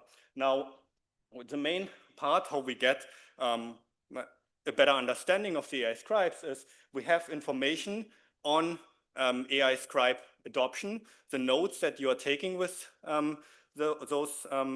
with the note-taking technology, and how long the duration is of each encounter in terms of the audios that are recorded. And then an interesting measure is AI acceptance rates. So that means what is the share of words that you are not editing and are purely accepting when you are looking at a note. And then you're bringing this into the electronic health records. And then we have electronic health records, which give us some good information on well, the time it takes you to write notes, some productivity metrics that I will explain that are a little bit maybe different from other settings. Now, here to give you a sense of the deployment timeline, a bridge was found in 2018, became GenAI functional 2023, and then we are going to look in particular in the period of May 2024 to November 2025, where we have a staggered rollout, primary care physicians first, and then a bunch of other disciplines afterwards. Now, here I show over time the adoption curve for eligible individuals that we can see for a long period of time. That goes up to around 60%. And so when we then condition, so this is calendar months that I just showed you, but when we then look and pool eligibility across the different cohorts for each person, so they become eligible in a given day, we know the exact dates, and then we can see, did they write the first note, or when did they write the first note? And from that, we take here averages over each month, and initially, of course, nothing happened, and then we see an uptake, adoption starts at around 40%, and very quickly, almost after a year, is basically at close to 100%. So that's also going to be the reason why we look later into the 1 year time horizon, where I will show you other windows on productivity. Now, we can see the encounters and nodes that are, so the number of nodes that increase over time. We can see the total audio duration per month per physician is increasing over time. And so interestingly, what I described before is the so-called AI acceptance, so the share of words that you're uneditedly, that you're not editing and then accepting, that's around 80%, basically independent of whether you're early or late adopter here. So that's quite interesting if you want to think about AI aversion or maybe potentially the underlying quality, since those physicians, you can make a potential defensive medicine argument that they could be sued if they're not caring well for their patients. Now, going towards productivity, here's a very interesting quote from Dr. Michelle Thompson, who is a family physician. This was an article from the New York Times, a part of it, where she said, the AI scribe had freed up nearly 2 hours in her day. Now she has time to do a yoga class or to linger over a sit-down family dinner. Fantastic. So maybe that's not in the interest of the organization, but certainly that's in the interest of the individual, and that shows benefits, productivity benefits. The question is obviously what you do with your time. But so we try to see what can be observed in the data that we have, right? And we see, so this is the time you spend note writing. And what we see is relatively plausible common trend. And then we see a small uptake in the time it takes to write notes. And afterwards, like a continuous drop in time of note writing, which for us indicates that there is some initial learning going on, and then you're getting all the benefits, and I'm happy to talk about that more. But now, when you think about another component, right? Let's say, what are you doing when you're get those benefits of the time saving? By the way, sorry, I wanted to briefly add, this is around 120 minutes of per month that you're getting. So this is a lower bound, but if you wanted to compare that with what the physician was saying. Now, we can look at what are you going to do with the time, and we see increases in the number of appointments over time, and then they fade out a little bit at the end. I can briefly talk about why we think this is happening once I come to the productivity results, where we'll see a very similar pattern, and happy to talk about that as well. Now, we can measure, well, complexity is very difficult to measure in this environment, so we just use what is very common. There are measures of complexity which are basically connected with time in the healthcare space. So if you have a longer appointment, then often that's also seen as more complex. And when we look at those more longer duration, more complex appointments, they also increase over time. But that's a little bit a part of the share of overall appointment increases. Now, we want to kind of put that all together and think about actual productivity. And so how do people think about productivity in the healthcare space? Well, here's the American Academy of Family Physicians that says, knowing the work relative value units assigned to different types of services allows physicians to understand how their productivity is measured. So in this profession, it seems to be very common to use work relative value units as a measure of productivity. Now, maybe to think about that a little bit more, if this is economically potentially meaningful, physicians tend to get an employment contract, and one is the base salary. And depending on where you are, in some health networks, you'll get a production bonus that is based on those work relative value units. More work relative value units, more money. Now, how those work relative value units are created is you have current procedure terminology codes for different kind of patients and the diagnosis and anything that you're engaged with, or like lab tests, etc. And now they're mapping that into those work relative value units. Let's say, for example, a 15 minutes less complex office visit has one code, and that maps into a lower work relative value unit relative to maybe 45 minutes more complex office visits that maps into a relatively high work relative value unit. So those work relative value units, they combine different margins. One is volume, one is time, and one is complexity. So I've tried to show you all of those initially. And let's see what happens.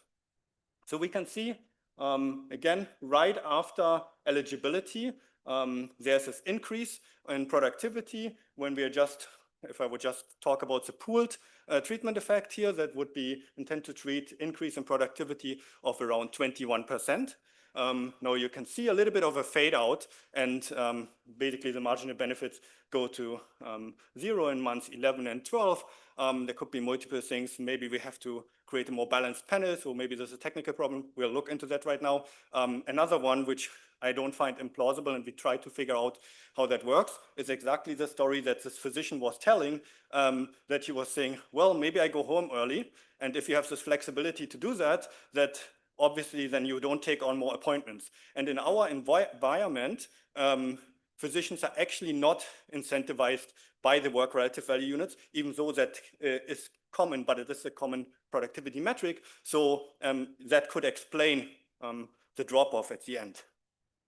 Now, of course, we want to always know, well, who benefits the most or the least, right? So in the spirit of Eric's work and others, we have, in this case, we have created quartiles based on pre-treatment work relative value units, pre-productivity performance measures. So we can see the highest quartile, the highest performers. This is just raw data, but I think it's already quite telling. You can see roughly a straight line after treatment. You can see something very similar for the third quartile, the second quartile, very similar. So maybe there's nothing.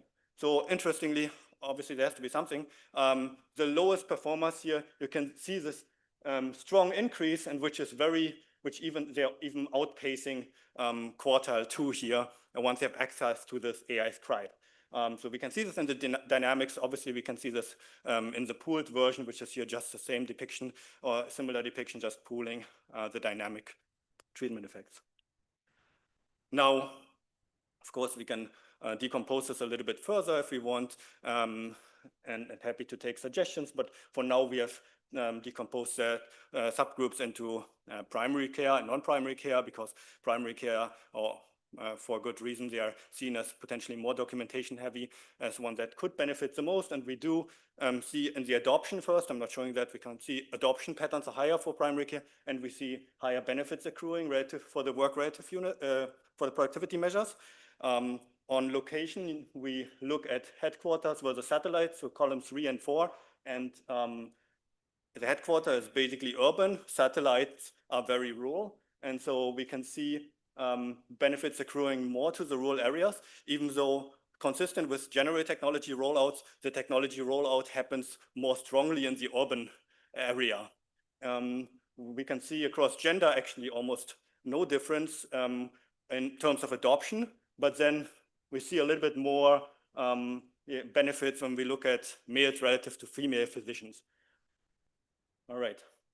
So now, quick back of the envelope calculation. It's an econ talk. So we have a treatment effect of around 35 work relative value units. That's, if we take a lower bound estimate of what you could get as a physician, that would be $40 per those productivity metrics. Well, in sample, 1,008, let's do this in sample, 1,800 physicians roughly, and out sample 1 million physicians in the US. We get a value range between 2.6 million and $1.4 billion. The industry is actually a $1 billion industry, so it is very plausible. Now, of course, you can ask, can physicians benefit, get those benefits and cover the cost alone through those benefits? Well, the subscription is actually very costly, goes to around $500 per month per physician. Well, but we still get a net benefit of $900 per month. So cost adjusted value is still around like 1.6 million to $1 billion. And coming back to this, is health, do we make healthcare more human again? Right now, we got at least the first measures that go a little bit more towards the patients directly. Sorry, this was just from yesterday, but we created time trends of very like exit surveys, if you like, from 170,000 surveys where care provider were rated on their friendliness, effort, and a bunch of different measures. And this is their top responses. And we can see there's basically a small positive correlation here. Definitely there is no negative correlation. So we see this as suggestive evidence that there's at least no harm, but we are currently digging into this a little bit more to make this present some more causal patterns. Obviously robustness. To conclude here, for AI scribes, we think of that as a complementary intervention, which has relatively low barriers. Think back, I didn't mention that, but regulation could be one aspect, or data, right? Data access nowadays is possible, especially when it comes to the nodes. Regulation is another aspect where maybe can think about this being a peripheral technology, so it's maybe less regulated than other technologies in the space. And obviously, like the incentives are very much aligned. So it reduces the marginal cost of documentation, automates peripheral task, and we find that it has full-scale adoption among the eligibles, which takes around a year. We think that's pretty fast. There's large average productivity benefits. Among others, a lower skilled physician seems to benefit the most. So broader implication, AI targets pain points that can result in rapid adoption and productivity gains, and it has the potential to make healthcare human again. Thank you. Great, thank you so much. In our discussants, Amalia Miller.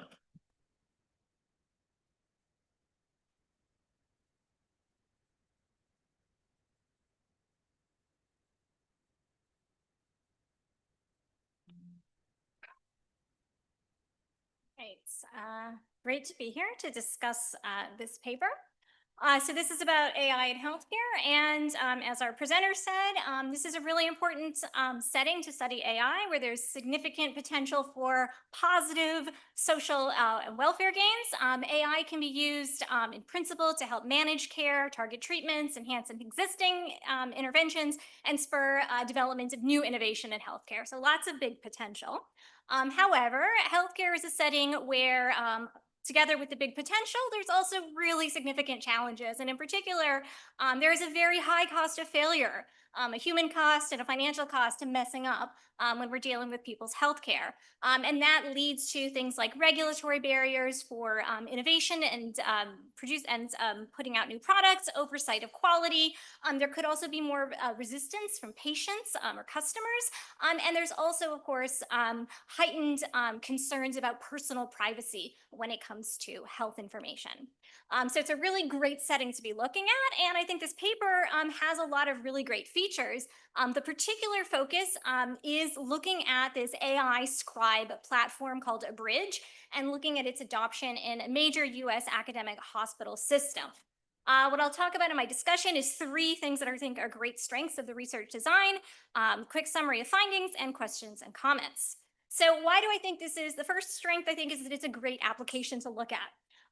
Abridge AI is a potential technology that can improve efficiency within existing production and procedure. So it's not as exciting, right? It's not transformative AI, it's incremental AI. We're having everything is basically the same, but we're just making it a little bit more efficient on the back end. So the benefit, so that's, blah, but the positive is that it means that there's much lower risk of bad things happening in terms of harming patients, and there's going to be a lot more appeal to existing healthcare providers. They can see what's in it for them.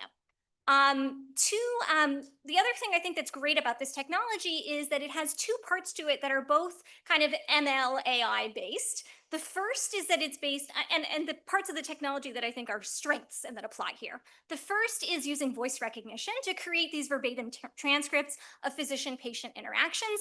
The second is the Gen AI part, which is used to take all that information and other information from the visit and turn it into the output, which is the structured visit notes. So we've got kind of 2 dimensions going on. This is also a really nice setting, okay?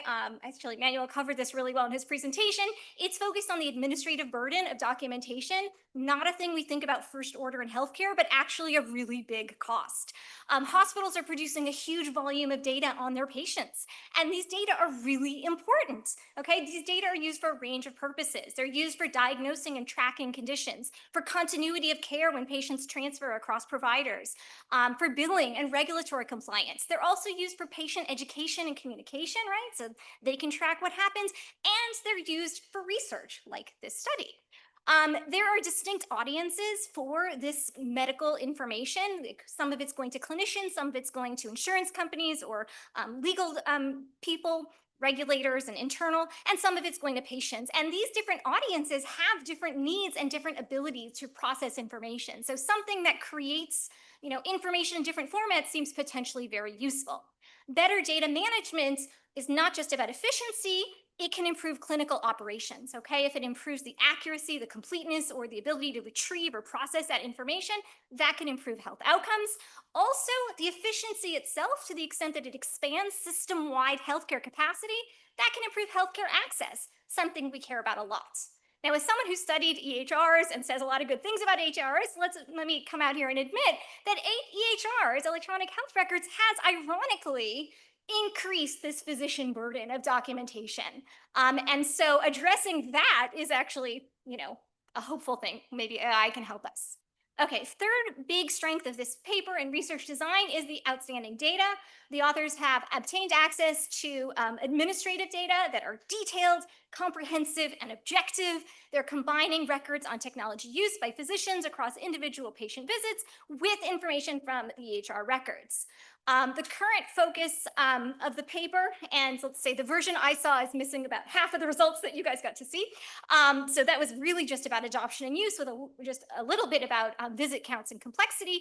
But the draft I saw promised more outcomes. Some of that promise has already been delivered, but I think it's going to be exciting to see what else the authors do with the amazing data they have. Okay, so the findings I saw, the first thing we saw was that rapid adoption, that the platform was adopted very rapidly by physicians within a year, 40% basically immediately and universal within a year.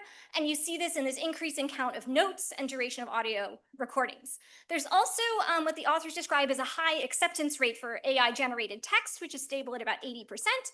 Changes in workflow, physician workflow and productivity seems to be less time spent on note writing, higher patient volumes, more complex medical issues, suggesting greater efficiency and a reallocation of physician time. Okay, questions and comments, and I spent too long on the setup. I may have to skip a few. Okay, so the first thing I wanted to know was more about the physician choices.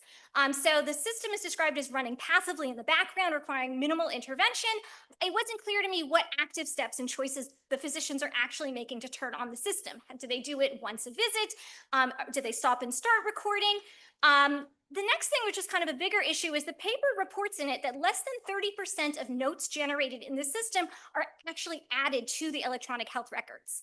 And so I wanted to know the counts that you're measuring of notes created. Is that the notes created whether or not they're actually put into the HR, or is it just the ones that are actually accepted?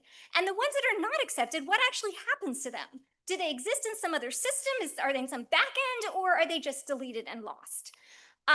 And that leads to the bigger question of, is physician trust high or low? So the fact that 70% or more of these notes are never added or accepted at all kind of makes me wonder about the fact that among that 30% that are added, 80% of the text is kept. So I'm not sure that that means that there's a high degree of trust. It seems like it could be, we could say trust is kind of low. Most of these notes are totally ignored, but when you use them, you don't modify them. And it could be that, it's useful. It's easier to just, if the notes look wrong, it's easier for the physician to just reject the note and enter it themselves manually rather than to accept the note and then go and edit it. Other questions I was curious about was about patient trust. How and when are patients consenting? You mentioned that in the discussion, it wasn't in the draft. And are the patients also able to review and accept notes? And it would be nice to see some measure of compliance there. This is a quote taken from that internet cesspool, the New York Times comment section, where someone's talking about how bad the AI scribe is. Another from the same comment section talked about declining clinical quality and how these notes can be so wrong. And so it would be great to have measures of quality or clinical outcomes. Okay, on the structure, actually, I'm going to skip this and just say that the structure we saw that I saw in the example in the paper just was 3 sections. It would be interesting to know, is that the extent of the structure? Is there more to it? Why does the structure matter? Okay, counterfactuals and substitution. When I'm thinking about the efficiency gains, I wanted to know, how are we creating these notes without a bridge? The paper focuses on substitution between the treating physician, which of course would be very costly, especially if they're a specialist. But isn't it the case that a hospital system can sometimes use other workers like human scribes or other clinical staff to help produce these records? And so if so, I think it would be interesting and important to measure substitution from those other workers. So it could be that, this whole industry of medical scribes that only pays about $19 an hour, not very expensive, but maybe that gets destroyed rather than a question of neurosurgeons spending less time doing paperwork. And if you do have access to data and access to administrative support varies, then that could be a source of variation that you study, where you'd expect to see larger productivity effects when those substitutes are not available. So it could be that the academic centers have better access to those, but maybe peripheral hospitals have less access to these extra admin supports. The rollout, I wanted to know more about why it was staggered and how it was staggered and what training and incentives were offered. This just details to fill in. It wasn't clear to me actually that the staggered rollout or the diff and diff was actually being used in any meaningful way when it comes to all of the adoption measures. Because before the rollout, you can't make any notes. So all of the pre-trins are just 0 with no confidence intervals because they're 0. You can't make any notes. So the pre-part doesn't seem meaningful for this part of the analysis. It is meaningful for the productivity effects. And there I was wondering about whether or not the pattern we see of these productivity gains matches a reallocation of labor. It was unclear to me a little bit about the magnitudes. I think it would be worth discussing how that 100 translates into the number of visits. That may map well. Also, I did want to hear more about the timing. So the figure 6 pictures seems to show a misalignment in the timing between the process and the output, the dynamic pattern. And in particular, as you noted in your discussion, time spent on note writing is initially worse And then it gets better and it's best in the 10, 11 and 12 months after. And it's the opposite for the increase in volume. Increase in volume goes up right away when we're not getting those efficiency gains on process, and then actually goes away at the time that the note taking goes down. So it would be interesting to understand if you have a theory for that mismatch in the dynamics. The complexity thing, I think you discussed it. I think that it's a very tantalizing idea, and so I would want more support for that. Is it the case that doctors are using this extra time to somehow handle more complicated questions? Now, first of all, on a mechanism point of view, it's not clear to me how that could be.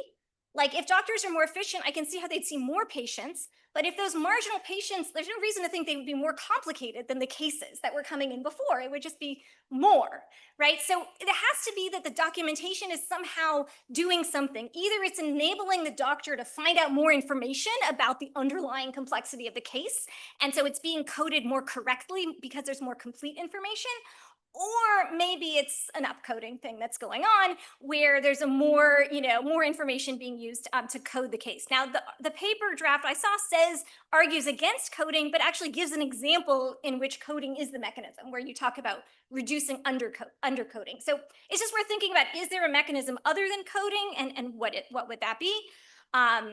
I think I actually got too quickly, so maybe I'll give some time back to the audience. Summary, I think this is a really great setting, a great setup, amazing data, lots of potential for this project. The initial results to me seemed quite interesting and potentially very compelling.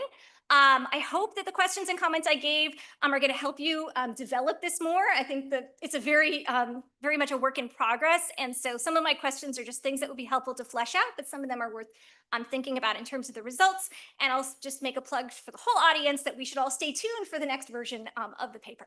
Thank you. Thank you very much, Iman. Okay, questions? Yeah, very interesting paper, great data, awesome results. I think the most interesting outcome was the fact that users accepted roughly 80% of the text. So I think that's really cool. But what I'd be interested in knowing about is what was the text that they actually rejected? Is it something, some critical recommendation that the Gen AI made, or is it something peripheral? And I think if you can dig into that a little bit more, it would provide some insights in terms of the overall quality of the tool.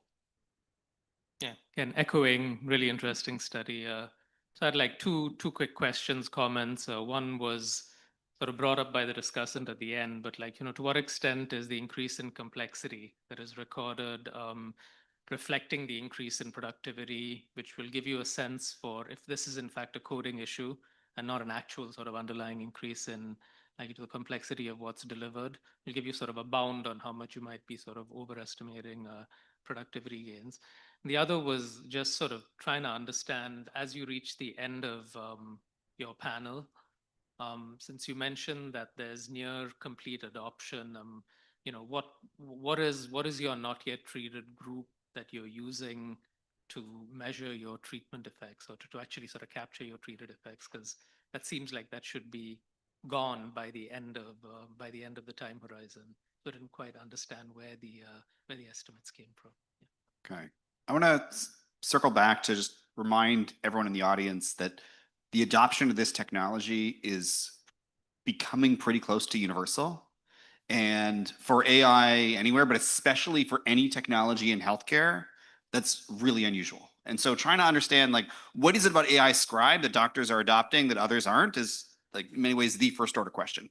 When I talk to doctors about what they love about AI Scribe, it's when they have these quick appointments, like 6-minute appointments, the AI Scribe does an excellent job. And they still look and verify, get the answer right away. Oh, yes, that's right. And then they can move on. Where they get really frustrated with the AI Scribe is when they have hour-long appointments that are super complex. And when you have an hour-long appointment that's super complex, and then you go back and you look at your notes, did the AI Scribe really get that right? Who knows what was happening 55 minutes ago? And things break down. Now, you have the data to start thinking about unpacking that. Because you have the data that Tim just highlighted on who's correcting what, you have this information on complexity, and you have sort of all the number of minutes spent, they go up and then down, but the heterogeneity on different kinds of cases and how that changes over time would be amazing. The only challenge there, you have a data challenge, which is if you're defining complexity from the notes, then you got to think through if there's another way you can define to get that so that you can understand that heterogeneity. Really cool stuff. Awesome data. It got me thinking about like using granola in Zoom notes for myself and sort of like how that changes my production function. And I have a sneaking suspicion that it's a net negative because I just like assume the AI is going to tell me what to do when it's done, and I don't make the task lists for myself. And so I'm sort of like offloading a bunch of cognitive labor that the tool doesn't end up actually completing. Right. And I think you see some of this with software engineering. I know that. And so I'm wondering whether some of the results you might have and something to sort of dig into is that like as soon as I start offloading to the scribe, I stop thinking about what I should be doing and sort of processing, because there's one thing on like recording the notes, but part of the reason you take notes is to sort of summarize and think about what happens next. So I think it'd be a really cool thing to try to explore in the data. And I think more broadly, thinking about how the sort of cognitive work of the doctors is going to change here, really promising, maybe even a second paper out of this. So great. I mean, it'd be really good to kind of do more on the outcomes. So, you know, what was fascinating me is like, if you're saving this time, how is that affecting patients at the end of the day? That's what we want to know. I guess maybe the data's not there yet, but that's absolutely critical. If you're going to focus on what you're focusing on adoption and echoing some of the other comments, I'd really dig into the heterogeneity about who's adopting quickly and who isn't, by age, by gender. You know, I don't know whether this crosses different state boundaries, but different states, for example, so different rules over privacy and other kinds of things which you could exploit. But really trying to get into that heterogeneity of adoption would speak more to these wider questions about, you know, the speed of technological diffusion and barriers to that. Oh, Manuel, it's a wonderful study. I have marital advice for everyone in the room married to a physician, as I am. Never characterize your spouse's work as peripheral. Never. It's, in this case, core and communications, or maybe documentation in order to facilitate communication. It's not peripheral at all. And that's really a substantive question. Sometimes the communication is the physician to themselves at a later date. Sometimes it is communication of the physician to another physician in real time or a day later. And in my spouse's case, it is communication to herself in a few days, and then at a week's time notice, it's going to be to someone else. And those are really very different. So I looked at your, I'm looking at this, I could not tell which of those were, right? There's the skill and the risk are very different in those situations. Then billing is not peripheral, it's core.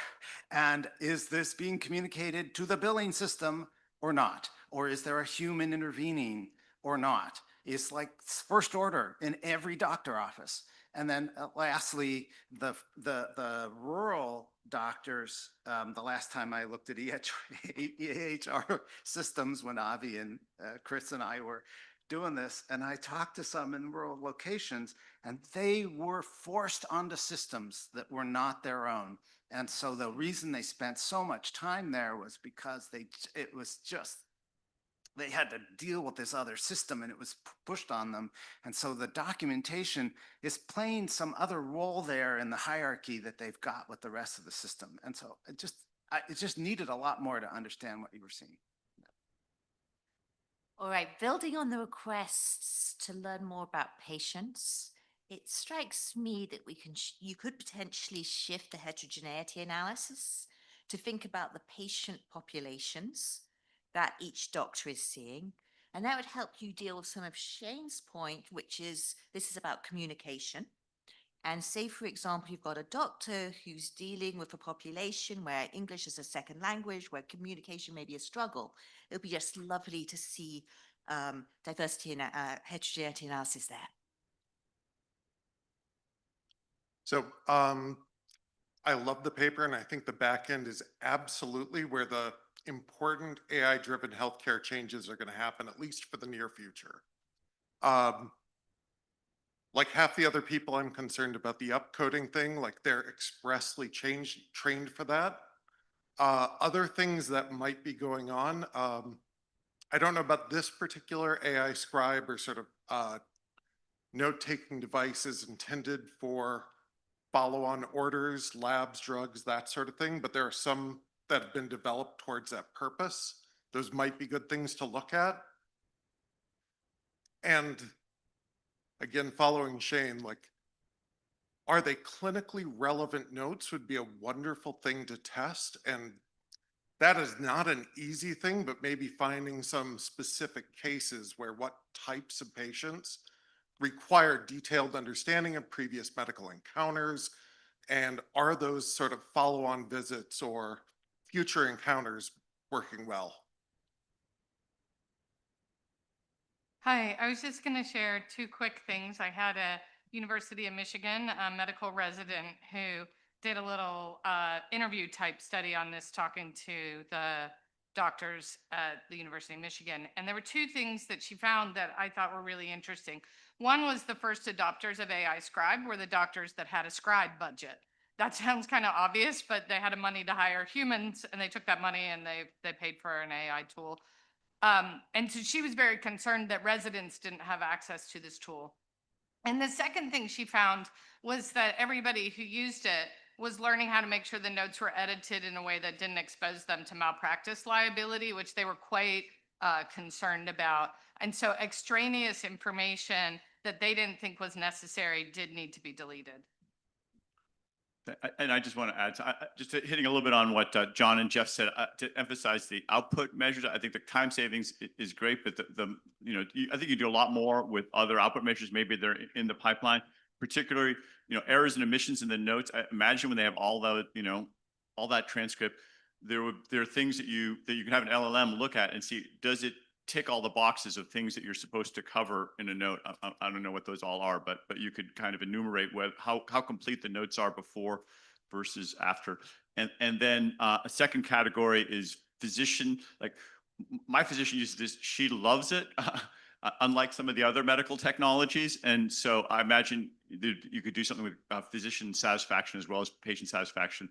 And then last but not least, the upcoding. I think you can also measure to what extent there's changes in that. Maybe that's more of a zero-sum thing, but anecdotally, there seems to be a lot more of that that's changed since they introduced these systems.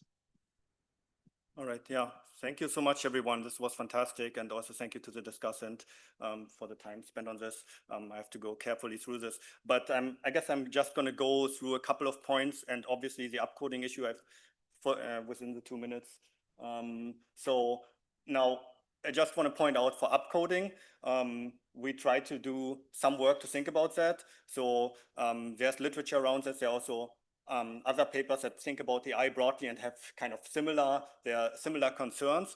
And you can see that upcoding in the literature is around 3 to 15%. So if we just naively downscale our estimate, which is what was suggested, it would be around 17% of the productivity increase, which is very well aligned with the other work in the space.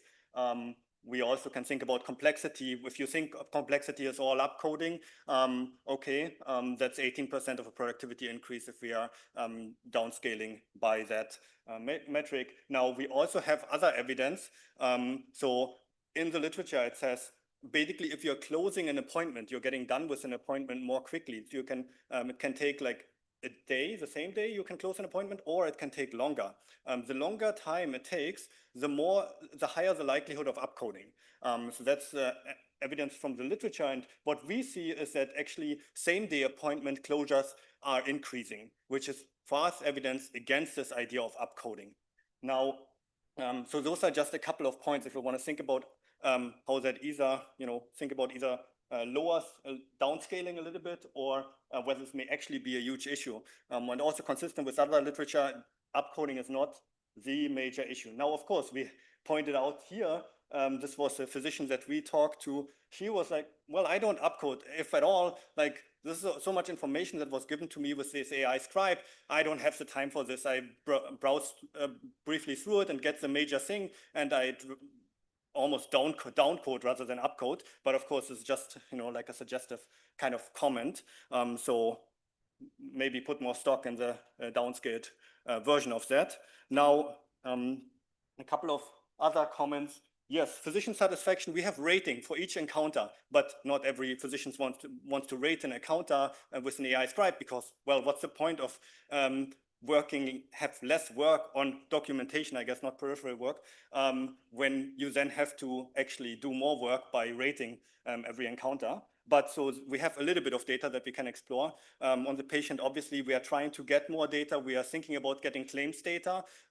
We were thinking about whether we do this in this paper or a potential follow-up, but definitely that's, yeah, that would be beneficial. Of course, what was brought up were the substitution story from scribes.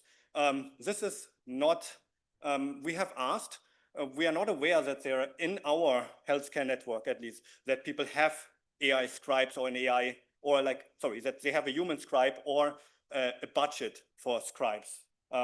We can obviously ask again about this budget. And yes, malpractice is a big issue. Just a little bit of a nugget I thought that was fun to think about is the transcripts that are linked, they get dropped after 30 days. Another incentive for physicians to adopt, because if you don't drop them, somebody could sue you based on the transcript and maybe the difference of transcript and the notes. So maybe that's another way why actually adoption, like physicians were adopting. Yeah, and I think I have to think about all the other comments. Thank you so much. Okay, thank you so much. So we have a break now to 3:40. See you in about 12 minutes.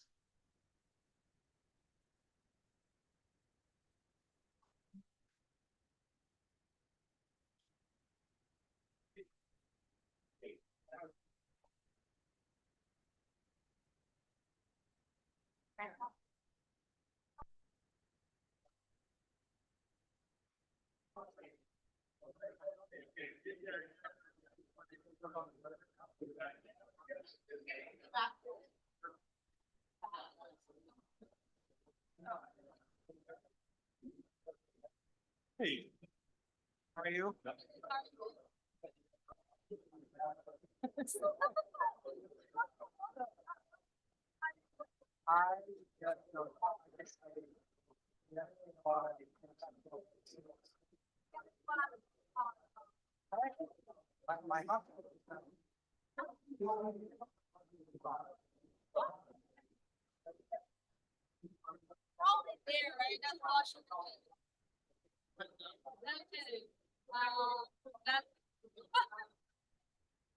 Yeah, so I don't know, because like the fight, you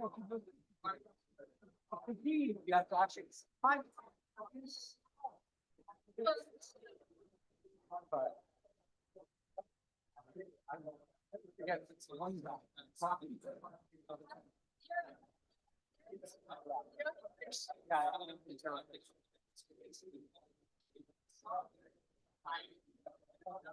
only 5 beats. I know most of them. I told you most of them to come here, but the first presenter. Person from India. Oh, good. I'm not too tough. I feel like you're doing Oh, the person.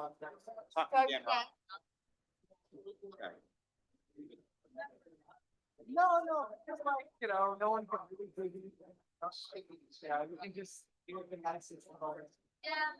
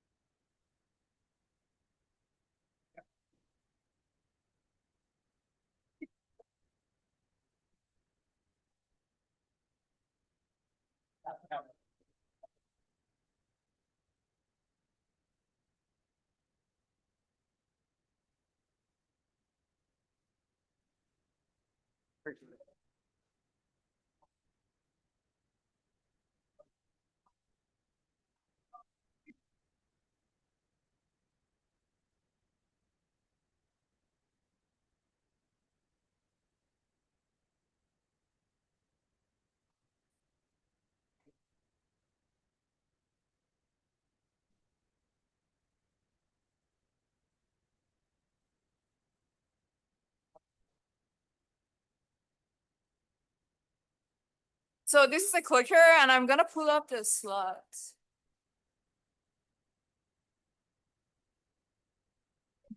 Hello? I'm gonna let this. Might need to do it on like single page or something. Maybe actually if you Oh, just this do one? that, I'm not sure. Oh yeah, it's already on full screen mode. Oh, full screen. Oh, shit. Okay, cool. One, two. How are you? Very cool. Yeah, that's how I feel at the moment. How are you? Okay, good. Oh wow, lots of slides, man. Yes, there's like 150. Oh my goodness. Some people have this multiple thingy, which Yeah, is. but their slides look beautiful. Yeah. I didn't think you like, I didn't want to make it. I wish Like you- actually I did. I would have liked that. But, Your side is so good, honestly. Like, no. thanks. No, come on, like the first page, amazing. I just put logos. I was like, this is like a wall of text. How do I make it pretty? But oh my God, these are gorgeous slides. Oh no, like they're gorgeous, but yours is gorgeous. And since you're the. Finish okay.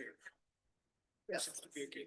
Yes. So I'm but- Mikhail, I'm the last one. Okay, oh, perfect. Okay, so I just. And since I haven't told you, please sit around here Yeah, so I can just jump in. And I have 1 minute and 2 minutes. Perfect. I'm gonna be here. There, you should be up here. Be ready. Oh, Fly. There you go. You know, yay, I love this. And then you're just like, done. Like, I always get confused about who I'm after, and then you're like, oh my God. It does two things. Wow. Thanks for raising. Sorry, essentially. I actually only realized when you sent your reminder, I was like, wait, shit, that's today. But I was like, I was gonna make my slides today. No, as long as before the. Yeah. Anyway.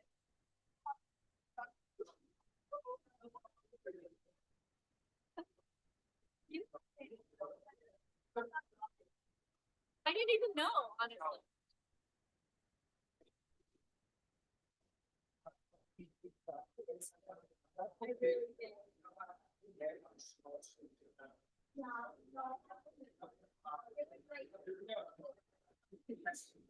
Yeah, it was just actually.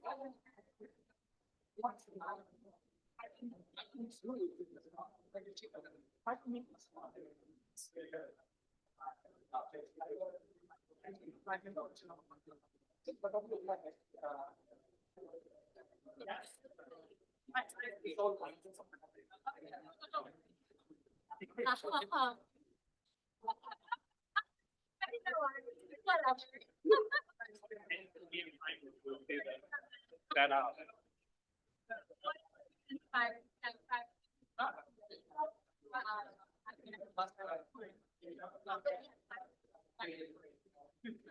The definition, that's why she's got the blindfold. That's right. I think that is very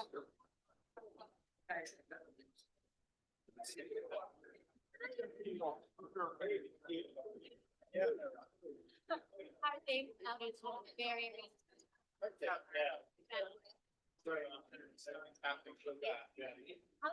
yeah, sure. Great, yeah. That's probably what that is about.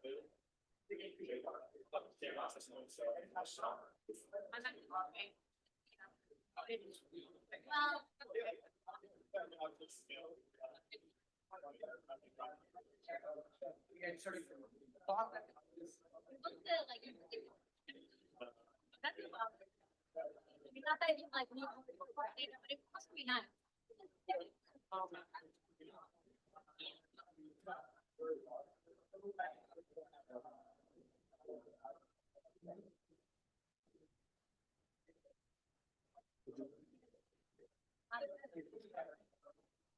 Well.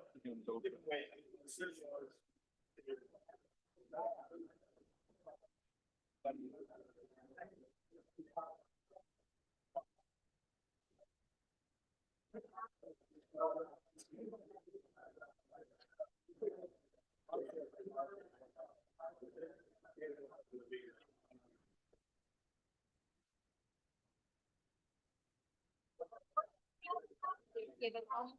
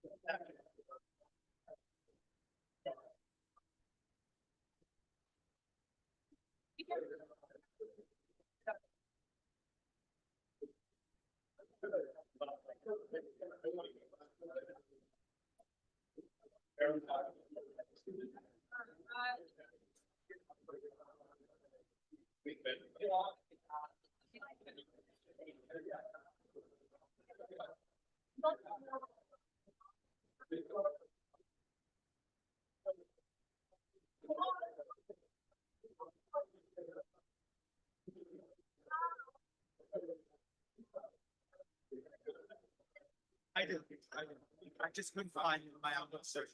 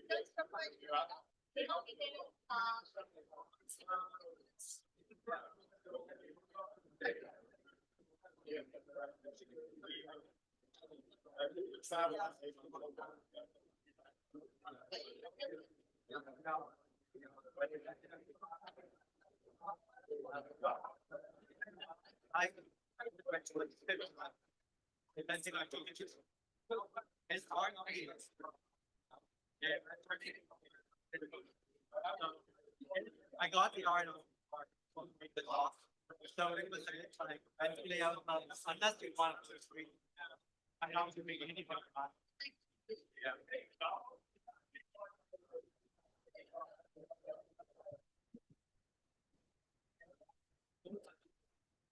Grab your seats.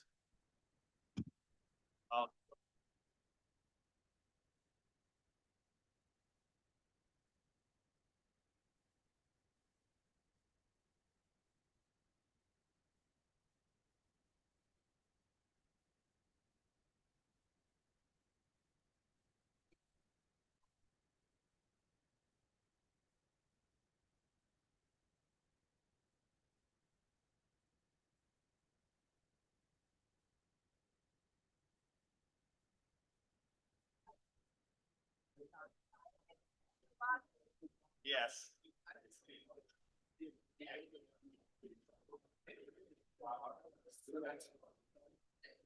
Great to see you.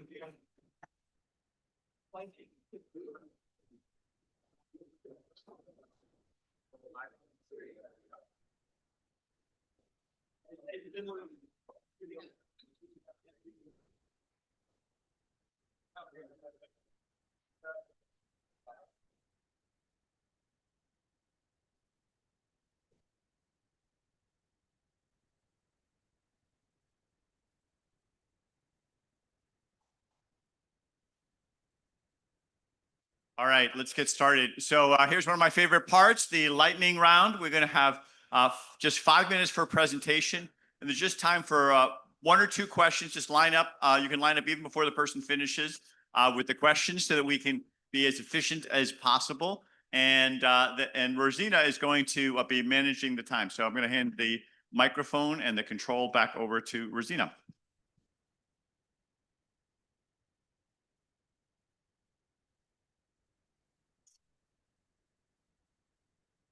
Hi, everyone. I'm Hunjin Kim. Thanks so much for having us.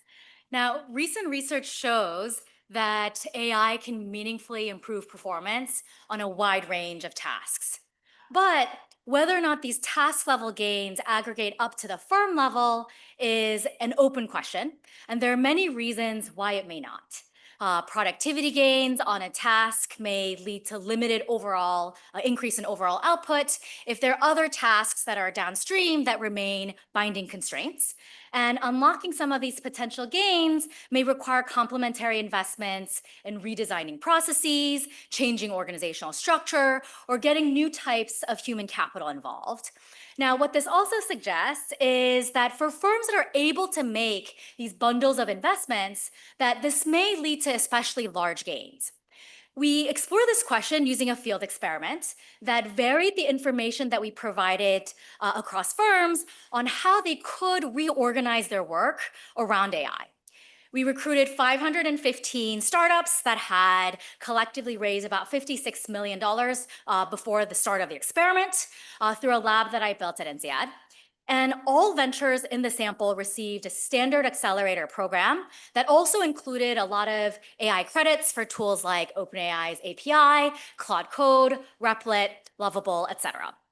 Now, the only thing that we varied across control and treated firms was that we swapped the case studies that we provided to the control group on general entrepreneurship with cases on other startups that had reorganized their processes and structures around AI. Now, to give you an example of one of these cases that were part of treatment, this is a startup called Gamma that redesigned their product development workflow. Now, before AI, as you can see at the top, this involved a whole bunch of handoffs across different specialists. Now, instead of giving AI to the product manager to write the spec a little faster, who then would have been bottlenecked by the designer and the engineer downstream, they redesigned their product development process by changing the types of people that were involved, mostly the product manager, and also investing in new systems that allowed AI to take all of the user data that they collected to generate different product variants that they would roll out continuously. And we gave examples like this, not just as a template for the startups to copy, but as providing examples that they could then pull generalizable insights from to then apply to the unique processes and problems inside their own startups. What we find is that treated firms increase the adoption and breadth of the use cases of AI across their company by about 44%.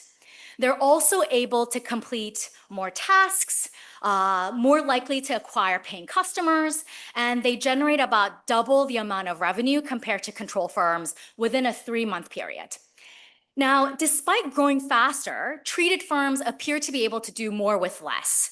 Their demand for external capital investment from investors at the end of the 3 months is lower by about 40%. They also don't increase team size or their demand for labor.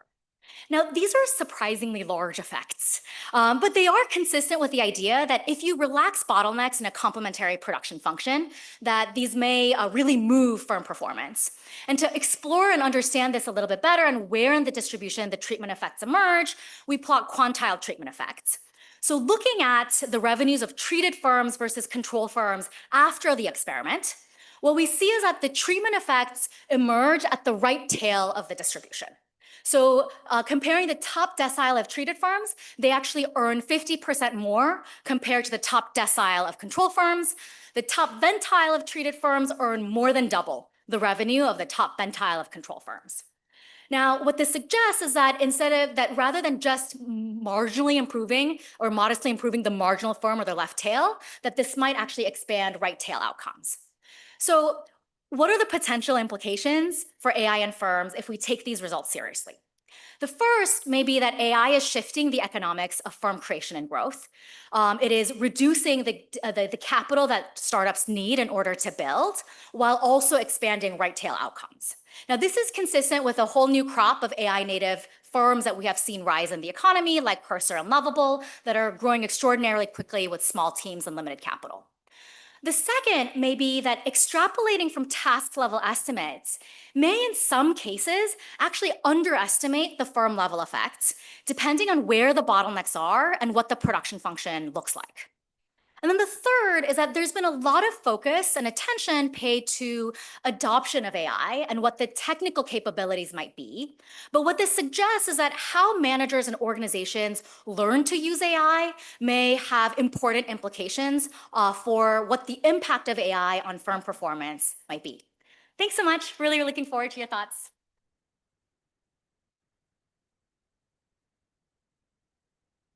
This is great, and these are very large effects for informational treatment, so I interpret them as information plus inside classrooms. My question is, do you expect similar size effects for other cases, non-AI cases, if they introduce? Is there studies we can benchmark the estimates here versus some non-AI educational materials included? Thank you. There are so many, oh, you want to respond now? No.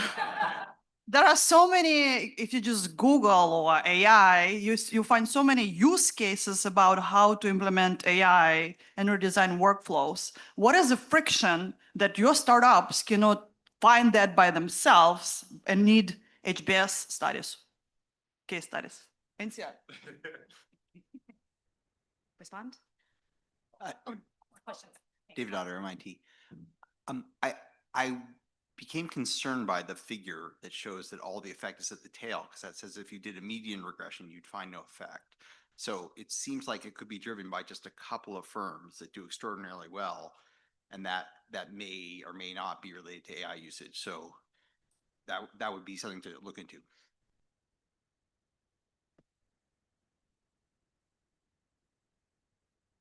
Point well taken. We actually do see some effects at the median. That's the quick answer.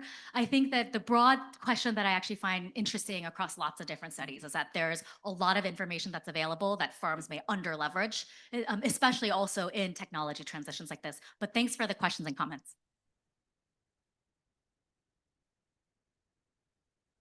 Hi everyone, I'm Sijie Lin from Toronto. This is a paper about how people use AI to produce. So the motivation is that in recent years, generative AI has become so powerful in creative work that people started to ask the question, what is the role of human input? For example, AI art isn't just the future, it's the end of human creativity. And people also say that once AI replaces creativity, what is there left for us? If we think, hypothetically, that the production function of a creative work is a function of AI and human input, then my research question is, what is the role of human input in AI-assisted production? When I say human input, I mean prompts, a combination of words that people submit to AI. So to understand this research question, I find an empirical setting called Midjourney. It's a very popular AI image generator that people use, that's been operating on a public chat channel. In this public chat channel, I can observe how people interact with generative AI. This is a screenshot of Midjourney. It's in the public chat channel where there's a chat box at the bottom where people can put in some combination of words, basically prompts. And then they can hit submit. Within 1 minute, AI is returning 4 images along with the submitted prompts, user ID, and a timestamp. When I say human input, I mean the submitted prompts, basically the white words. So this is the data I'm going to use, the conversational data between human and AI. In the data, what I can see is that usually a single user submitted a sequence of prompts that are highly correlated between each other, yet slightly different within a very short period of time. Combined with what people talk about online, this is basically people adjusting their prompts step by step to eventually converge to what they want. So this is the creative process that I'm talking about, and this is the production unit that we should be thinking about. So I use reduced form analysis and find that there are several data patterns in this kind of creative process.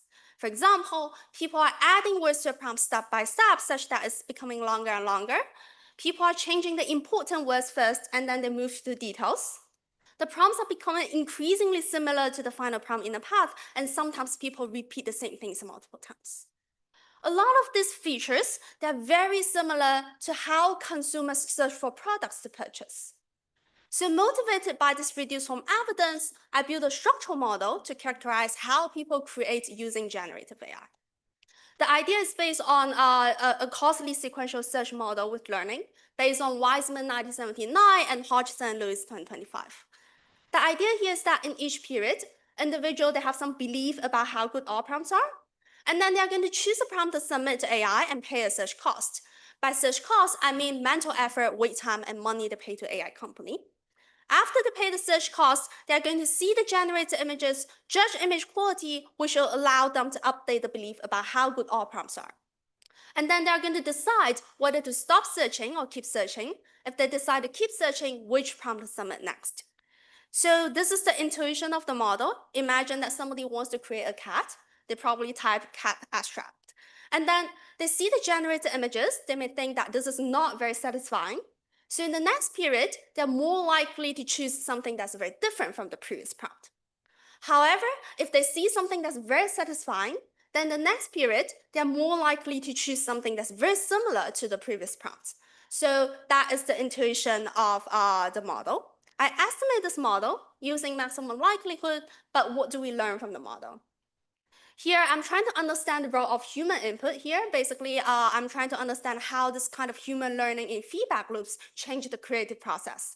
So in the counterfactual simulation, I'm going to remove this human learning.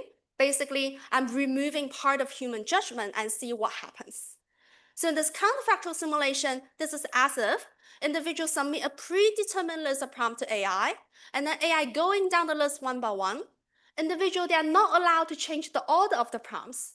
If they see something that's very satisfying, in the next period, they are not allowed to choose locally around it.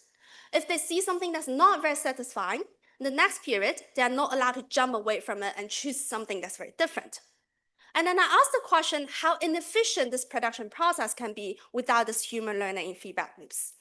The results telling me that this kind of human learning speed up the creative process by 3 times. That's basically saying that human learning or human judgment improve production efficiency by guiding the search process. That's the key takeaway of this paper. Thank you.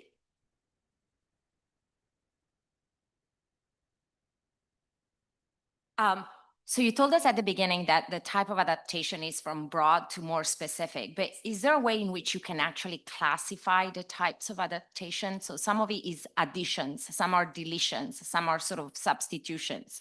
Would love to see how that prompting adaptation actually can get classified into. Yeah, so one very hedonic thing that I did is that I look at whether the prompts, so when there are some prompts that's becoming longer and longer, becoming more and more specific by attaching words to the previous prompts.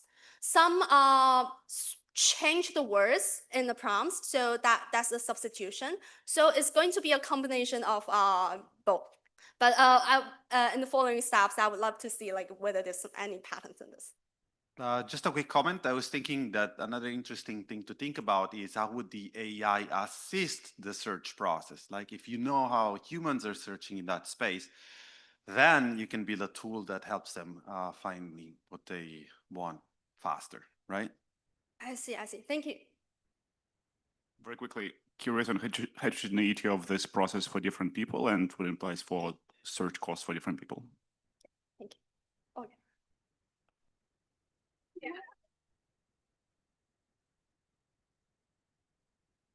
All right. Hi, everyone. I'm Ruru. Excited to present joint work with Benaya, who's in the audience right here. Great. So as all of us in this room are hyper aware of, AI models are increasingly very good at making predictions from data. But across a whole host of domains, when used as an input into human decision-making, we often don't see improvements in the outcomes that we care about. And one reason for this is that humans are not very good at probabilistic reasoning. And because in many cases, we still have to make the final decision, the question is how we can design AI-assisted decision-making in a way that actually improves outcomes.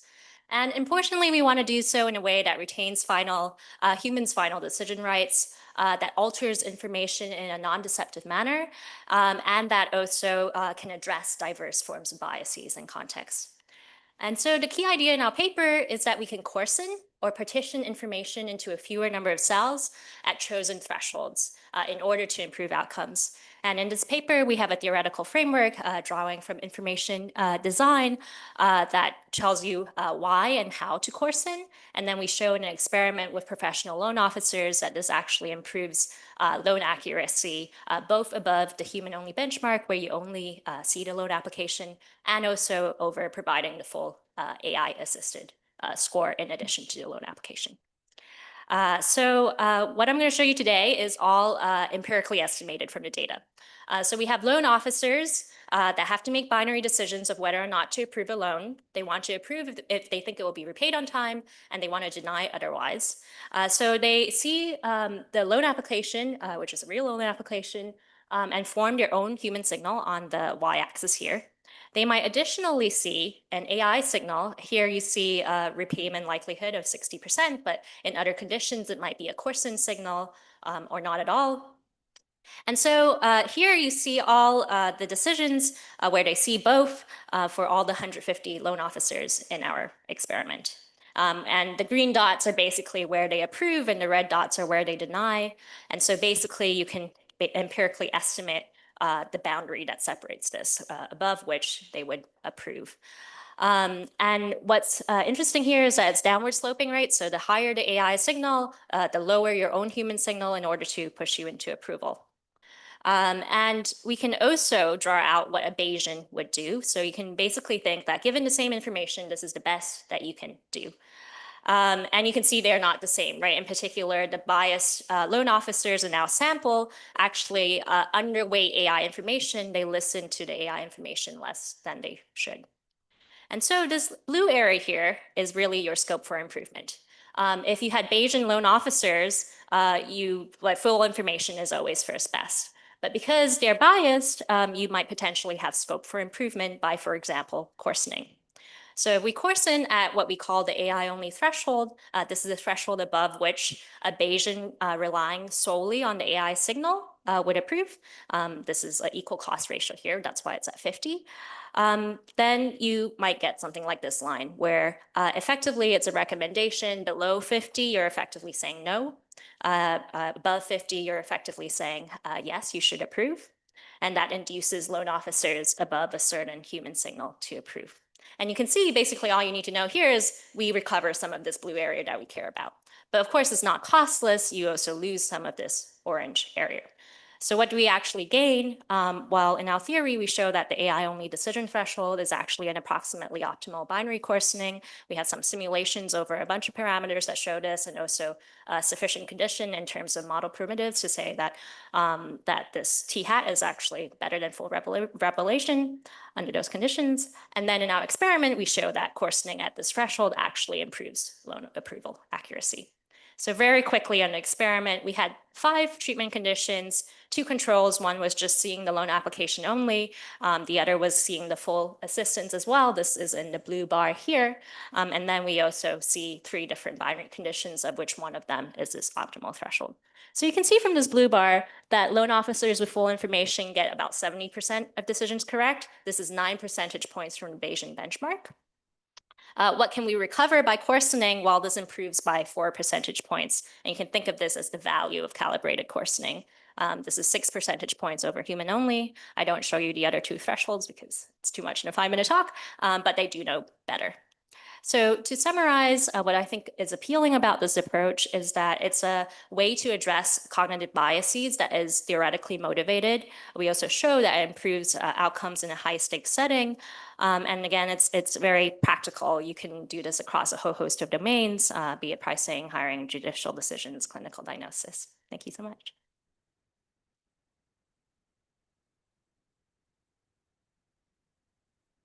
In the first couple of charts, if I remember correctly, it looked to me like the loan officer would have been better off relying more heavily on the AI than they did. To what extent are these sort of disequilibrium results that the people haven't calibrated yet how much to trust or weight on the AI? And would this result carry through if they were optimally relying on the AI earlier? Yeah, absolutely. If you can see from the black line here, there's actually not much residual information the human has over the AI. If they did, they would be more flat.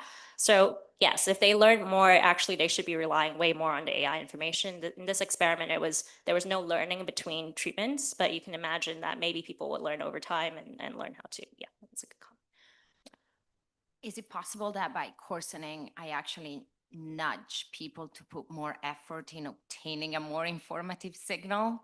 Yeah, absolutely. So actually, I would refer you to Alex Morgan's paper where they do talk about changing effort. Here, it's fixed, but awesome. Thank you.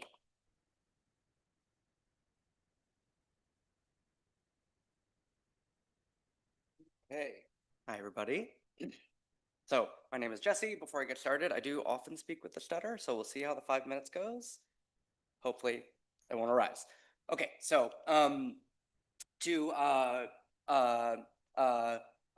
begin with some motivation. So writing can be costly, and it's a necessary component of many application processes. However, large language models have dramatically lowered the cost of writing, making it now possible to produce human-sounding, expert-quality text in a matter of seconds.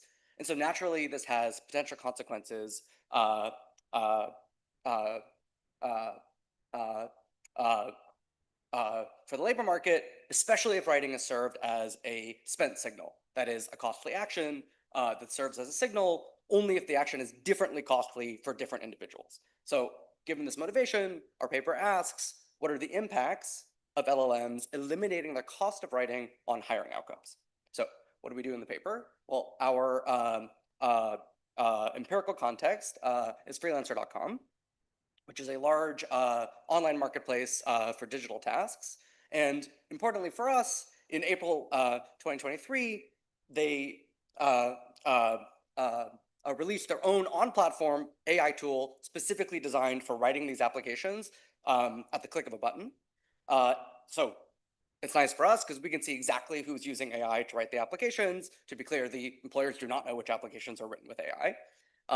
So next, we make two key measurements that we have to make in, to perform the rest of our analysis. So first, we measure the signaling content of each application, which we're simply going to call signal, via a novel measure of application tailoring using the text data of both the applications and the job posts. And then second, we measure effort that each worker spends on each application via the time that they spend, which we can get at with click data. And then using these two measures, we provide descriptive evidence that before LLMs, whether or not a worker tailored her application to a given job post functioned as an informative Spence-like signal of her ability, but that after LLMs, the value of and the demand for those signals dramatically weakened. So given this descriptive evidence, we build and estimate a structural model of labor supply and demand that embeds spent signaling in order to get at what would happen to the market if the value of those signals went to zero. And so we're going to compute a counterfactual that holds everything fixed pre-LM, but is going to eliminate signaling from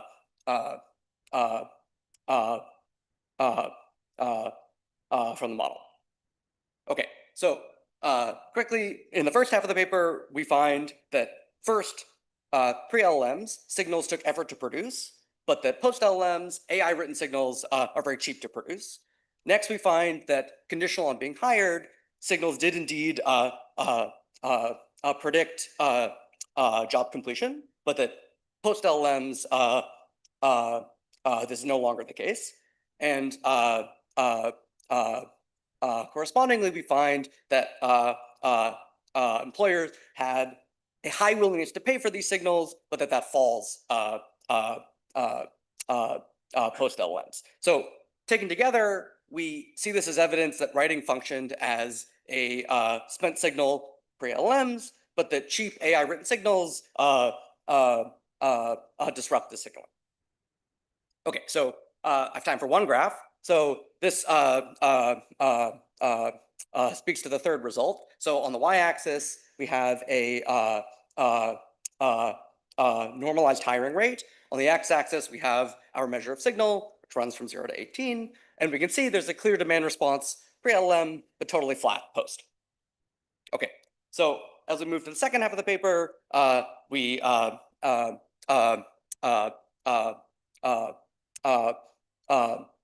build an estimated model of pre-LLM supply and demand.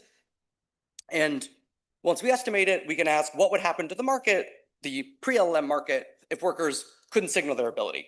And broadly, we find that the market becomes less meritocratic. So relative to the pre-LLM status quo, we find that workers with bottom quintile ability are hired 14% more often, whereas workers with top quintile ability are hired 19% less often.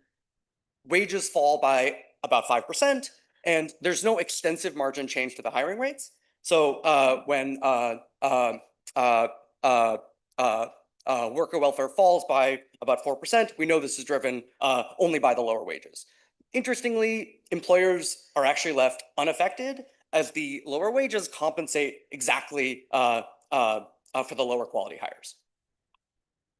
Do I have any time left? Okay. Okay, yeah, so I guess the subtle takeaway that I would like to highlight is that it seems like a doom and gloom story, but actually because the market has prices, and I guess the part that I didn't have time to get into is that because the workers are bidding a wage every time they apply, the market is actually able to absorb most of this shock. So yes, it is true that there is some welfare loss. Yes, it is true that there's a big change in who gets hired, but overall, the market is able to survive the shock. Thank you.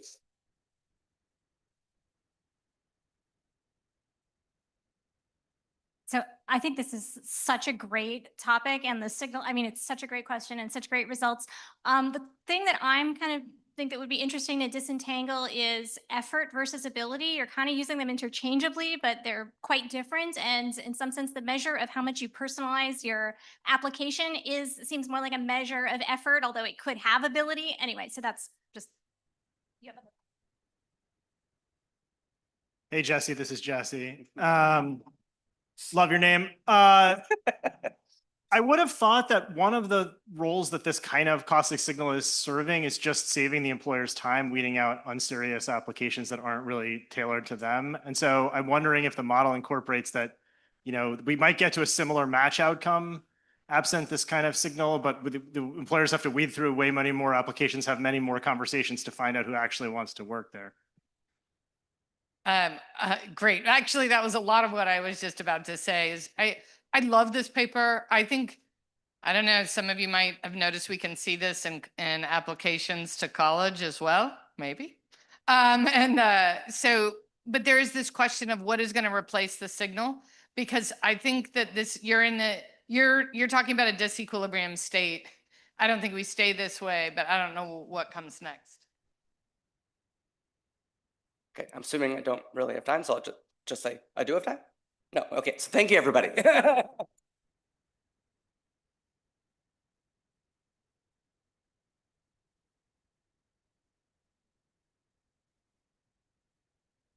Okay, hello everyone. Thanks for having me. I'm Kai Zhu from Bocconi University. So this paper studied a supply-side problem for AI system.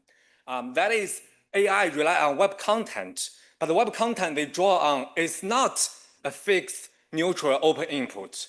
So I ask which publisher withdraw restricted AI crawlers and for which AI use. So here's the setup. Okay, so high quality web content is valuable for AI, but most of the crawler access is not priced, it's not compensated, right? So we have a few bilateral deals, such as the Google Reddit and OpenAI Associated Press agreement, but in general, there's no systematic market for the smaller online publisher. So a publisher instead governs access through several blocking choices. Right? Some can be enforced at a network layer, so they really can enforce and block. But in this paper, I will use robots.txt because those are private settings, not observable. Right? Robots.txt will give us a universal, standardized, and observable, so enable our analysis. The other thing in the background I want to mention is that for the same AI company, they often use one crawler for training, another for search. Right? So the training will build model. The search may potentially return traffic through referral. Right? So they have different implications.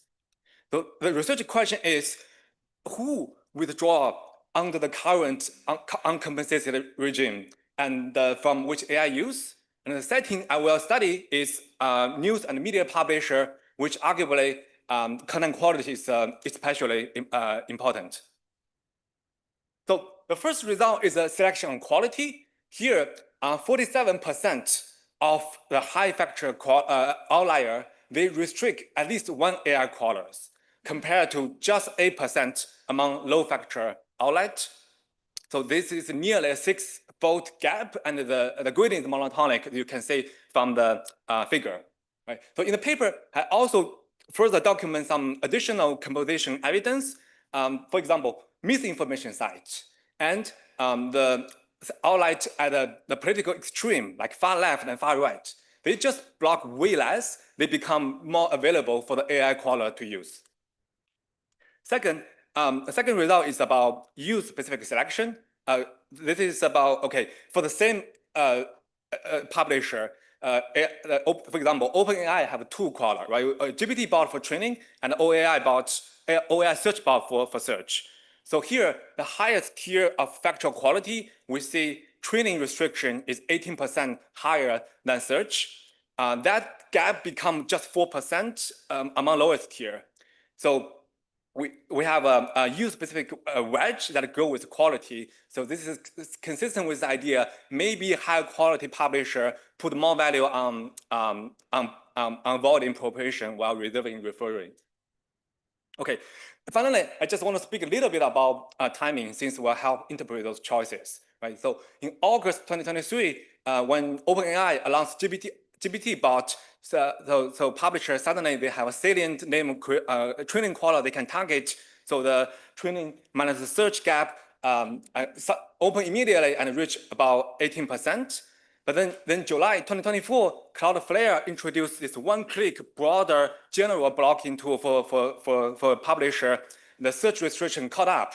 The gap got compressed. Right? So here, I guess the message is the observed access reflect both the preference overuse, but also the cost of influence those preference. Okay, so put the result together. I think the message I want to get out is to you to think about that really the web content on the AI system is not fixed, right? It's becoming less open, also not neutral. So this endogenous outcome depends on a few choices. First, which publisher participates. Second, which use they permit. Third, also the friction and the cost of implement those choices, right? So this give us a few food for thoughts.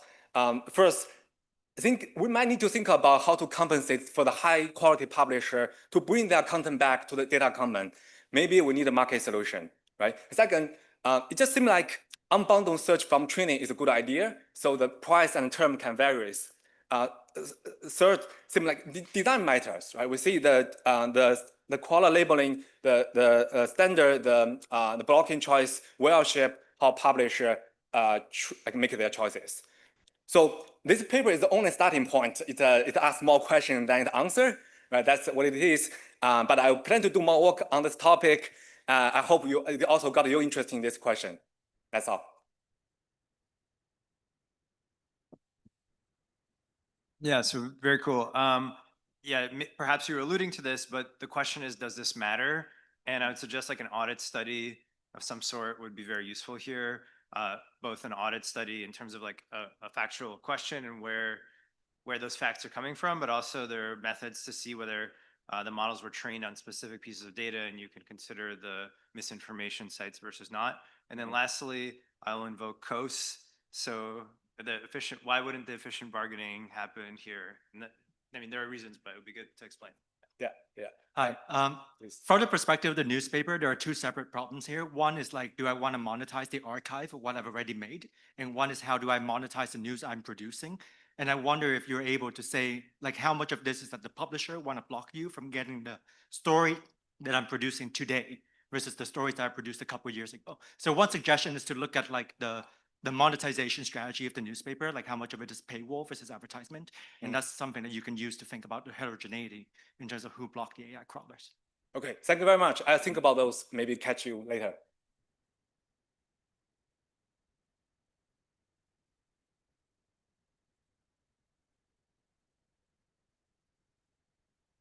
Great. Thank you so much for having me today. So I'm Fernando Saltiel, coming from McGill University. So I'll be presenting a paper talking about the integration of AI in higher ed. So in particular, what I analyze in this paper is who is integrating AI into the classroom in higher education.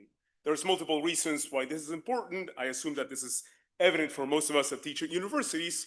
And so what I will be particularly showing you over the next couple of minutes is the extent to which professors who are at the research frontier, how likely they are to bring in AI into their courses. there's reasons by which we might believe that they would be more likely to bring it into their classes. They might be familiar with the technology, and therefore it's less costly to bring it into their courses. At the same time, as I guess we all get ready to prepare our courses for the fall, it is costly to redesign a course and incorporate new technology to have students engage with them.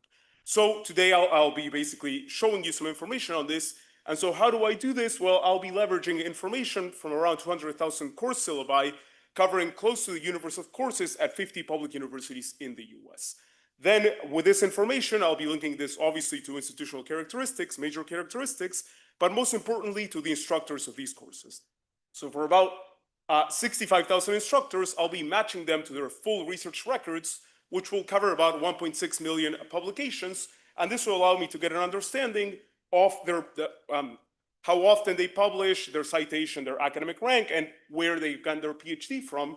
And most relevant to what I'll be showing you in a bit is also using these abstracts of their papers to capture the proximity to machine learning methods. This is basically done with an embeddings-based approach using a corpus of knowledge from like Spectre 2. And then I'll be looking at the syllabi to classify how is AI integrated into their courses. So if you've looked at course syllabi, they're quite unstructured data, difficult to deal with. Well, LLMs are really well suited for engaging with this. And I basically ask a couple of very simple questions that capture the extent to which professors integrate AI into their teaching, so the content that is being taught in the course, and or into the evaluation, so the assessments or the exams that they give students. These are validated with human raters and then classified at scale using multiple open weight or local large language models. Here's some simple examples of integration that I actually found quite interesting. So here's from a marketing class at FIU, the professor is asking the students to use AI to write a marketing plan. Then you have what I consider an even more creative instance of integration, where the professor asks the students to create a musical composition using one of these AI programs. And so as we think about this, the first thing that becomes evident from this exercise is the extent of writing a policy down on a syllabus is very common. So about 2/3 of the courses have done this. Actual integration into courses is much less common. Only about 6% of courses in the syllabi have done so. Now, the extent of integration is quite heterogeneous. So what I'll be showing you in a second is how this differs across college majors.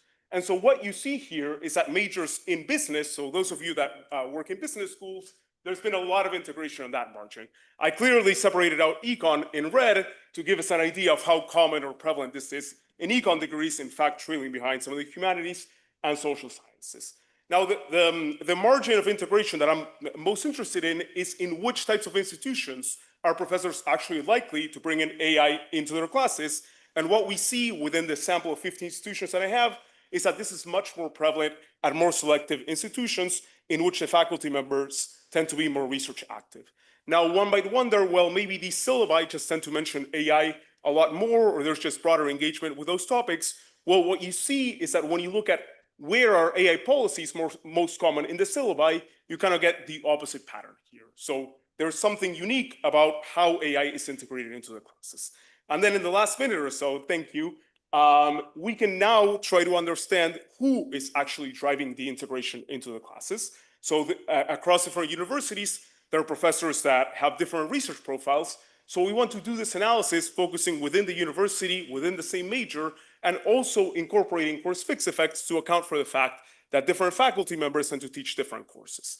Then I look at these instructor characteristics and how they shape AI integration into the classroom.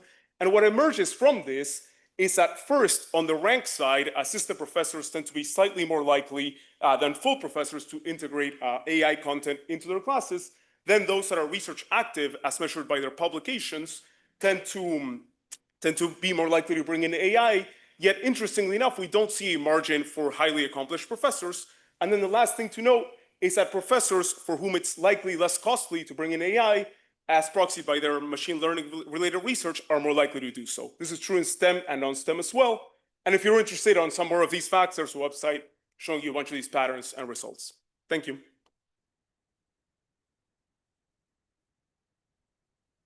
So you probably already thought of this, but as a follow-on paper, it'd be very interesting to see what happens to the students who are exposed to those classes.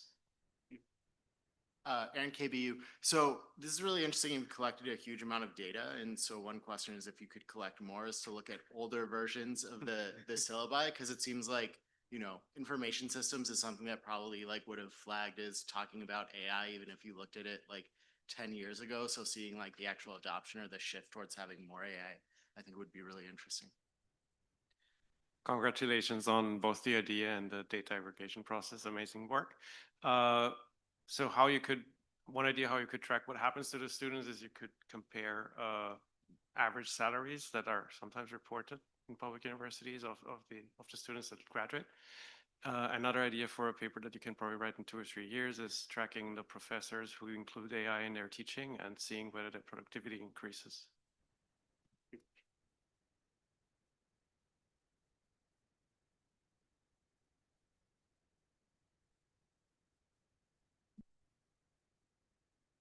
Hi, everyone. My name is Jacob. I'm a fellow at the Hoover Institution. I think Fernando sets me up really nicely to talk about how exposed higher education is to AI. AI represents a distinctive challenge in higher education. The exact types of things that we ask students to do in their college courses, writing essays, solving quantitative problems, writing code, these are all things that AI tools can do very well. And although we have a lot of research that studies how workers and how occupations intersect with technology, what I'm going to show is something different, how higher education is exposed to and responding to higher education. I think about exposure of higher education to AI as operating along two margins. First, there's a risk that students can substitute AI tools for their own learning, reducing the human capital that students develop in college. And second, from the instructor's perspective, there's a measurement issue where we are less able to gauge how much students are learning when they have access to tools that they could potentially substitute for their own work. So in this paper, I think about two questions. First, where in the curriculum is the scope for AI substitution the largest? And here I'm going to build a task-based exposure measure comparing what students do in different college majors and what AI is capable of doing. The second thing I'm going to do is think about how instructors have responded to the release of ChatGPT in the way that they administer courses. I used two really cool data sets to do this analysis, both of which I've collected. The first is a very large data set of course catalogs and course schedules, which gives me detailed insight into course offerings at about 1,000 US colleges and universities. I use course descriptions and enrollment to construct an AI exposure measure at the college major level. The second, similar to data that Fernando is using, I've collected 1.1 million syllabi from a sample of 27 US colleges and universities that span the pre and post ChatGPT period. And I'm going to use that to look at how course administration has changed over the last couple of years. The first part of the paper develops a task-based capability exposure measure for college majors. We've talked today a little bit about challenges with interpreting exposure measures. After I tell you what I'm going to do, I'm going to tell you about how I think we should interpret this measure. But what I do is I pool course descriptions up to the field level, aggregating across these 1,000 universities in my sample. And in the style of Web 2019, I extract from these course descriptions the verb-object pair tasks that students perform in their courses. So in econ courses, students tend to analyze data, use models, and evaluate policy. I apply these verb-object pair frequencies as weights to a measure of LLM capabilities at the detailed work activity level using this exposure measure by Alonso et al. 2023, which summarizes the capability of large language models, GPT-4 in particular, to perform different detailed work activities. So this exposure measure is going to point to fields of study where it is easier for LLMs to do a given task. What I'm plotting here is the distribution of these exposure scores across fields of study. The fields that I indicate as being higher exposure are fields that incorporate writing and data analysis skills. So we should think stats, English, and computer science. Economics ranks relatively high as well. Lower exposure fields, including skilled trades, hospitality, and physical education, are fields that involve physical and interpersonal tasks. But I think a takeaway from this figure is that there's broad exposure to large language models across the higher education curriculum. I don't want us to think about this as an indication of downstream consequences for graduates of these majors. What I want us to think about is this overlap is telling us where in the curriculum are students potentially capable of substituting LLM inputs for their own work. It creates a measurement problem for instructors where, although AI can be a complement or a substitute into coursework, that absent proper measurement tools, we will not be able to assess whether students are developing the same level of human capital if LLMs are capable of completing some of the work that students are doing. So to assess whether instructors are responding to this threat, I use a second data source that is syllabi from about 27 universities.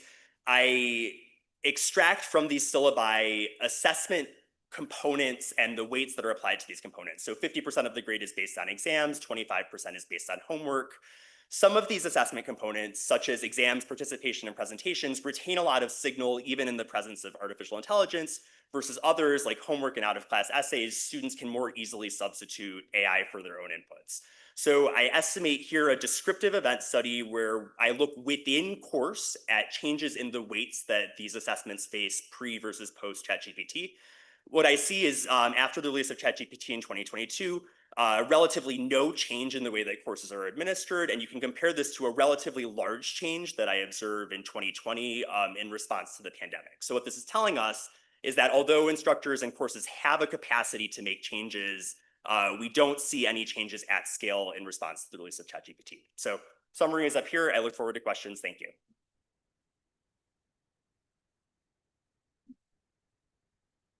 Hi, so really nice work. It would have been really helpful for us when we were actually doing an exercise very similar to this at a large Israeli university. We were basically able to show that students in taking courses that are more AI compatible in the sense that they can use AI for most of their graded work end up with higher grades, and it compresses the grade distribution. So students are sort of pooling under the same grade. And we found the same thing, nice that it accords with your work, that faculty are basically not responding. So students are way ahead of faculty in what they're doing with AI. So I think where we need to really focus ourselves on for going forward is, what can faculty do in terms of changing the structure of their assignments and using AI tools to help the students learn rather than just letting students do the work with it. And perhaps some interventions with different sorts of faculty responses and evaluating those might help. Thank you. So a couple of related questions. One is, even holding constant the fact that, for example, I evaluate you on an exam, how much of that exam moves to being with pen and paper as opposed to some other tools? And then these, even if this adjustment doesn't happen on average, I wonder whether you can actually identify the ones that do change and see who they are and where they are coming from. Yeah. Both in the paper. Great. Super important work. Just by having conversations with colleagues, at dinner or, endless committees my impression is that we still haven't figured out how to tackle this problem yet. So I really think you should keep this going by building some sort of an observatory about what's going on. And then I'm looking forward to learn more from you about that. Thank you.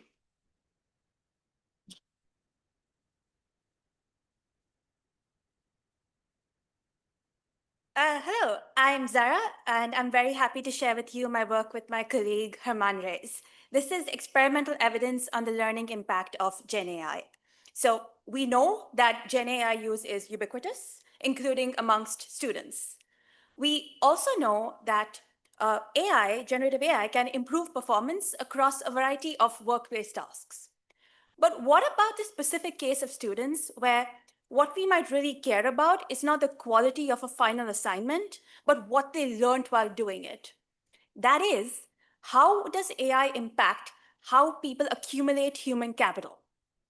And we tackle this question in this paper using a lab experiment where we try to mimic academic setting, a common academic task, as closely as possible. So we're going to use an off-the-shelf chatbots, largely ChatGPT. We're going to have students learn an unfamiliar topic, a scientific topic, and be tested on it immediately and after they have had a week to see what they recall.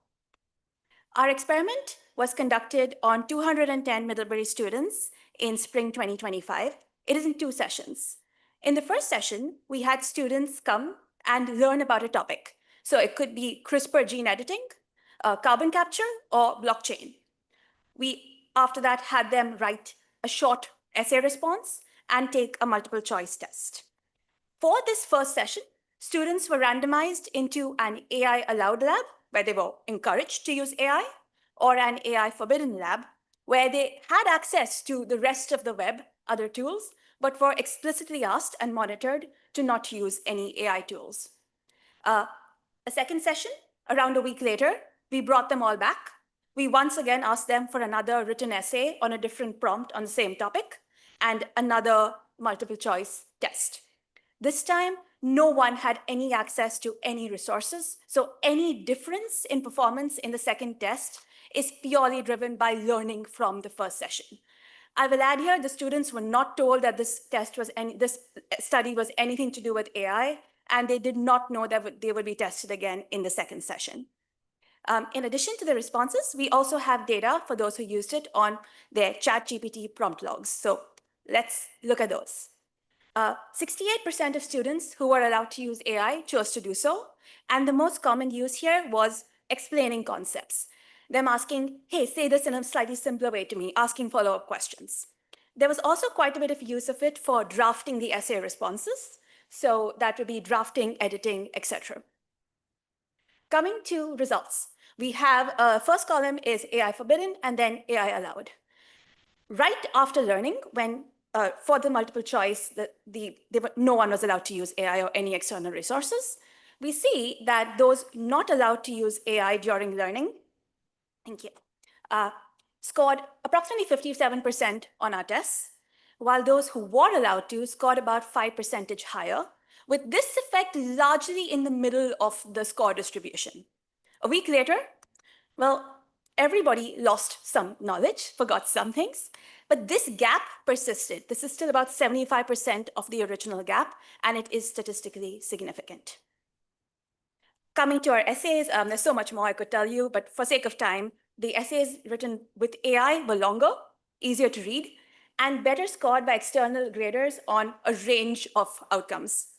Surprisingly, these effects not only persisted, but actually slightly increased in the second session when all students no longer had the assistance of AI while writing these essays. So how is this happening? What's going on? We check some things. We don't find any evidence of a change in total time learning in our experiment. However, we do find a difference in how students spend their time. Those who had access to AI were able to spend more time on reading, learning, looking things up, and less time on writing, drafting, editing, proofreading, etc. They also report enjoying this task a little bit more. Interestingly, the students who had access to AI were also a little more likely to break or bend the rules of our experiment in other ways, for example, by having unauthorized resources open during the multiple choice questions. And we take that as, since we allowed them to open a restriction here, they sort of did not pay attention to the other restrictions. However, that cannot explain our results. It cannot explain more than a third of them. The rest genuinely seems to be driven by an increase in learning in our context. Thank you.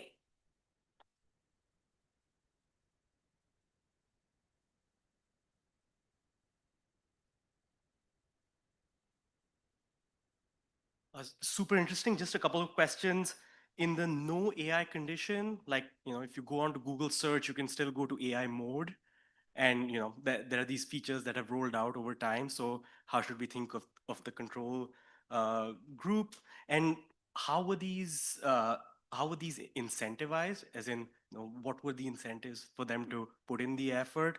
And do you have any survey evidence on what they did in the interim? Right? If it's actually about learning, did the no AI condition actually, look into other resources?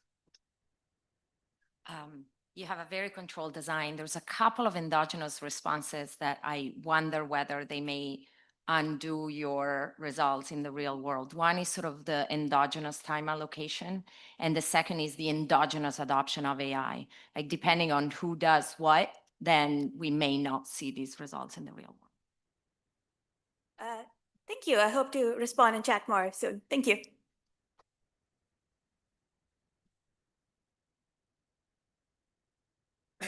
Hello, thank you for inviting me. So this is joint work with Elliot and Christoph. And I'm Sultan from the New Economics School in Moscow. So we all know that AI is really the kind of everywhere now, but we know surprisingly little about how AI affects public sector productivity. Now, incentives in the public sector are quite different. So the tenure decisions, the compensation, lack of market wages, all these things make like how AI will respond to the public sector very different. And this contrast is probably the sharpest in courts which are supposed to deliver justice, which assign liberty, rights, enforce contracts, etc. So far, we don't have any evidence of how Gen AI would affect public sector productivity and in courts in particular. And there are three main challenges. First of all, of course, AI is non-random. The more tech-savvy people are more likely to use AI than not. And even if you do get random assignment, usually it's not adopted at a scale to really see, say, countrywide or system-wide effects. And third, even if you do roll it out and say give GPT to judges, you will not observe how they use AI. So we designed an experiment to overcome these challenges, and we built a secure generative AI assistant specifically for Pakistani judges, which is built on OpenAI technology. And we randomly assigned them to the trial court judges of Pakistan. So about 1,600 judges of Pakistan, which is 50% of all the Pakistan judiciary, or 70% of all the district courts of Pakistan, were given this AI subscription, and they were divided into 3 treatment arms. The first treatment arm got JudgeGPT access, plus a targeted training how to effectively use the tool. The second treatment arm got the JudgeGPT, but got a generic training on just technology and law, how technology like dashboards can be used in the legal sector. And the third third group, which is our control, didn't get the AI assistant, but got just this placebo technology and law course. One point I would like to make is that our sample of these 50-year-old super old judges were basically not very tech savvy. Only 25% of them had even heard of LLMs or any generative AI system. So think of our control as not having a lot of AI experience. So our data architecture is huge. We conduct surveys to learn about attitudes about AI. We have anonymized chat logs to observe how they use AI. We have judicial opinions to know how they write and their legal quality. We have district administrative records, which we link to before and after our training from the Justice Department to see access, how they use AI, how legal quality validated by lawyers is affected, how biased are their decisions, how many cases are closed according to the Justice Department records, and whether these cases are contested as appeals or not. This is a 150-page paper. So first thing, what do we learn? First thing we learn is it's not enough in a developing country setting to just give these old judges AI. You have to give them this targeted prompt training to actually make them use AI. If you just give them AI, they quickly stop using it. But targeted training is what turns access into use.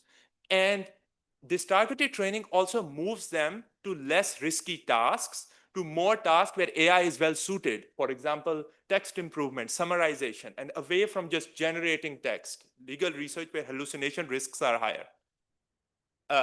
Second thing is in judicial administrative records, we find that districts which are more exposed to AI resolve more cases. This is about 6% increase over the baseline. So you can look at it. And also these cases are less likely to be contested. So these might be higher quality. We do a lot of stuff on the text of judgments. We don't, although we find appeal rates fall on text of judgments, readability scores, judgment length stay unchanged. Lawyers validated legal quality improves, while we find no effect on increase in gender or religious bias. There is also an implied savings where every dollar spent on GPT produces about is profitable. But the bottom line I would like to take is that bottom line is not just access. Curriculum design and targeted training matters here. And this experiment was also discussed by the Secretary General and the UN, and he's looking forward to hear our results.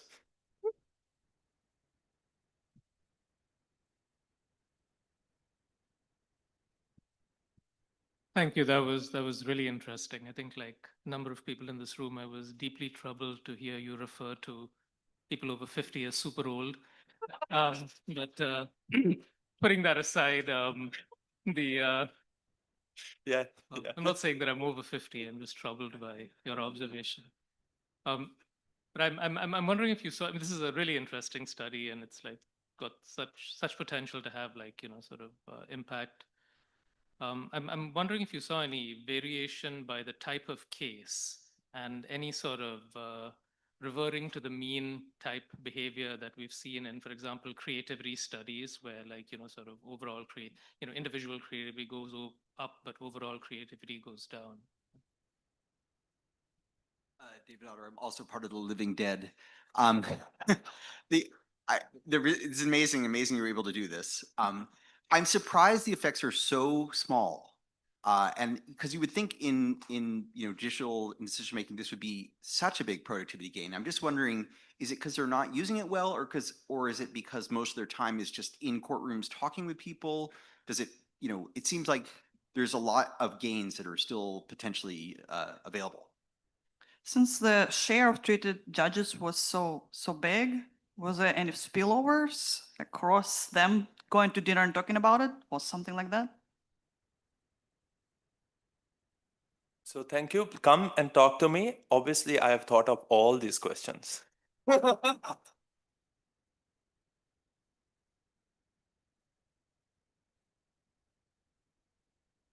Okay, thank you so much for including our work. I'm Xin Yao, and I'm going to talk about directional AI advice. So nowadays, AI is becoming the first place people turn for advice, even before talking to an expert. So it becomes an open question of whether advice from AI would change this entire decision-making process, and perhaps more interestingly, in what direction. We are going to answer this in the context of healthcare, which is now a top consumer use case of Gen AI.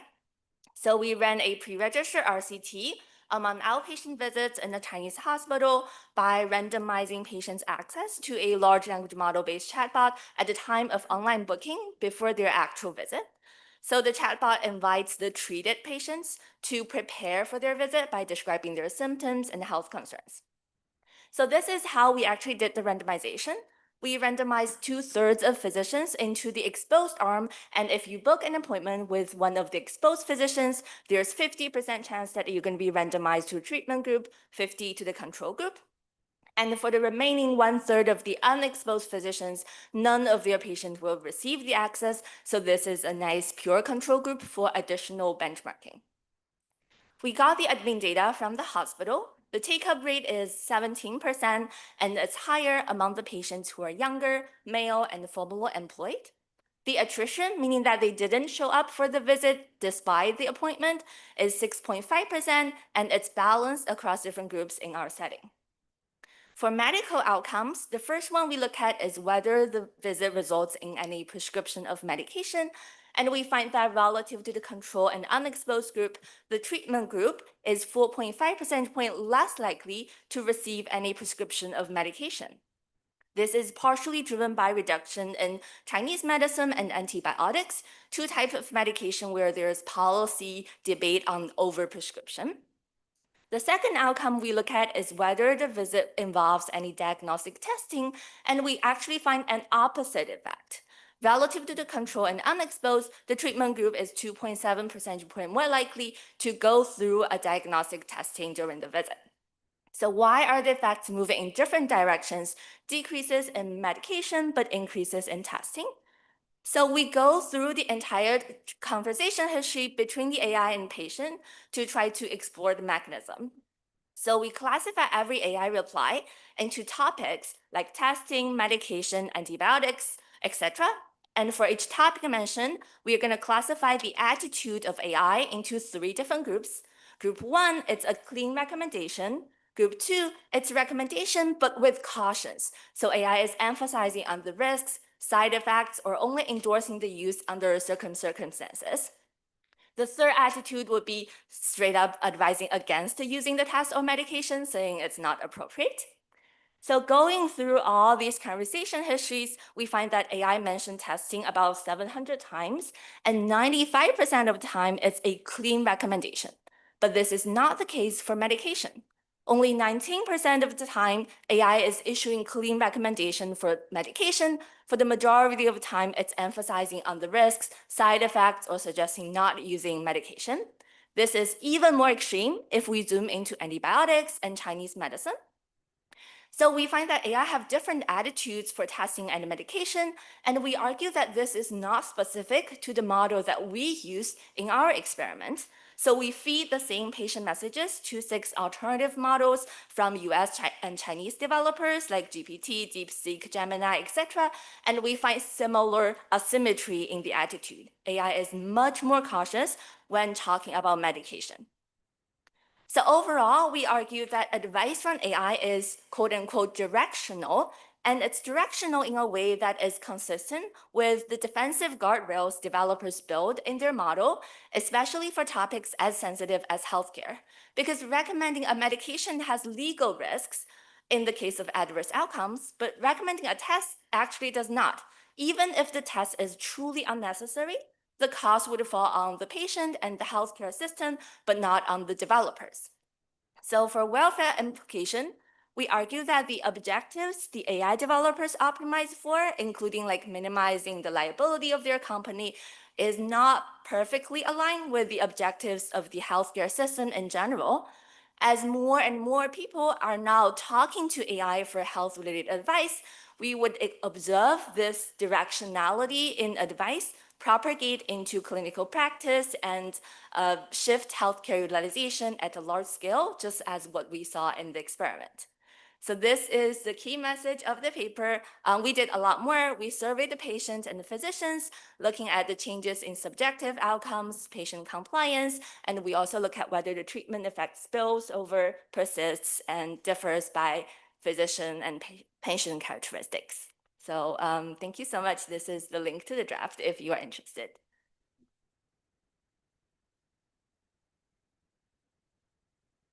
So if the AI is afraid of prescribing medication and the doctor ends up not prescribing that medication, is that because we were over prescribing before and so this is good, or are we now under prescribing and this is bad? And you could probably look at follow-on visits and see whether eventually that prescription ends up happening. So a possibly simple way to get a sense of the clinical value for this advice is looking at the positivity rates or the incremental positivity rates of the diagnostic tests across your groups. Yeah, thank you. So we did look at follow-up and it drops a little for the treatment group. The follow-up rates actually dropped a little bit. It's hard to interpret why, because it could be like health related, or it could be just like they are not very happy with the visit. Yeah, for all the other comments, I'm gonna think about it and thank you.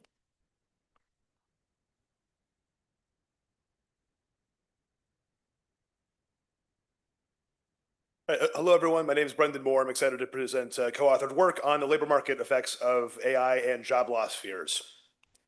So amidst the growing debate about the effects of how AI will transform the labor market, certainly many workers have reasons to fear AI job loss, just as we heard this morning from Daniel's talk.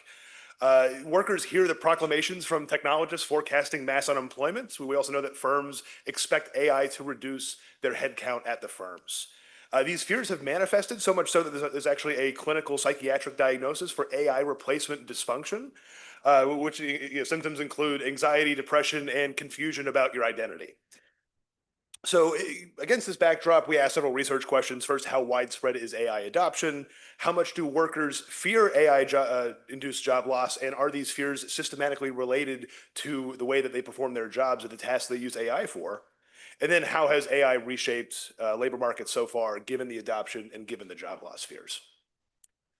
So to answer these questions, we run a quarterly survey of AI adoption among US workers. We field this on inquiry starting in 2024, doing it quarterly since then. We've surveyed over 9,000 adopters and 25,000 workers. For all workers, we ask them about their employment status, occupation. We also ask, what is the probability you believe either yourself or your coworker will be laid off in the next 2 years? These are two separate questions that we ask. And then for AI adopters specifically, we also ask about what tasks are you using the technology for? It also intensive margin questions like how many days per week do you use it and how many hours per week? On the right-hand side of your screen, we're just plotting our adoption measure among US workers. Our most recent estimate lands around 35% adoption among workers, which is roughly in line with what other surveys have found. That's one of the key contributions of this paper. We document substantial subjective job loss perceptions among AI users. So we ask again, what is the probability you will lose your own job due to AI in the next 2 years? The mean subjective job loss probability for people who use AI at work is about 25%. Among non-adopters, it's smaller, although still elevated at 18%. And then you get a similar split if you split not by a similar pattern if you split not by adoption, but if you split by AI exposure in your occupation. Now, these are quite substantial job loss fears, given that if you go to the SIP and look at what is the 2-year realized job loss rate, it's about 18%. So in this case, the AI job loss fears are either matching or exceeding the realized job loss from all causes. This relationship holds on the intensive margin as well. So here we're just subsetting among those who use AI at work. And we find that the more that you use AI in terms of number of hours per week, the more you fear losing your job as a result. This is a bin scatter conditional on demographics and also holding fixed or doing fixed effects for 2-digit SOC codes. So this strong positive relationship is within occupation. Basically, we interpret this as a learning by doing story. The more that you can see this technology perform, the more concerned you are about the implications it might have for your future employment and job security. And so now, given substantial job loss fears among workers and given the adoption that we document, what have been the effects on the labor market? To answer these questions, we look at layoffs in the current population survey. We look at vacancies in Lightcast. We run these regressions with at the 3-digit SOC code level. We use a continuous treatment difference in difference approach following Callaway, Goodman, Bacon, and Santana, but it's robust to doing a binary diff and diff, treatment time being the ChatGPT release. And in general, we find no statistically significant results either for vacancies or increasing the layoff rates. And our independent variable here, the baseline is using the Alandu and co-authors exposure measure, but you can actually rescale that in terms of adoption in our survey. Basically, you can use exposure to predict adoption in our survey at the occupation level. And then that just lets you reinterpret the units in something that's a little bit more interpretable, which is 1 extra percentage point of adoption as opposed to exposure. But in any case, despite the substantial job loss fears, we're not documenting labor market disruption from AI yet. But as we discussed this morning, that does not mean that we don't care about this pattern of behavior from workers who are really concerned about losing their jobs, because that can influence other types of behaviors like cutting back on consumption, how they search for jobs, engaging in risky behaviors, all of which are patterns that we care about deeply as economists. Thank you very much.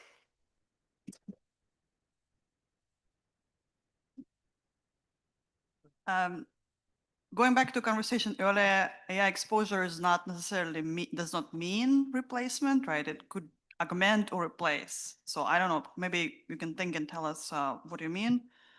But by the way, I think I just did literature review on exposure, labor effects of AI, and I think your findings are probably consistent with many studies. I was wondering, it seems like there are 3 theories that could explain the correlation that you see. And one is that people in occupations that are more likely to be replaced by AI are the ones who are using AI more. It's just sort of like an occupation thing. The second is people, as they use AI more, this is your theory, as they use AI more, they get more and more worried And there's a third, which is people who are more worried about being replaced by AI end up sort of using the AI more to sort of try and get good at using the AI to prevent themselves. I'm wondering if you have a way of disentangling these three explanations. I wonder if I have variation in your data to say something about career stage. Are people who are anxious where they are in their career stage, whether it's entry worker versus more advanced? Okay, thank you for your questions. Appreciate it.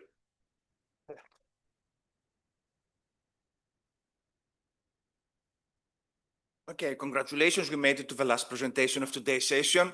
So I'm Michael Batikas from Nova, and I want to thank the organizers for including this paper into the program. So this paper is about the impact of generative AI on market structure, more specifically in the open source software setting, and taking as a case the introduction of GitHub Copilot. Okay, so it's already been documented that AI can make individual developers much more productive. Okay, we can also see that being translated at more activity at the project level. But later on, how this at apps at a higher layer, which will be market level, it's to be seen. Okay, so if we take the previous literature on that one, we say generative AI can lower the search cost of trying packages. That means that we can have a positive effect on the long tail, okay, but resulting on decreasing concentration. On the other hand, it can be also consolidate the market by AI, generative AI, suggesting much more popular packages. Okay, so they get surfaced more over and over, so they get used more and more. So that means that we result to increase of market concentration. My question on that is kind of both can happen at once, because adoption is not one decision. Okay, adoption can have three layers, and each one of these has a bigger commitment. The first one could be the engagement, which will have a low commitment, which could be just forking or starring a package on GitHub repository on GitHub, or later on will be usage, but will have a medium commitment, will be just kind of installing and running a package. And finally will be the layer of integration, which will have high commitment over there, which is we declare the adopted packages in the manifest, something that we cannot really undone really quickly. Okay, so what we're doing here is I'm using the introduction of GitHub Copilot as my setting. Okay, so when GitHub Copilot was introduced, it was available for Python language, but not for R language. I take as a date of treatment October 2021, when the GitHub Copilot was majorly available to the communities of JetBrains, NeoVim, etc.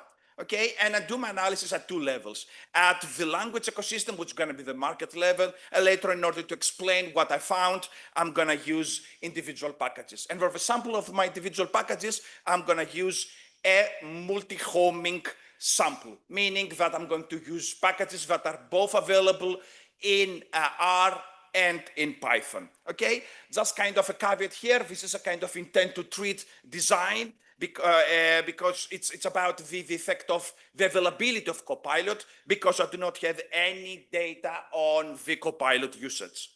Okay, results. So at the market level, I can demonstrate that the dependency market concentrates. Either it's measured by its HI, entropy, or other measurements. But I cannot see any kind of other effect at the forks or contributors or stars or etc.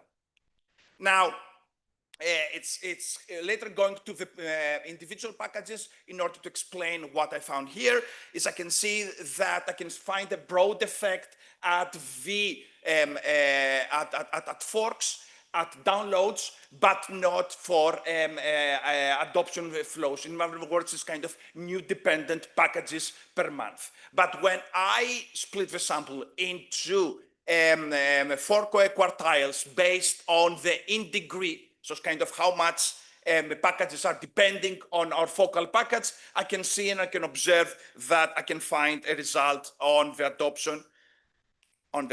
This kind of leads to this kind of engagement adoption gap, where we have at a layer of engagement broad effect, the same for usage, but no market level, and the other way around for the integration. Okay, and why this is happening? So it kind of seems that AI favors mature, well-maintained packages, and young developers are taking into account the recommendations of GitHub Copilot into their new projects. I replicated the results by using the latest open AI models, but when I used a training data set that was similar to the data set that GitHub Copilot was trained to, I could not replicate this kind of results. Okay, so what to take home, kind of volume goes up, variety goes down, and it's kind of engagement broadens, integration concentrates, and this can take it as kind of lower bound because autocompletes what's at that level, introduce the human into the loop, but not that the case at agentic AI. Okay, thank you very much.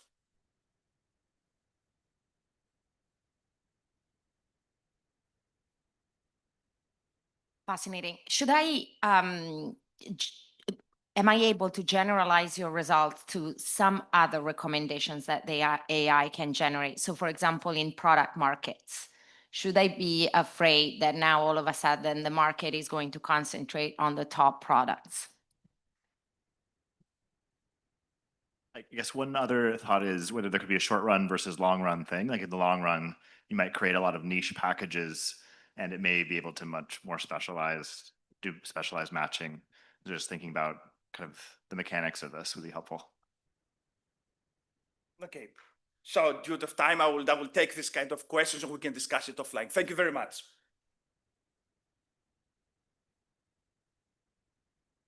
All right, with that, we're done with the day. So let's have one more round of applause for all of our presenters.